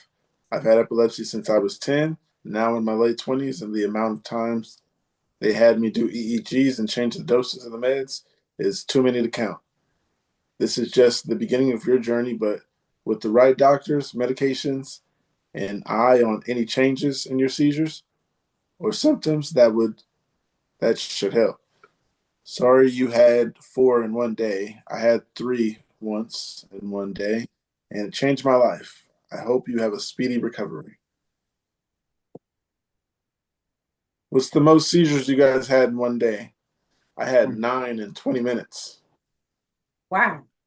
I don't know why I feel like I'm winning something, but Hey, if you managed to get that on like EEG data, that's a win. no, that was told to me. That was not an EEG, unfortunately. Okay. Yeah, I woke up in the hospital and they're just like, you had a bunch of seizures. And I was like, what do you mean a bunch of seizures? And yeah, they were like, you had 9. And I was like, ooh. And they were like, in 20 minutes. And I was like, in 20. So that was like, I don't know how long those were, but I thank you, whoever was there. That's just risky too, because when you're in the ER, you don't even know. You don't know if somebody's looking out and if they know what they're looking at. It happens way more often in the ER than anywhere else that we hear the horror stories of somebody, having a seizure and then the medical professional just assumes they're dying or something and, goes about it the wrong way. It's like, don't you love when you end up in the ER and they're just so positive, whoever you're talking to, whether it be the EMT or, attending physician or whatever, they're positive you're overdosing and they don't want to believe anything else. And obviously you can't come up with like logical explanation for this is the condition I have, this is what's happening. And it's like, you're not making sense, but shit's just not coming together and you literally don't know what they're about to do to you because they are positive about the procedure to keep you alive, but they're positive it's because you're overdosing. So yeah, this can be terrifying. I I didn't have that one because in the neighborhood I lived in, the ambulance knew me. No, the fire department, because they were always the first people there. I had so many seizures as a minor that once I was an adult, they were used to me having seizures, used to meeting me around town. Oh, this guy, he's from over there. Why is he way over here? Stuff like that. My friends would be like, okay, we won't tell your mom and we can continue to run the streets. But if I was a minor and they tell my mom I had a seizure, I was not going to come outside that same day at least. So then, yeah, it was just like, all right. The ambulance finally was like, oh, I remember when we picked you up over there. I think it was my stepdad was like, you had a seizure over there? It might have been my mom that said that. And yeah, that's when they found out I'd been having seizures and not saying anything because the fire department said it. Oh yeah, I remember when you had a seizure over there. That was a bad one. They were like, bad one? What do you That's mean? how the news broke. Right. He's been having seizures and not telling us. Yeah. Hey, everything happens for a reason. It had to come out. But the fire department, they knew me so well that like into my teens and into my adult years, like still years in the past few years, they'll see me and honk at me inside of the fire truck. And Wow. that got so bad to where some of my friends were like, you got to walk away or hide when they're coming. Because if they see you, they just do that horn thing and then the bell. Then That's everybody loud enough to kill the buzz. and I wave back at them. So yeah, some of my friends were like, "Yeah, they gotta stop doing that, or you gotta hide when you see the fire truck coming." Come on, you know they just jealous of you. We'd be like walking down the street randomly, and you get that. That is it's really scary. But once they jumped to waving at me after the horn, then I knew who it was and smile, wave back. Then I look around and see if my friends are okay, and they're already looking at me like, "You're not gonna say anything to them." See, that makes me feel better about not being so adamant about telling my son to stop waving. Like he's in this like really friendly period right now where cars drive by and he's driving his little motorcycle and he will wave at everything and every car and always be the one to pick up the mail and all that. But I know we got to do this stranger danger stuff, but you know, stuff like that. I'm just new in a small town. I'm not used to this small town thing, so I gotta figure out what's the balance. Is it an air tag in his pocket? You always know where he is. Oh no, that one's got to be in my sight. That's for sure. Unless he loses the pants, and then you're like, "What is going on? Why is he not moving?" Yeah. How you guys doing? I haven't asked that in a few hours. Anybody out there watching, press the thumbs up button, subscribe, and press the little bell so you know when we go live. How you feeling, Kevin? Oh, I'm just chilling. Doing a little correspondence with yeah, people on Reddit. Talking to, let's see, getting some of the topics organized for tomorrow. Yeah. Okay. So, what do you guys think about the Americans with Disabilities Act? I guess that's a anniversary here. Oh yeah. Very good. What can you tell us about again? why that's a good thing and what that did for us? From what I know. Oh, it didn't come I didn't around hear the until question. Kate, I didn't hear the question. Oh, Americans with Disabilities Act. Its 35th anniversary is coming up, so figured that could be a good topic of discussion too. For now, we'll discuss Apparently, it's to epilepsy. make sure that no one in the United States is silenced due to their disability. Mm. Yeah. Anybody know specifics? They let us get jobs without telling people you have epilepsy. Good enough for me. I mean, not working now, but I think it's more important than ever to keep this keep it going.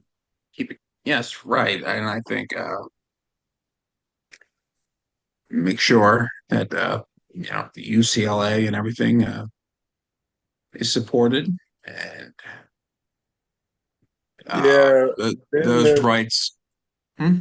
What's then that? there's those people who are gonna be like, well, they should let me drive again because I haven't had a seizure in so and so long. There's gonna be those people. I do not suggest driving again because the possibilities are endless. Um, Probably not. I don't think that's a. I think it's a stretch. I think I think this just protects people from not being discriminated against, and I always don't want um, anything picked away from important milestones in history like this. Um, and yeah, uh, I don't think anyone's asking for stuff like that. I just want this to be upheld, protected, and enforced in society. You talking about the Disabilities Act? Yeah. Oh, okay. Yeah, seems like as long as it's upheld. So for the most part, it was, and what's standing out to me, I'm just kind of reading a little summary on epilepsy.com, and it says there was a time in our history when many of those who were institutionalized were people with epilepsy. So that kind of puts it in perspective. All right. Well, here's something. It's facing significant rollbacks. The ADA faces significant ongoing threats through proposed administrative changes, budget cuts, and legal challenges. Critics and advocates warn that the law's protections are being undermined by efforts to reduce enforcement, dismantle accessibility requirements in public spaces, and cut essential funding for services that foster independence, such as these are the key areas of concern. That into May 2025, proposal aimed to eliminate requirements for new buildings received receiving federal funds to be accessible. Targeted policies through the Trump administration is implementing plans to reorganize or dismantle federal agencies tasked with protecting disability rights,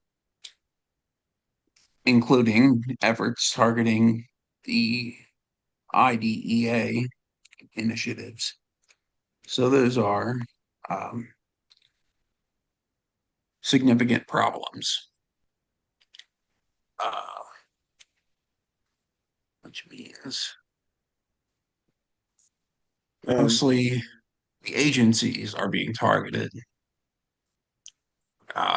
Their funding's being rolled back. Um, yeah, but Well, definitely sounds like the circumstances have become more, I don't want to say fair in recent years, but it's like less limitations. So it's, what I'm understanding from the summary of the ADA is that, just advocates of freedom, people with disabilities should at least have the same opportunities as those without. From education to being able to survive, like that thing about being institutionalized. If your seizures got to the point where, you couldn't hold a job and family wasn't capable or willing to support you, then people still end up in institutions. But nowadays, they can, go through the regular homeless paths other than a shelter being able to turn them away because they have seizures. So, And yeah, sounds like a big deal. this has been a very important bill or no act over the years. It's been oh jeez. And for people listening, um, I don't off the top of my head. Um, uh,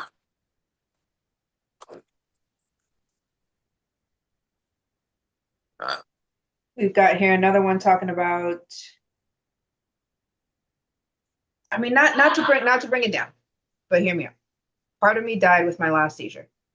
Saturday, just gone. I had 3 seizures in one day. Real bad ones, hit my head pretty hard. After a day in bed, asleep most of the time, I woke up like a new person. Old addictions gone, new taste for foods, different taste in music, so much more time and patience for my family, especially my 2-year-old son. I'm so much more peaceful all around. It does feel like I've either been reborn or I've died and come back in an alternate reality. I've had these sort of feelings before, but nothing like this intense. Am I alone in this? So they're saying 3 seizures in one day, definitely hit their head, but came back feeling like a totally different person.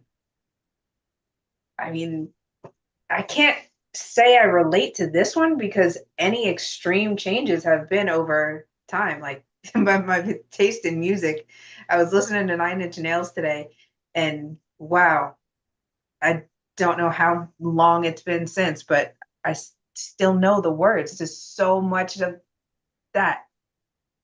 We And it brought me back. But that's the kind of thing that can bring back memories that like nothing else can. Music. So can you guys attribute any like major changes to just bad seizure days? Kind of like this post out? my mind got lost when you started talking about what you were saying. I was going to say Yeah, something my relating. bad. So I was this going to this say post something said that related to what you said, what you were just talking about. I forgot what you said, so you might want to. yeah, my bad. So the post was they had 3 seizures in one day, hit their head pretty hard, Okay. and came back feeling alternate reality. Yeah. all right. What I say is go see somebody about that. Maybe talk to your neurologist about it. Don't look on the internet for that advice or Reddit. Yeah, so many the replies, the comments are just saying like it sounds like you're, saying you're coming back reborn, so you're good to go. It's all encouraging, but yeah, it's still the facts of having uncontrolled seizures. Yeah. I got something here. One, Go ahead, Mark. if they said that they hit their head pretty hard, did they say anything about having a CT scan or an MRI after that head injury from one of those No, seizures? after the seizures, the only thing they bring up is saying I woke up like a new person. Yeah, Like woke up totally like new a new person. Um, that's something that I don't find entirely um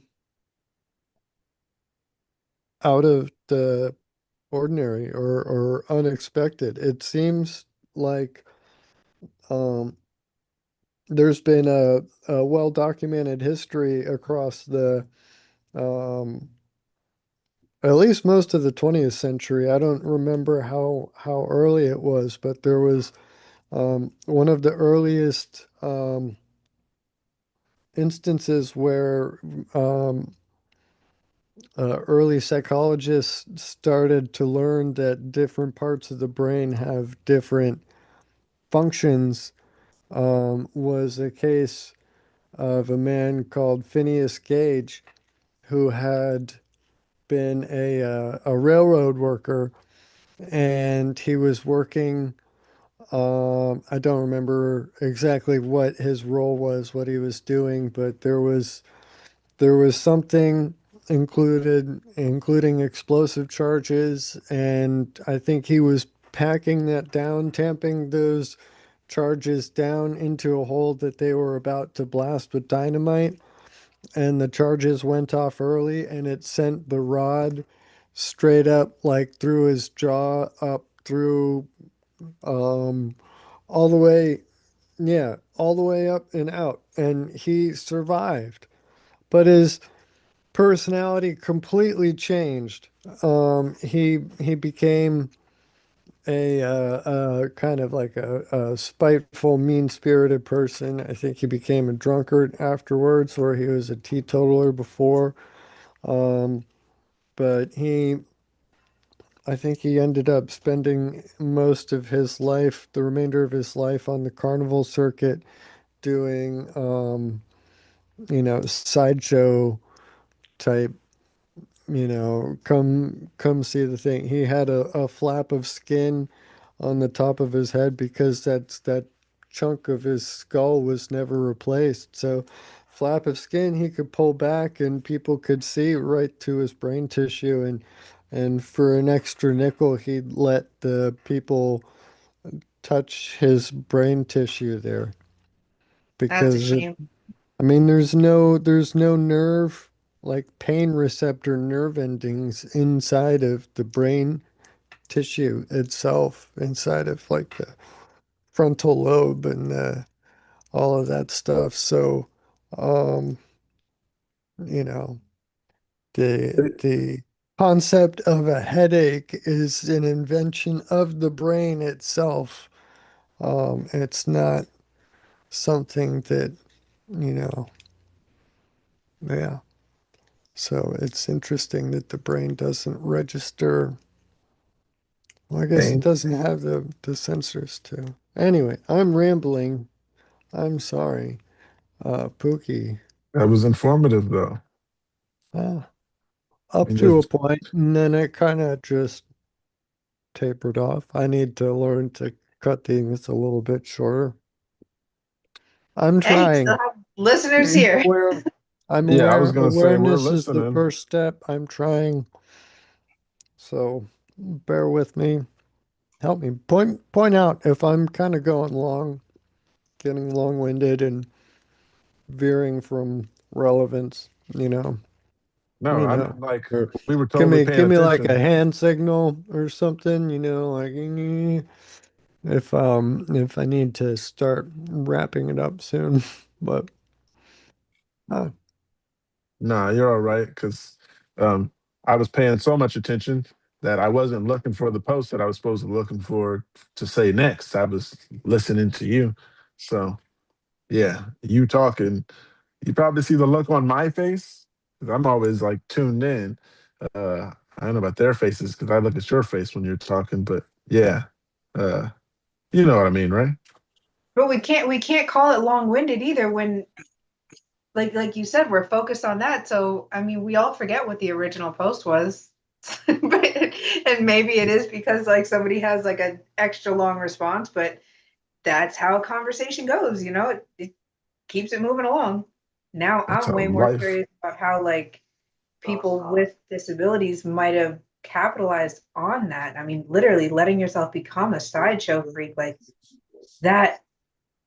Somebody who survived something, you feel like they had a purpose, like that happened for a reason, and then to see them going downhill like so fast with the drunk and the sideshow and all the negative impacts that or like negative influence that just brought them down. It's like you really just it's such a shame when you get the vibe that, like somebody could have really been great and unfortunately fell to something. yeah. Hey, Kevin, Angel. did you have thoughts on that? It seemed like you picked up on early in what Kate was saying, that the shame about the people cutting early, something. Maybe I misinterpreted something. I thought it looked like you were I don't know. I don't know. I'm sorry to put you on the spot. Or Me? yeah. Kevin's into Um, whatever he's watching. uh, purpose, purpose, and having a spike put through your head.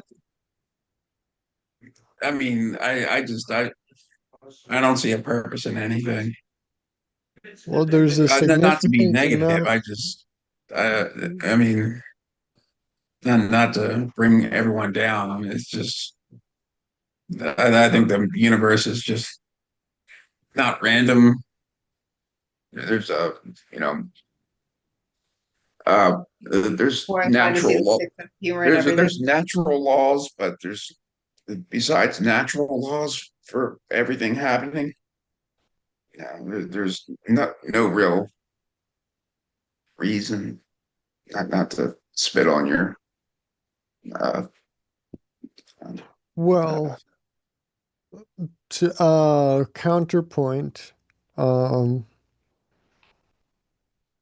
the amount of information gleaned from this injury about the function of these specific parts of the brain compared to what was known beforehand is tremendous. It revolutionized the way the brain was viewed. Actually led to the idea, the concept, and the entire discipline of mapping out the different functions of the brain and how do they work? How do we experimentally figure out how these work? They didn't really have any reason to start investigating that until they had a first indication that there might actually be a reason to investigate it. Um, so that's pretty significant um,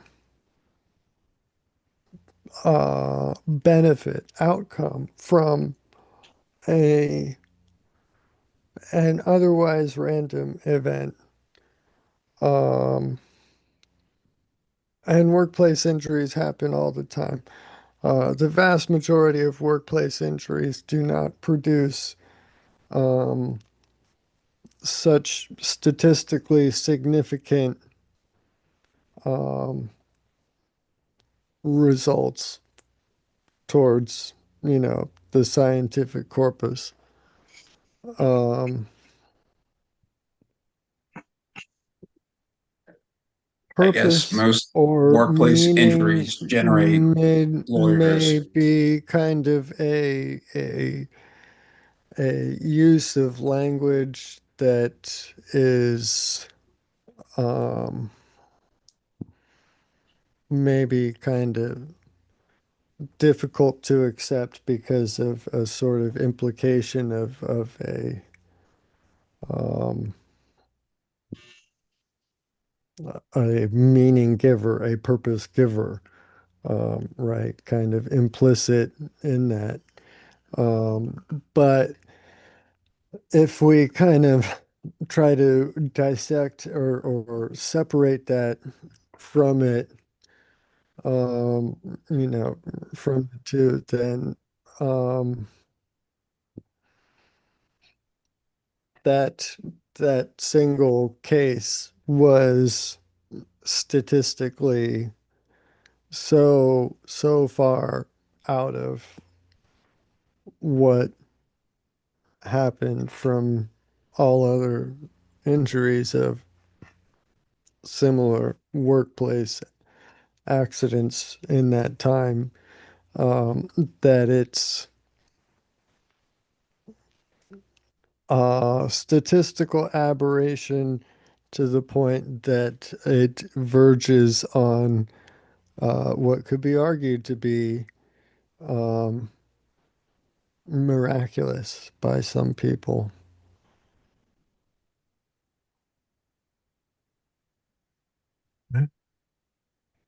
Um, But I mean, I wouldn't.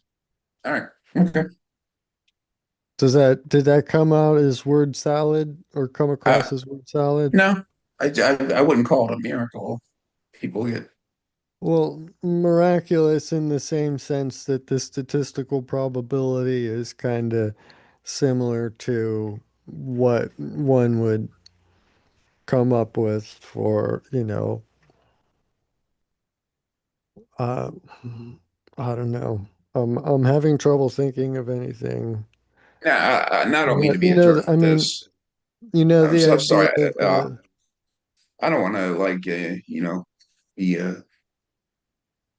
for, for the time that it was in that time. Yeah, I suppose it was an amazing anomaly. I'll put it that way. Yeah. Okay.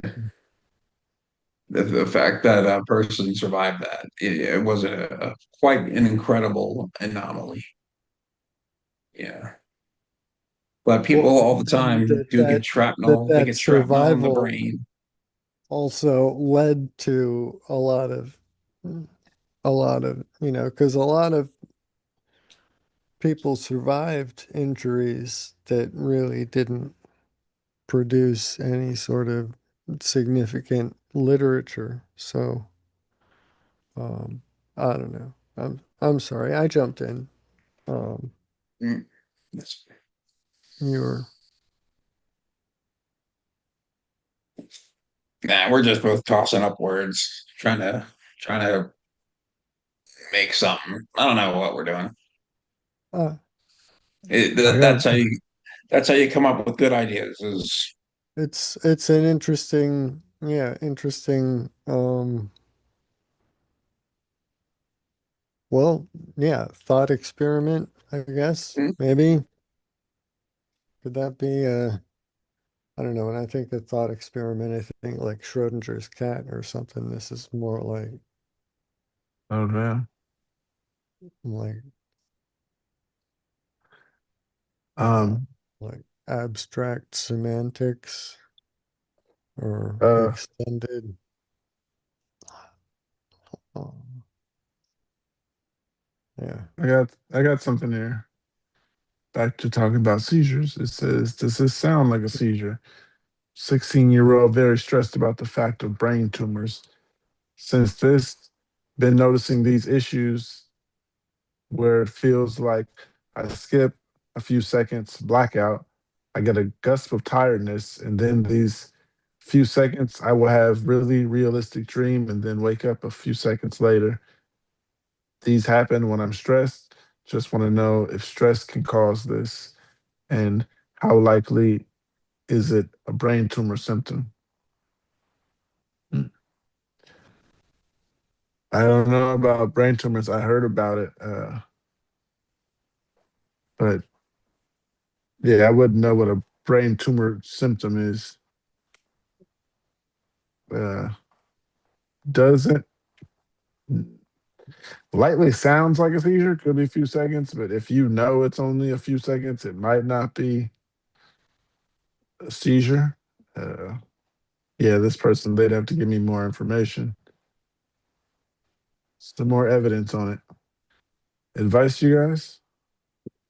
The seizure can only be a few seconds. So yeah, it, you know, if they're missing time in the day and they're noticing that you're missing time, it might be an absence seizure.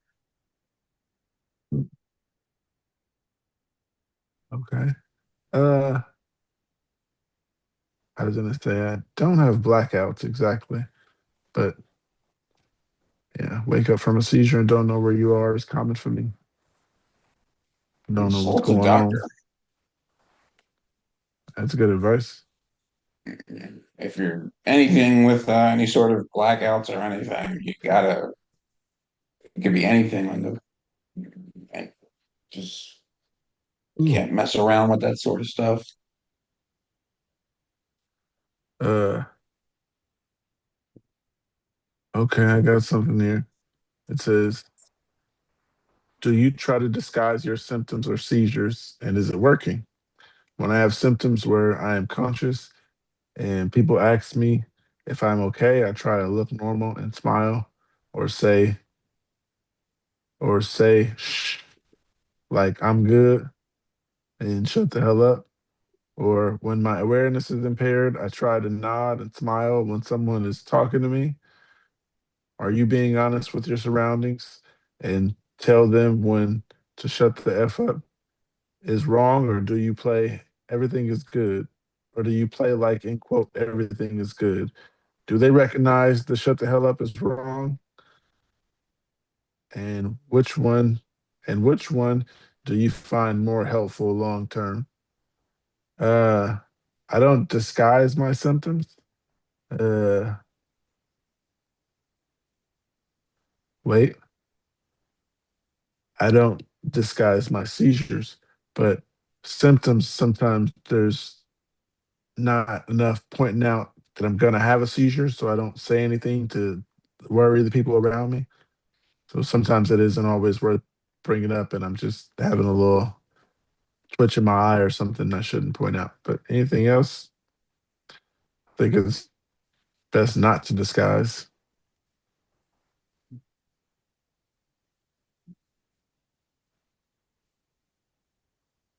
I was waiting for thoughts and advice on that one. This person was asking how to. The first comment here says, I used to have absence seizures, and due to my brain fog, uh, in a good way, I could speak during my seizures. They never looked like seizures to the general public while having a seizure. I wouldn't tell people if I didn't have to.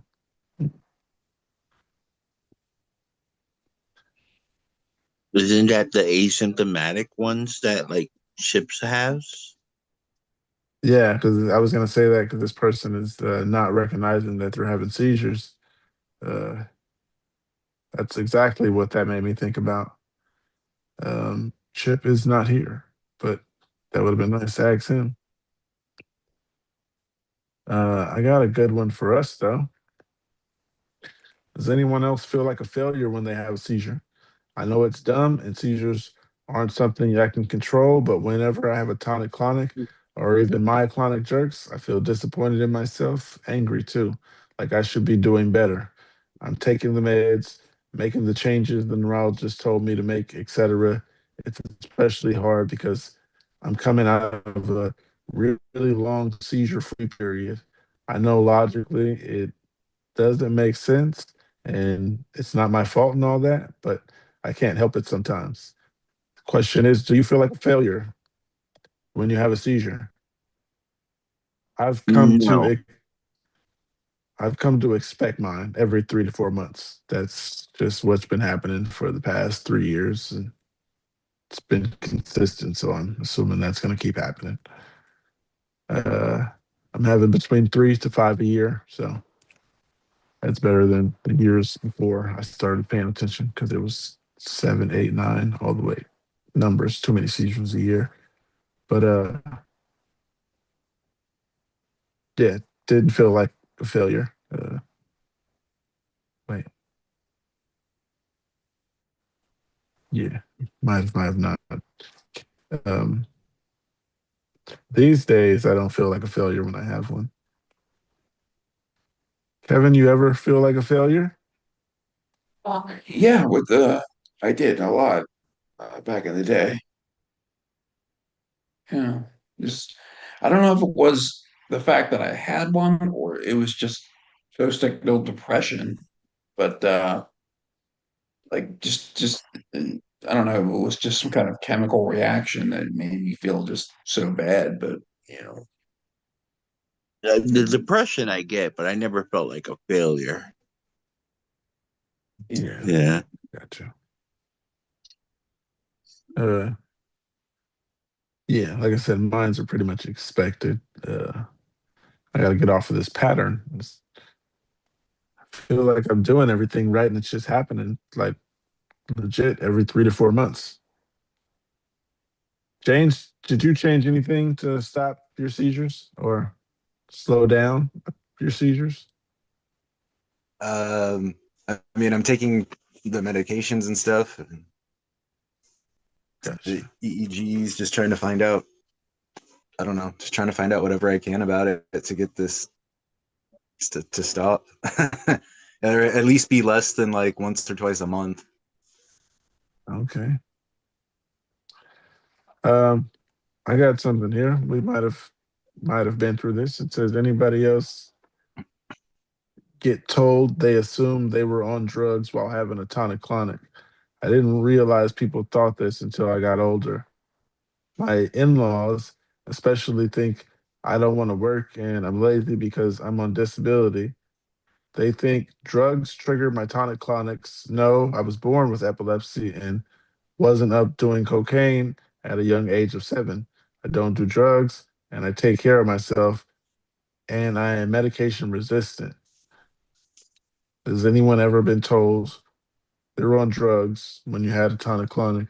I've heard plenty of people say that they've been treated like that. Um, but most of those were like the hospital, the police, and the ambulance and stuff. I've never heard anyone been told by their family that they were on drugs. That's different. Uh, Yeah, yeah. they should know about the situation, right? You'd think. Oh yeah, it says in-laws too. So some might not know. They might know. I Oh, don't it was know. in-laws. Okay. Yeah, but yeah, never been through that. Uh, Telling me I was on drugs. I started having seizures as a kid, and I had so many that, like I said earlier, I knew the fire department and the police. I mean, and the ambulance and stuff like that. Having too many seizures, they get to know you. So I didn't get treated like that once I got of age or adult. Yeah. Yeah, I kind of feel like the fire department came to my house a few times, so they kind of like knew me or whatever. Like they kind of like they're They right down the street. They're about 200 meters down the block from me, so yeah, they kind of I was having so many seizures that they just had to come because they were the first to come all the time. exactly, yeah. So, and then I was having so much seizures when I was a minor, and not always be at home, but uh, yeah, they were catching me around town having seizures with friends and stuff, and my parents didn't know that I was having seizures outside the house because I wasn't telling anybody. And like I said earlier, if I would have told people, I would have not been able to go outside and play with my friends, which sounds really immature. But I mean, like, I was a teen and we found out that if I had a seizure, my mom was going to be like, go stay in the house, go lay down, and all that stuff. So we stopped telling my mom. But the ambulance caught us and they told on me. They said, hey, are you okay? What? You okay after that last seizure? That was a bad one. The parents were like, a bad one. Hey, Last seizure? When seizure? When did he have a bad seizure? And then I knew I was caught. I had to explain it, and then I couldn't explain it right there. So the ambulance and fire department are actually helping my parents catch up on, on what happened. Uh, so yeah. Um, yeah, I haven't been told about the being on drugs things, but there is a couple comments here. And one says, yep, it's either my cannabis use or lack of belief in God or my diet. And it's such a trigger for me. It's not even funny. Mm. Someone said, LMAO, my dad accused me of being on drugs after my very first seizure at 16. He was so pissed at me and just put me in bed and fucked off to work. Wow. Another comment says, the only assumption I've heard is that I'm epileptic because I'm fat, which is still a wild take. LOL. People have the dumbest stuff to say. Um, Another Gosh. comment here says, I was 15 when I had my first seizure. They did a drug test at the ER, then mixed it up with the patient across from the hall somehow. The doctor then accused me of taking oxy or some other painkiller. I said, absolutely impossible. Test me again because you're wrong. When the second test came back clean, they then realized the doctor never came back and the nurse did everything from then on. LOL. He was too embarrassed, I guess. Wow. It be like that. Couple more comments. One says, I'm covered in tattoos. It's not been fun, you guys. And another comment here says, when I had my first tonic-clonic, my mom accused my boyfriend of drugging me. So not only did he have to watch me seize, not knowing what was going on, he had to also get yelled at and be told it was his fault. I don't know how he forgave everyone for doing that, but he did. I'm lucky I didn't have to go through that.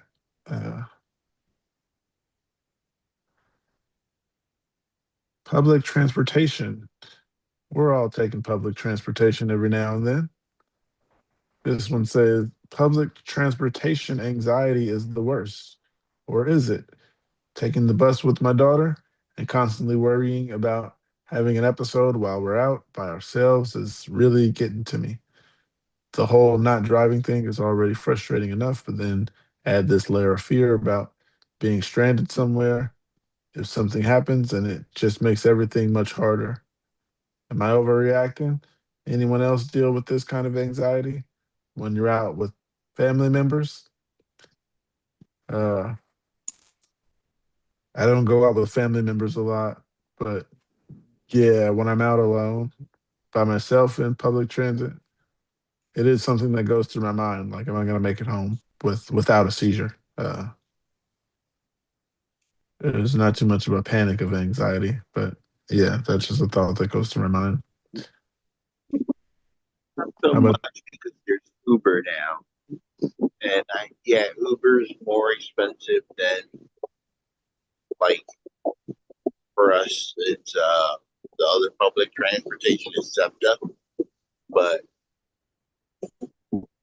it'll get me directly to where I need to go. So when I'm with my daughter, I'm not having that anxiety attack. But when it does come, like it happens. It's like I hope it doesn't happen. I hope it doesn't happen. But that's why I always carry my nasal limb with me, and I have my arm, my wristband. You know. hmm Yeah. So there is there's a few comments here. One says, when I was living in New York, I thought so. But here in Puerto Rico, the people are usually so funny on the bus.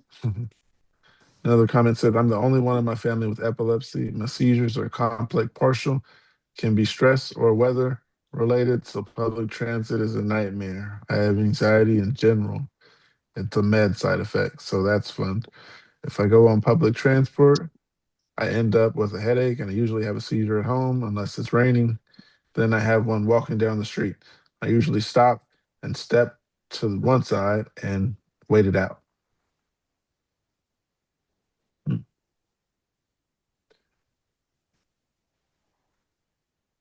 Uh, any of you guys taking, what is that? Tegretol?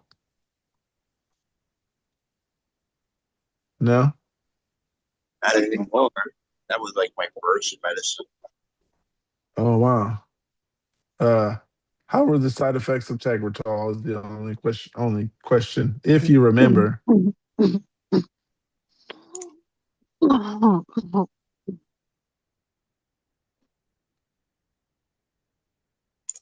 Angel, do you remember those side effects? The question was, yeah, just asking. No, I don't remember it. I can look back at my papers and I remember my dad reported that I always looked like drugged up and stuff, but it was back when I was a teen. I was like 14. I don't remember it. Mm. All right. Well, I got something here. It says my original neurologist never put me on a driving restriction or discussed important safety considerations. For multiple reasons, I changed neurologists, and my new doctor is very safety focused. I have an alert bracelet and rescue med. I'm wondering if there's any value in having a watch or a sleep monitor. It also just occurred to me that no one in my house other than me knows CPR. What safety measures have you employed? Uh I'm with my mom, and I'm not gonna say gotten used to it, but she's learned what is best to do in those situations. So I didn't have to really implement anything. She kind of just knows what to do. Uh, yeah. Um, that was it. Did any of you guys ever implemented any safety measures? Uh, is a watch or a sleep monitor? Does it have any value? It says. I think a sleep monitor would if you're worried about catching a seizure. Then you could have someone catch it when you have a sleep monitor, and then the camera catch you, or like Yeah. yeah, like those things. What's it called? They have like some type of bed that catches movements. I forgot who someone said the name once upon a time, but I mean, by sleep monitor, do they mean something different than just like a normal uh smartwatch's sleep tracking thing? Because that's helpful enough on its own if it's not something that they already have. Um, with my seizures, a lot of times, well, most of my more significant seizures are nocturnal, and I'll usually kind of notice feeling off or something a bit in the morning, but have to go back and check my Fitbit for, the sleep data from the night before and the heart rate data. And several times I've noticed that there's been a heart rate spike from like 60 BPM up to 200 something BPM uh, in the span of a minute, and then back down. And when I go and I look at the excuse me, at the camera, uh, the nanny cam that I have, a couple of times, I've noticed some um, uh, uh, movements. I'm forgetting the term that the neurologist had used for it. So, yeah, I don't know. I'll remember when it's not relevant, but they yeah. So not every seizure that I have though necessarily has any sort of big psychomotor movements like that. A lot of them, especially I suspect tonic clonics if I'm in bed and I'm under covers and oftentimes have a pillow over top of my head also because cats can sometimes make noise. So, I mean, basically I'm just a big pile of blankets and stuff on the on the bed, even if I stiffen up and start convulsing, that stiff me underneath a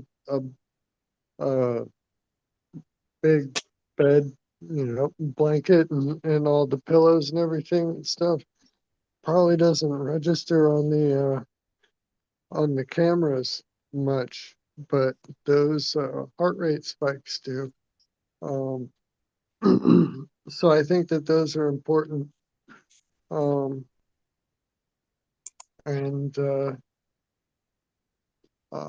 yeah, to that end, I think even something just as simple as a smartwatch can be helpful if that's not what they already meant by what they had said. Um, you know. But anyway, Uh, I got something. It says capturing events. How do you guys capture events, especially if they're not TC? Mine, I think, are mainly at night, what I'm being told, but no one has captured an event on camera, so I can show my neurologist. My daytime episodes aren't long enough to even attempt to capture unless they're back to back. How do you guys capture events? Mine would be, oh, the camera's not in here anymore. But get a camera. Surveillance helps. That helped a lot. I've gotten plenty of seizures on camera after getting a camera. Yeah. And one covers the whole living room. So anywhere I have a seizure in the living room is caught on camera. Or the porch, which doesn't help unless I'm outside. But yeah, how do you guys capture events?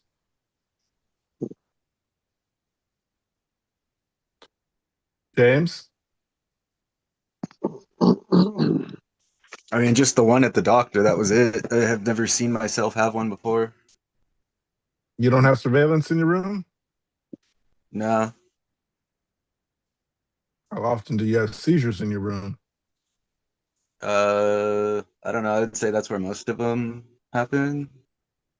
Probably like in night or something. I mean, I guess I Camera might help. should, but I guess I could, but I don't know. Yeah, mine was mainly helpful because it'll just help me know how it happened and what happened, because I hate not knowing what happened. Those seizures where there's no story and I just wake up on the floor. I don't know if I fell or what happened. Yeah, Having a camera help with all that. definitely. Yeah, I should, because I always wonder. Like I've been saying forever, I've wanted to see myself have one on camera just so I know what the heck happens, but Yeah. Uh, yeah, I got a whole folder for, it's on an SD card with my seizures. I mean, it's not a big SD card, but yeah, has like 8 videos of 8 seizures. And eventually, when I get a neurologist that's gonna do the right thing, I guess, give him those seizure videos. Hopefully, it helps. But I got a comment here. It says, I got a security camera to monitor me while I'm in bed, as it only shows the moments movement was caught in the app. In the app, it takes a few minutes to check them. The next day, I had absences during the day and post-operative. Want to check if I don't have any nocturnals. I only check them when I feel off or have a headache in the next morning, which hasn't happened up to now.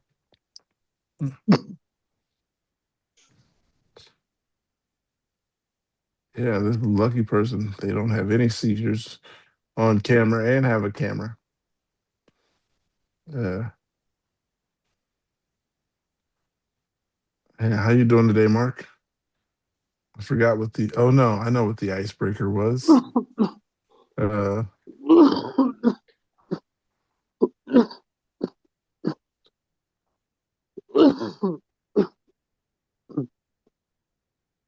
The icebreaker is what is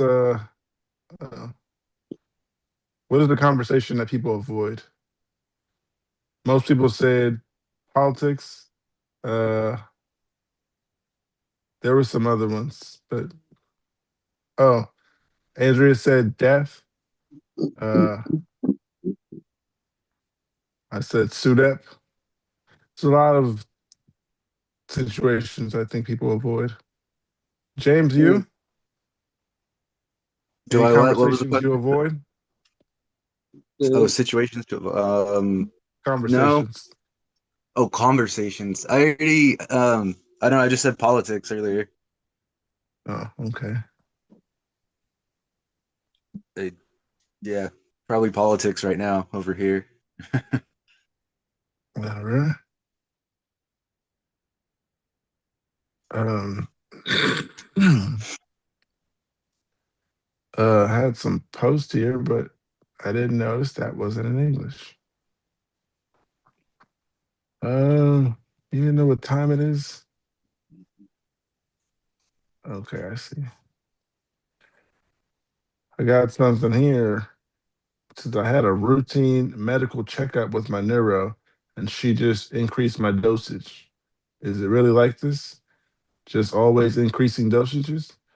Well, she also asked for a routine EEG since my last one was in 2023. I just had a routine medical checkup with my neuro and she just increased my dosage. Is it really like this? Just always increasing dosages? Well, she basically just, the description is what the post says. Um, is it always like that when they do your EEGs that they increase dosage? Mine, no. No. Depends on the person, I guess. Yeah, everybody's body is different. And yeah, and like what they see on it and all that. Yeah. There was one lady, she actually she didn't want to do a med increase. She wanted to add on Keppra with my lamotrigine. She said that it works. They work better together. She said.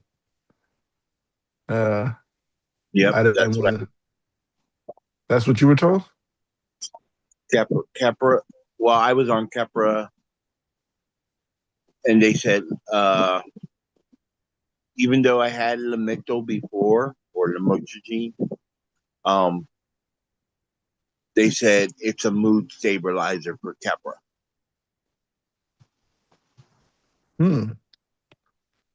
That's a dope idea.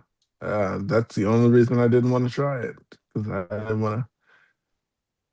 I read that people change. I don't want to change. I want to be me. I couldn't imagine a different me. But yeah, got some comments here. One says, "Of course not. If your seizures are more frequent than before, you both discuss up in the meds or other alternatives." Another comment says, "I always negotiate with the doctor." Go ahead, Angel. The way it's supposed to work is if you're having seizures still and the meds are not, and you're taking the meds as prescribed, then they have to try to meet. Like if you're on Keppra still, they're basically, you're on the first med basically, and they have to find where your therapeutic level is at, medication level, in order to try to meet to counteract the seizures. And hopefully they can, and hopefully you're not med resistant, but and that's the way it's supposed to work, and they'll keep upping it. But then there is some lazy doctors that would just be like, I'm just going to keep upping in the dose, upping the dose, upping the dose. There are some that just up the dose, Like, because I remember being on 4,000 milligrams on Keppra. So, and that wasn't my first medicine. I've been on Tecatrol, Carbatrol, Depakote, Dilantin, Lamictal, all before I got on Keppra. I've tried Dilantin and Keppra and lamotrigine, and they actually were all the generics. So it was actually phenytoin sodium, it was Dilantin, uh, levetiracetam, I believe, was the Keppra. Yeah, do you know why they always give generics? I never really asked that question. That has to do with your, I think, medical insurance or whatever. They'll give you whatever the cheapest for the medical insurance to pay for. But sometimes they'll give you one they don't have a generic. Like I remember when I was on Briviac and there was no other thing other than Briviac, like you had to pay that. And that was years ago, and I was working at the time, and when I was on meds like that, I had to do a $50 copay on it. Mm-hmm. So the more expensive ones, like you have to do a copay on it, unless your insurance covers your medication fully. It's usually they'll give you whatever, and or if you're allergic to one or whatever, then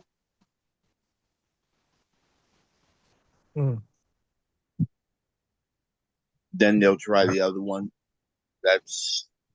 They're both the same pretty much. Like, what is it? And then some of them just have two different names for no reason. Okay. I got something else here. Well, no, the comments to that last post. Oh no, this is something new. I'm not sure if anybody can relate to this, except for you, Angel. It says Xcopri side effects. Could anyone share their experiences here on Xcopri? I tend to get a lot of side effects, but I'm not sure if what I'm feeling is normal. Most people say they just feel tired, but my entire body hurts. I don't know about the pain. I didn't feel no pain, but especially titrating up, and I'm on 300 milligrams of Xcopri now. So,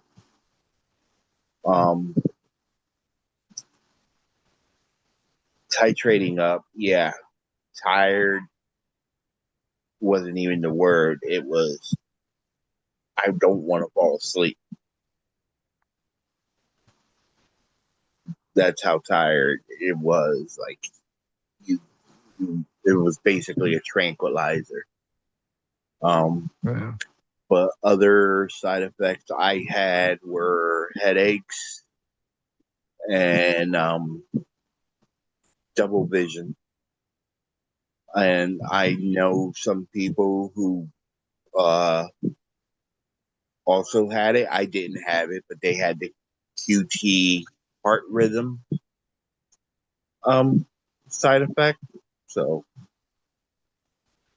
yeah, it's different for different people. It matters on how everybody's body reacts to it. Yeah. They don't just give it out. It's not like just because they say, "Oh, it's a miracle drug."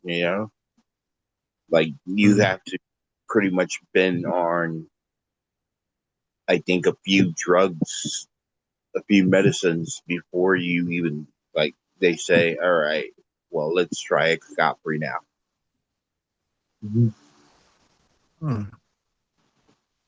Okay. I got something new here. It says um, should I always disclose drinking history and smoking history to a doctor?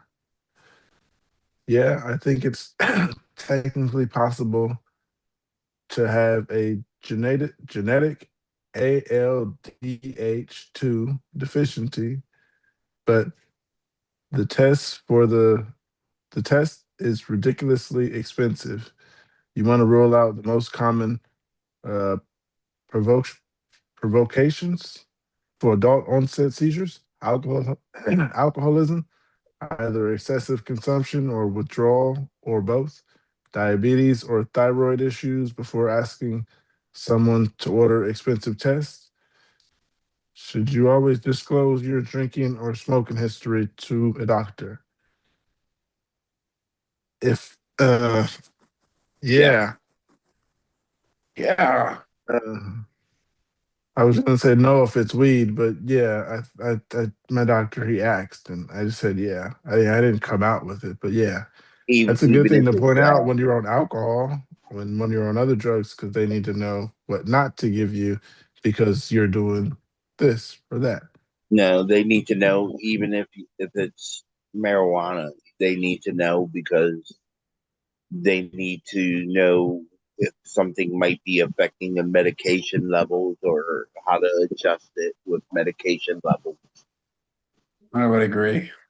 Anything in your system, yeah. What the Okay. hell? Oh. Yeah, my doctor he asked me, and uh, basically I said yeah, I still smoke, and yeah, didn't go from there. I mean, conversation was over from there. It's just all this stuff is very important, and it affects your system. I don't know what this person was talking about with the genetic tests, but it alcohol and nicotine affect your system in a very uh, vicious way. So that's the only word I can come up with. So it's important to disclose it to your doctor.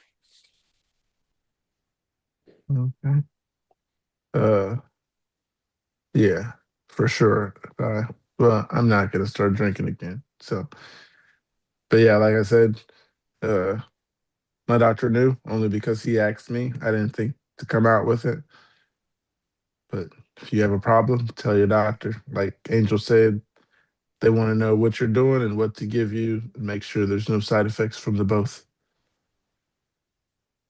Some of the comments here, one says this includes other recreational drug use as well as benzodiazepine withdrawal can always also cause a seizure. Cocaine and MDMA can induce seizures. Your doctor isn't going to care about whether something is legal. They just want to know for your own health benefit. Another comment here says you should always be honest with your neurologist, epileptologist, and primary care physicians. However, I would caution against doing with ER doctors. They practice based on percentages, and there are way more drug seekers coming into the ER than are epileptics. The last thing you want to be is told that you're fine and kicked out of the ER when you really need to be under medical supervision. One last comment says, no doctor will ever judge you for it or hold it against you, nor will they discuss such information to any law enforcement. All they want to do is help you medically. That's not everywhere.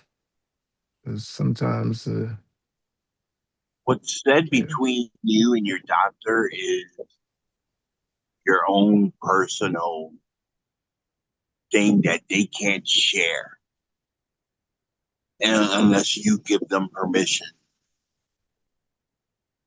to or something like if you're signing up for disability or something, then they can share your medical history. But other than that, Okay. they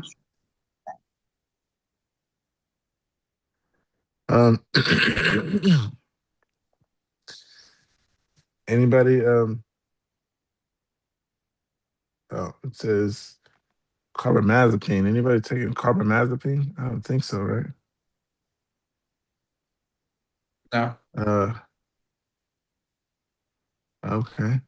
There was something on clobazam I was going to ask you, Kevin, and I can't find the post now. Anyway, I'll read this post. Anyone tried to use an at-home vagal nerve stimulator? I know that one of the next steps may be to have a vagal nerve stimulator implanted for my drug-resistant focal aware seizures. My question is, I know there are at-home devices like the Pulsetto Fit device, and want to see if anyone has tried it with success of less seizures. What do they mean by at home? Like, is it something that not done by a doctor, or Is this FDA approved? Is this I have no idea. I just read it. Yeah, I would never try anything that's not, regulated and approved by the, all, CDC, FDA. Yeah. The brochure If for the one I got is FDA approved, and it's been around since 1998. Oh, okay, cool. Okay. Well, still, if you It's just a outpatient procedure. It takes 1 to 2 hours for the surgery, and you have two like quarter to half inch incisions. Just one above or like around your shoulder, and then the other one in your right in your neck, and that's where the receiver goes, and the other one goes there, and that's where your vagus nerve is in your neck. Yeah. I knew none of this Yeah. until like 2 days ago, so I don't think I'm trying to be all snobby. But no, it's just when it's you say at home, I'm thinking like a guy's putting stuff together with stuff he bought from Radio Shack or there something. you go. Can you guys see that diagram? Yeah. So that's that's what it would. That's where it goes. So one in your neck, like one right above your shoulder, and it's Kevin supposed and to like Mark have it one goes up. too? Well, What was that's that? that's what I have. I mean, what's the difference between that and an at-home vagus nerve stimulator? Yeah, Mark has we're one I too. wondering think they what. just meant at home, like you don't have to go to the doctor to have it done. Yeah, I didn't get that part either, but Yeah. Oh. Like something to go to the doctor, I understand to get it done, but something that's like Kevin said, you know, you cook up from Radio Shack, I don't recommend at all. Mhm. At home, working on yourself. it's like soldering it together and shit. Yeah. I I wonder heard if something about external vagus nerve stimulators. It sounded like something like a collar you wear around the neck that had these emitters or something that Right. connect up on the sides there and A supposed to shot do collar. something. And yeah, Powered like by like a taser. Yeah. something like that. I don't know. I mean, I suppose it seems like it could get electricity to the nerve there. I don't know how therapeutic it would be, but um yeah, I don't know.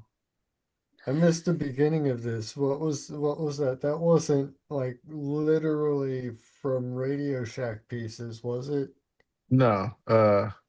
It was just asking anyone ever tried to use an at-home vagal nerve stimulator. But Kevin has the not at home one. Well, do they call that at home? I don't know what that is. I've never heard that before. I've never heard that term. At-home vagus nerve stimulator. Yeah. Yeah, because I Mark, mean have you it heard goes that? inside. It goes inside of you. It's wherever you are at. So I mean, it could be at Yeah. home. It could be at the park. Like I mean, is that just what it's called? Yeah. I I, mean, my I'm doctor didn't reading use it. that term when he was describing everything to me. I'm just So reading. yeah, I'm not sure. I I think know, they I just know. used like a different term. Maybe English isn't their first language or something. I don't know. Okay. All right. Yeah. I Perhaps, mean, you perhaps. never know. Yeah. Hmm. Uh, I'm gonna look at that really quick. can can you ever get that out? Maybe. I mean, Yeah, you yeah. can, because don't you have to have the battery replaced every once in a Yeah. while? Yeah, you can Yeah. have them removed. Um, So if they can open you up to get to the barrel out, but I don't see why you would want to take it out.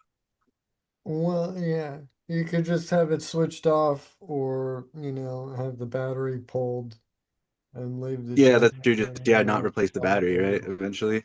Or even just take the generator out and leave the electrode connected up there. I don't see why that would do anything once it's not connected to anything else. But um, I was told multiple times by several different people, including representatives on the the uh, side of the side and the from the surgeon's side and um from my neurologist side. So um oh, from the VNS manufacturer side, the VNS therapy people side said it could be taken out. The surgeon said it could be taken out, and my neurologist, epileptologist said it could be taken out. So um I don't know. I don't have any reason to distrust all three of them together. That's, I mean, it's not impossible, but that's kind of a big hand-holdy conspiracy between a lot of people who are not directly connected. Um, but it's not impossible. I got something here. Oh, sorry.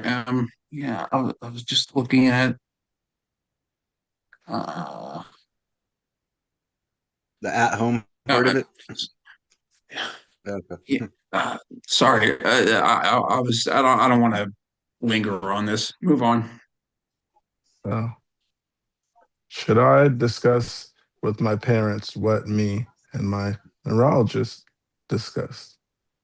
I'm 35 years old, but I do live with them, so I let them know what's going on with my health when necessary. But now I've been, since I do live with them, now I've moved out. I've been in college for a while now, and they haven't known about the 9 seizures that I've had since last September. Ooh. Uh, is it bad that I'm not pointed out, or is it okay that I only talk to my neurologist? Your neurologist would know best. I mean, you're gonna get, I think that's a rough one. 9 since September. So That's a lot of seizures. I feel like you're eventually gonna have one around them, and you're yeah, I a think hell of a lot of explaining to do all at once, like right after you come up from a seizure too. But it's hard to yeah. say 'cause we don't know your parent, so it's hard to say how they'll react. But I think it's just a better idea if like you sit down like with them and like you control the conversation and tell them and not just be like, surprise, I have epilepsy and now I'm on number 16 or whatever, in the future. Do they not But know? Or I'm sorry. Of course they. Uh, The only thing I can say is it helps to be honest with your parents because um uh my mom was a very good advocate for me, and she had to be honest with me and vice versa. Because when she came in into an appointment, she said the medicine's not working. And I just wanted to get out of the appointment. And I was totally just shoving off doctors. And she said, no, Kev, you have to change medicines. And when I did, the seizures started to calm down. And that really worked. So my advice would be honest with your parents or be honest with your parents because they might see something that you aren't seeing in your lifestyle. I don't know, anything. They could be That's a better advocate if you're honest. that's a lot of seizures to hide. Uh, it said 9 since September. It is April. That's kind of like one a month, right?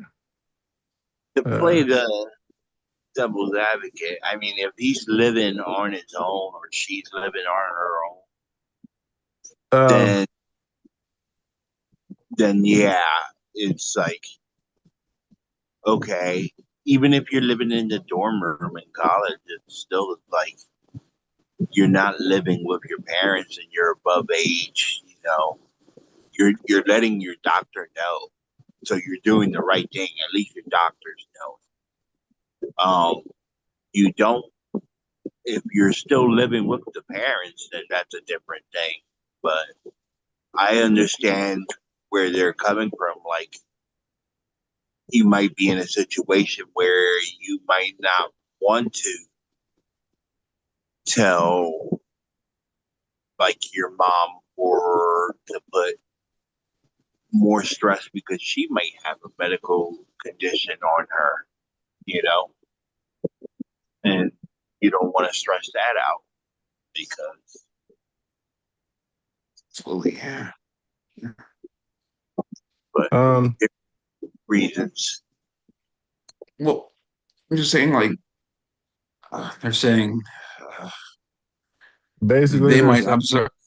Oh, sorry. Go on. they're saying basically that they've been having seizures and they have been talking to their neurologist about it, but they're not discussing what them and the neurologist are talking about. Basically, yeah. The person is asking, am I wrong for not telling them? And should this be something we have to tell them? No, this is nothing that you have to tell.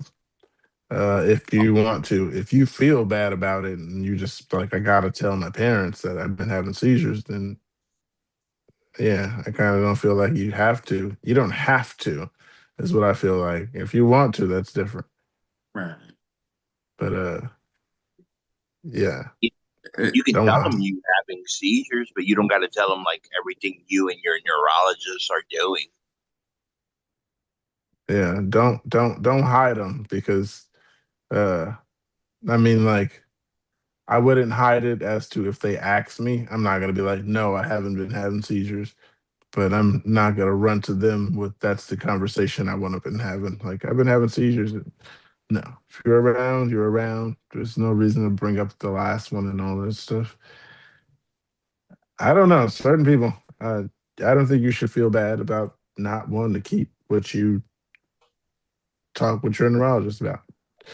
Sure. Yeah. This is not like a judgment thing at all. Yeah, Don't feel. Yeah.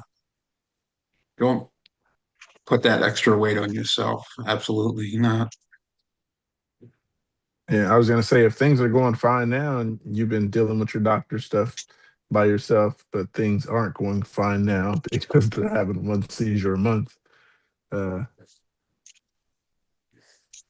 yeah, it's that's adulthood. Either you want to tell or you don't. It's your life. Yeah, but the good thing is they're talking to the neurologist. That's great.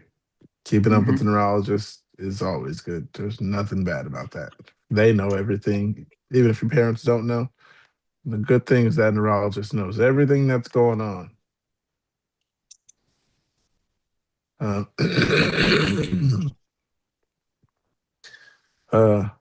It says, oh, you guys aren't. Fatigue and memory loss.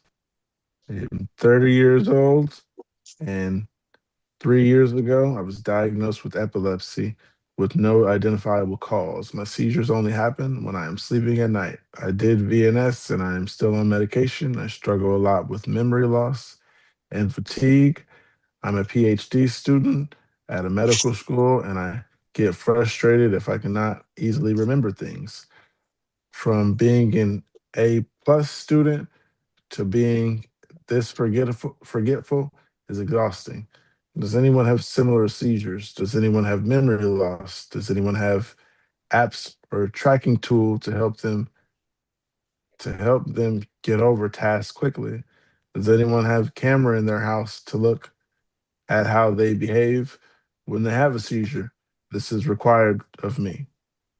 Epilepsy research community. The fatigue and stuff, I don't have the fatigue anymore. Uh, Started taking B12 by Nature Made gummies, and I haven't had a focal and fatigue for almost over a year. Uh, Next month will be a year. Focal free. Uh, and do I have memory loss? Yeah, I think that's part of it that just comes with having epilepsy. Uh, does anyone have apps for tracking to help them get over the task? No, I do not. Then the other question was, does anyone have cameras in their house to look at how they behave when they have a seizure? This person says this is required of me. I have a camera. Yeah, I it's just sitting there when I have a seizure. It's just so I can show the neurologist what it looks like, I guess, if I need to. Um, you guys dealing with fatigue and memory loss? That was the question, if anybody was listening. Fatigue is still happening. Um, it's it's part of the medication process, and especially when you've been switching up medications as much as me, you know. Um, and the memory loss, I have that. I forget words. I forget things. I forget people's faces. Uh, and it comes with the territory. I have a camera in my room to catch me if I have a seizure in my room, so my family can know if I'm, you know, having a seizure in my room, but also so I can show the doctor. But other than that, if I'm going out, you know, they like my friends have me on what you call it, the Google I know where with you are. location Yeah. to know where I'm at. So if I've been gone and I haven't contacted my mom or something in too long and she can't reach me, she can contact one of my friends and they'll find me and see where I'm at and make sure I'm not in a hospital. Also, my cousin is basically the emergency contact right away if I end up in the emergency room again. So they'll contact my mom right away. Okay. Uh, yeah. First comment here says, I have memory loss and face blindness. I have lost many long term memories, such as entire memories of global travels in my 20s. I'm now in my 30s and have memories of my pregnancy. Oh, and memories of my pregnancy and my son being a baby. He's now 5. Hmm. That sucks to lose your child's childhood. memories they might remember that might be the good ones. Another comment here says, not perfect, but trial and error of the meds has helped the most for me. Some meds would fry my memory, but eliminate the seizures. Others would be fine with memory loss, but not help the seizures, which on their own messed with it. Once I found the med with the lack of side effects, I could notice a difference as it almost seemed like my brain recovered over time due to lack of seizures. It was Xcopri for me. It's been a miracle drug. All right, Angel, you have a good night.